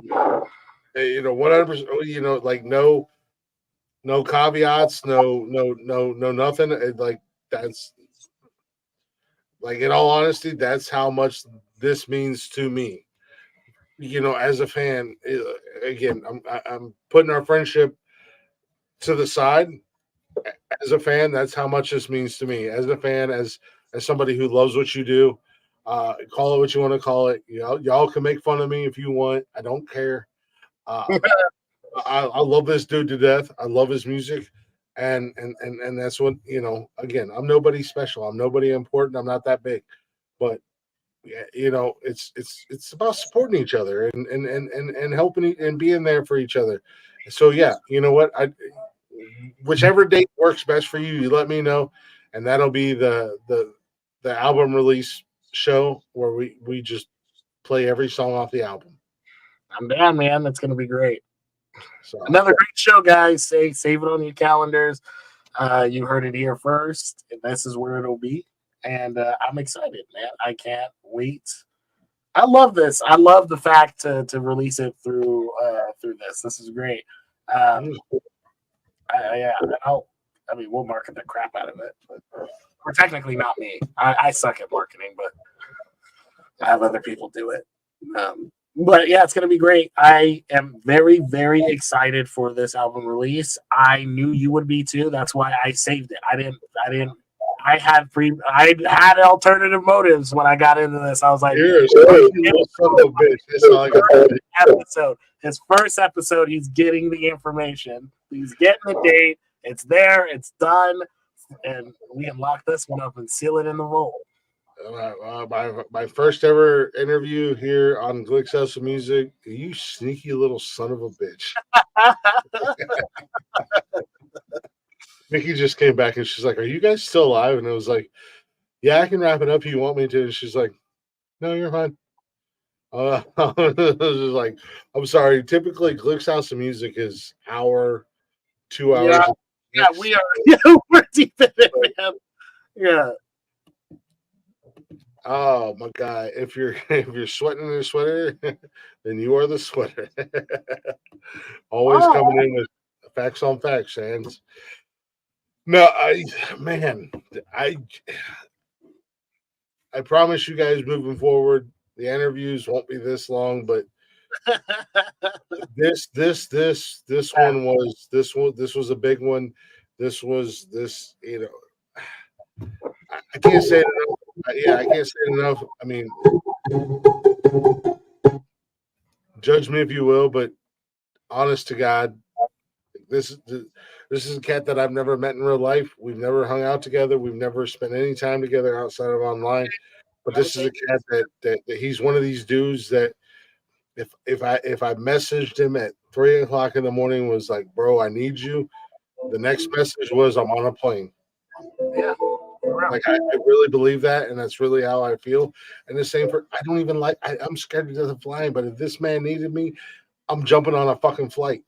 Shit, this man tells me that I'm his fucking private security for a sold out stadium show. Guess who's getting on a goddamn plane? No, we need to backtrack here. You don't like planes? I'm terrified of heights. I've never flown. I'm terrified of heights. Everybody knows that about me. I'm not afraid of anything in this world. I'm not afraid of a man. There's not a man alive that I'm afraid of. There's not a creature I'm afraid of. There's not a ghost or anything or whatever. I'm not afraid of anything in this life. My fear is heights. That's the only thing I'm definitely afraid of. I'm scared to death of heights. Oh man. I don't know why. I can't explain it to you. I don't know Yeah. if it's I don't know if it's a past life thing. I don't know. Maybe in one of my past lives, I died falling off of a cliff. I don't fucking know. You're in Ohio? Let me see Yeah. something. I want to check something. But I'm terrified of heights. But this is a man that this is a man who legitimately, much like Jeff or Connor or Jarvis, because these are the people. These are my people. If they called and was like, "Yo, I need you," I'm jumping on a plane. Mainly, he lives in Utah, ladies and gentlemen. And if you know me, you know I love potatoes. So not only are we going to go handle whatever or not Idaho, not Utah, Idaho. We're going to go handle whatever problem he has. But then then it's fucking potatoes for days. I'm fucking Billy Bob Thornton in Sling Blade. Got French fried taters. Got French fried taters. Mhm. That's a good man. That's a good movie. I haven't seen that in a minute, man. That is a good movie to watch this Yeah. weekend. Thank you for Bro, that. I'm all about the taters and homeboys in fucking Idaho. You don't think, well, hey, I got his back no matter what. But then I'm like, oh, I'm here. Got some French fried taters. Mhm. Well, you don't have to take a flight to come see me if you wanted to get on a bike, Glick. I don't want to take a flight. I can get on a train. But if you call me and you need me, the flight is the fastest way to get there. Yeah, man. If you get on a bike, man, you're here in 8 days. Easy. What am I, fucking Forrest Gump? One day I jumped on a bike and I just started pedaling and pedaling. But I could be there. I could be there on a plane in 3 hours. So Yeah, exactly. That's what I'm saying. Like, if you call me, it was like, "Yo, Glick, I need you ASAP." I'm jumping on a fucking flight, bro. I'm there in 3 hours. What do we got to do? If my guy calls me and says, "Hey, dude, I got my first show, man. It's 30,000 people at Gillette Stadium." I don't know if I keep saying Gillette Stadium. It's just the first thing that pops into mind. It's in Boston. Yeah, I could drive there, but I'll jump on a plane and get up to Boston, man. Like, what do you want me to do? He's like, hey, just stand there and look fucking scary, you giant Sasquatch. Okay, I can do that. at the end of my videos in front of everybody. Thank you, heads. Yeah, that's the thing. I think that's the thing. Once I get past my first flight, I think I'm gonna be golden because I'm in an enclosed area and yeah, like Yeah. I don't even have to acknowledge that I'm 40,000 feet in the air or whatever.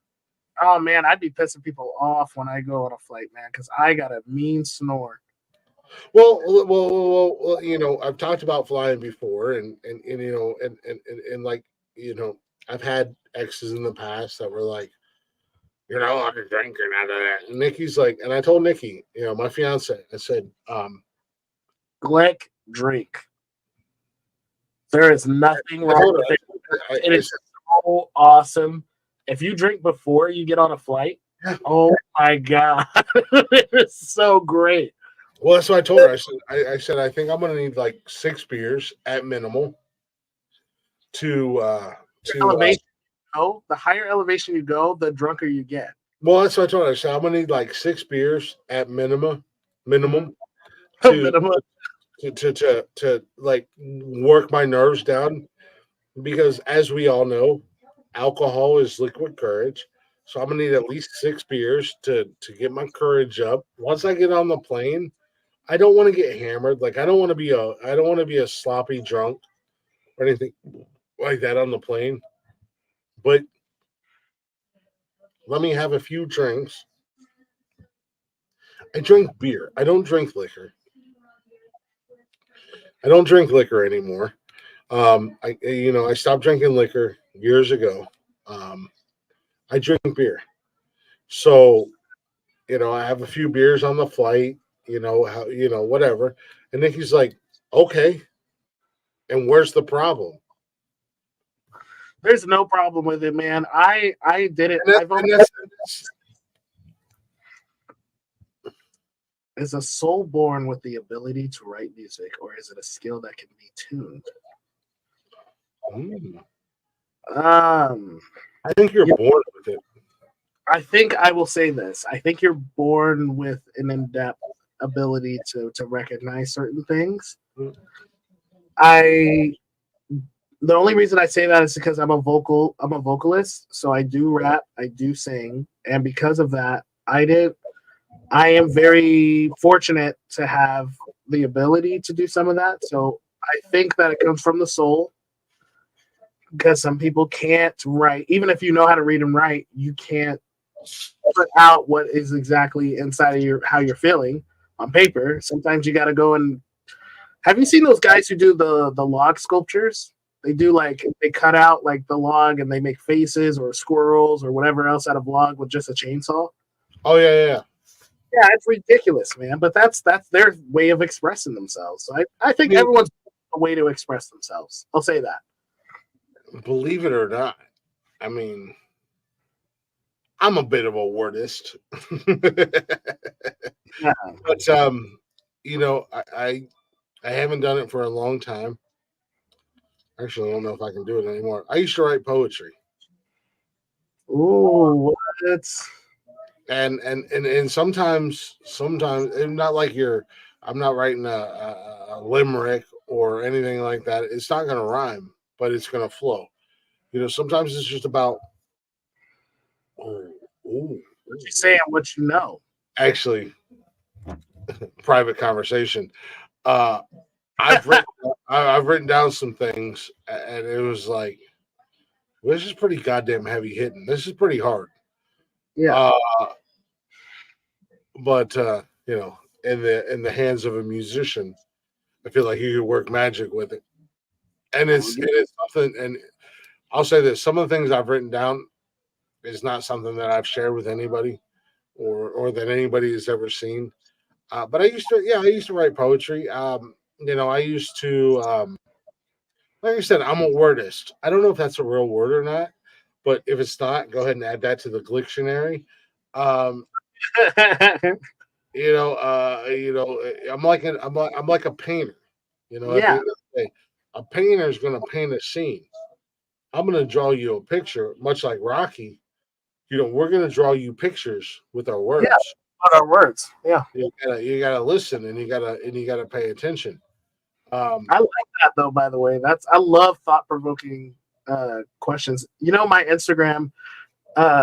When I first started Instagram, I didn't used to say anything. I said quotes and photos for your interpretation. Enjoy. And that's what it said.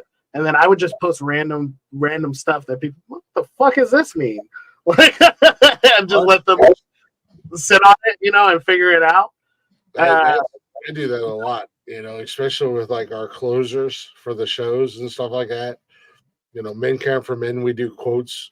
We do quotes or inspirational thoughts and stuff like that. And depending upon our topic of subject, I have something, you know, something pops into my head and it just word vomits out. Yeah. No, Rocky's an artist. His, Rocky's canvas isn't paint. Rocky's canvas is words.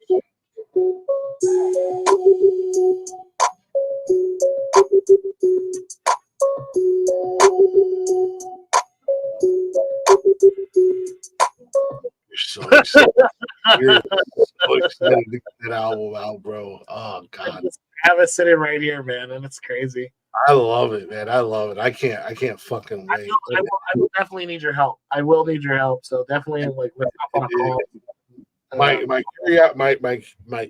My curiosity is piqued. However, I will say this because I know Rocky and I are going to hang out and chit chat for a few. Yeah. You know, how the hell does one end this?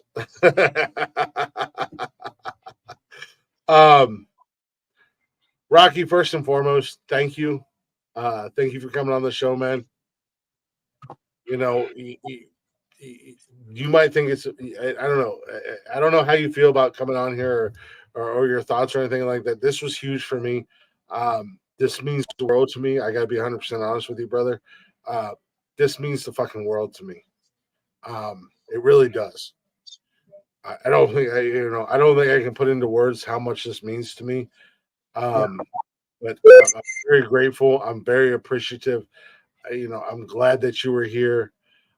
Again, like I said, Glick's House of Music is typically only an hour, hour and a half long. We're rocking on 4.5 hours, hanging out. It's been phenomenal. I've had so much fun. Um, but man, God, I don't know how to put it into words. I'm at a loss for words, bro. I really am, man. I'm very, very fortunate. I think I'm very lucky. I think that first of all, I want to say thanks to everyone who's tuned in and listened and chit chatted and hung out with us tonight while we drink beers. See, look, I'm slurring my words now. Drank some beers and hung out and just chit chatted about my journey and where I've been at. It means a lot that you even would stay and hear this out. And Glick, of course, is as always, man. I'm a big supporter of you too, and what it is that you guys all do. And yeah, I mean, shoot, of course, man, of course, I'm gonna be on the first one if you ask me. I will love that. Man. I love knowing that one day when this is the Joe Rogan experience, but better, 25,000 times better. You hear that, Joe Rogan? I'm coming at you too. So when knowing that I was able to be a part of it, it's really, really cool, man. And I'm fortunate. So thank you guys for having me. Thank you, Glick, for bringing me on. And yeah, the album, man, it's coming, guys. It's finally here, and I 1624. cannot wait. 1624. You ready for it? Let's get it. Let's fucking go, bro. Let's fucking go, man. And to add on that, seriously, in all honesty, Rocky, you have the EDM Combat, you have the studio, you have the umbrella company. Any of your artists you want to put me onto, put me onto them, man, and let them know, because I would love to have them come on the show. I'm all about that's what this show's about. At the end of the day, this is why I'm doing the show, because it's all about introducing people to new artists and having the opportunity to conversate and hang out and share their music. The last several shows have all been about, like, I know music. At the end of the day, I know music. I can't tell you the notes or anything like that, but I know music. I know all various types of music, and I want artists to come on here. I want artists who are passionate about what they do to come on this show and hang out and have a good time and conversate and share their stuff, because again, I'm nobody special, but if I can help you in any sort of way and promote you and push you, that's what I'm here for. Yeah. That's what I'm here for. Again, Rocky, you keep saying thank you, but all praise to you, brother. Wow. just What an interview, guys. Ah, man. What an interview. I do appreciate y'all listening. I appreciate you guys hanging out. Believe it or not, I'll be back tomorrow night on Nonsensical Nonsense. It'll be an open door challenge. The link will be in the chat for anybody and everybody who wants to jump in. Go ahead and check out the entire Nonsensical Nonsense network at bio.link/nonsensical non-work. No, whoa, words are hard. Apparently. I'm over here looking at. There's so much shit going on here. Oh, where's it at? Go ahead and check out all the social media. I'm not gonna put it up because I can't find it. Apparently, I can't function. But check out the entire Nonsensical Nonsense network. Monday nights, Men Caring for Men. Tuesday nights, Dollars and Cents. Jeff and his crew, Sam and Vera, doing a business show. Wednesday night is the flagship show. the main show, Nonsensical Nonsense. Thursday nights, we take the night off for our friends. Talking Shit, SHTTT. You can find them on Facebook and YouTube. They do a live show. They've got a interview coming up with Walter. What the hell is that guy's name? Walter J. Kelly or something like that. I don't know if you ever if you're a horror movie fan and you've ever seen the original My Bloody Valentine. He was the killer in the original My Bloody Valentine. He also had a role in the remake with Jensen Ackles, and I think that was 2009 or something like that. But he was in that movie as well. They're doing an interview, so check them out. Also Wednesdays, Leggy drops her Helen's mixtape on radio365.co, 3 p.m. our time on the East Coast, p.m. her time in the UK, and late nights. I don't know where they're at. I don't know what's going on, but if they're live, go ahead and give them some follow. Late Night Parents with hosted by Ted Hicks and his band of idiots. I say band of idiots because they're not Glick. No, I'm just kidding. No, they're a good show. And then Friday nights, the first and third Friday of every month, I'll be doing Glick's House of Music, hanging out doing what I do, whether I have a guest or I'm just playing music. I do have two ideas in the shoot, and they both revolve around cover songs, good cover songs, bad cover songs. And Saturday nights, Nonsensical Nonsense comes back again with a twist. We drop that link. We challenge you guys. It's the open door challenge. Come on in. All we ask is that you have a camera and you have your Peter off camera. You don't even have to wear pants. You just have to keep your Peter off camera. What do you guys think we've been doing this entire interview? Yeah, the entire show. Neither one of us have pants on. Neither one of us has stood up either. What a way to end the show, though, right? Because if you just Just stand up and show our wangs. I'm embarrassed, and Rocky's like, I stand up, I'm embarrassed, and Rocky's like, I'm the champ, you cracker son of a bitch. Fair enough, I'll send my belt in the mail. Don't forget on Sundays, Jarvis, our guy Jarvis, aka Jarabishi, dropping the Jarvis podcast on Sundays. Leggy Lady 01 on Twitch. She's doing the documentaries for the music. And Bathurst and Tony D, I would love to give you guys shout outs, but I don't know when you guys do what you do, or you don't have scheduled times. You just pop up when you pop up. But anyways, I do appreciate you guys listening. I appreciate you guys hanging out. Hopefully you enjoyed this show tonight. Rocky, thank you so much. Again, that means the world to me. Don't take it the wrong way. I love you, brother, and I really do. I can't wait to watch you blow up. I cannot wait until you're selling out stadiums, you're selling out coliseums, you're fucking doing your thing. I know you'll be there. And this was awesome. Thank you for everything, man. Truly, from the bottom of my heart, in all realness, you guys, a lot of you guys paint me in a certain light, but I'm really not that guy. This means the world to me. Tonight meant the world to me, and I was so excited and so nervous. The words escape me. I don't know what to say other than thank you, man. Thank you, and I love you, bro. Absolutely, man. I love you too. I love this show. I love what it is that we're doing. And who knows, guys? You pop in on this podcast, you might just catch another one if you get my drift. So you need to make sure that you come in every Wednesday, man.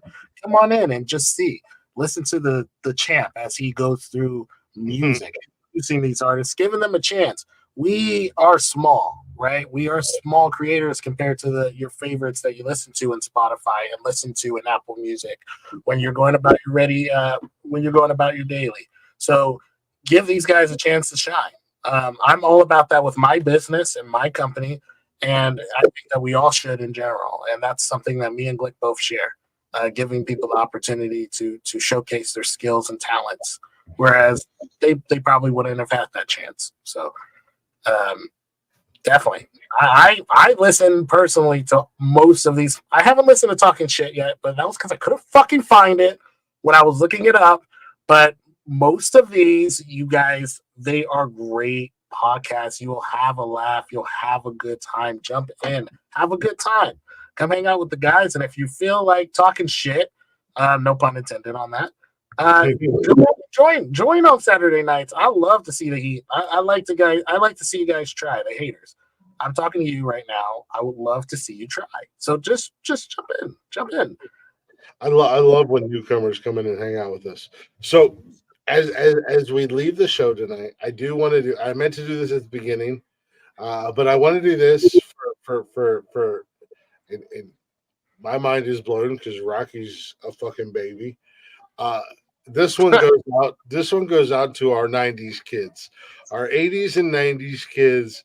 This one's for you guys. This one is for us. We remember this. We were watching this show. We were Nickelodeon kids, man. We weren't Disney kids. We were Nickelodeon kids. As we end up in the show, actually, you know what, Rocky? Hang tight. Oh, you're gonna hang tight. You're not going anywhere, anyways. When we wrap the show up, I wanna steal a little something um from the other shows. I typically don't do this on Friday nights, but I'm gonna play this song. And I want you to, when we come back, I'm gonna ask you to leave us with a quote, something inspirational, something. I mean, you can go tell everybody to go fuck themselves for all I care, but you know, a little something before we hit the button and wrap this bad boy up. But for us '90s kids, us '80s kids, us Nickelodeon kids, this one's for you guys. And I love this remake. And I know remix. I'm sorry, and I know this kind of blew up for you unexpectedly on TikTok, but this one's for you guys. I'm not even gonna tell you the title. I'm not gonna tell you what it's from. You're just gonna fucking listen and enjoy, you sons of bitches.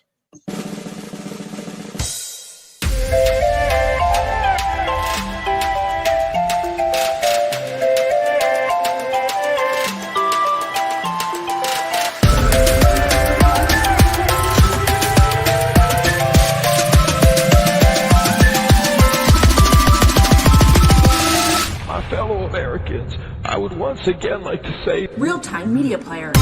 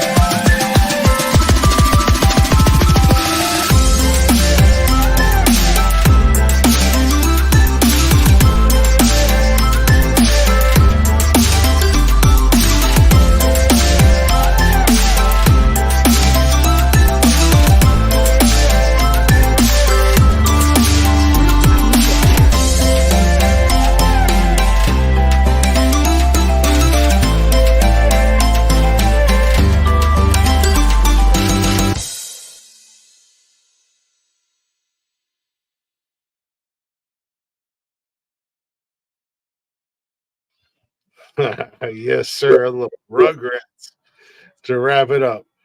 Again, thank you guys so much for listening. Thank you guys for hanging out. Everybody who is live with us in the chatters box, we do appreciate it. The replay viewers, thank you guys. Don't forget to go follow Lee EDM Combat Remixes or Rock L33 on all social media, wherever you listen to music at. Go show the guys some love. Go let her know you're there for them, you're supporting them. And well, I'll see you tomorrow night. But Glick's House of Music will see you in 2 weeks.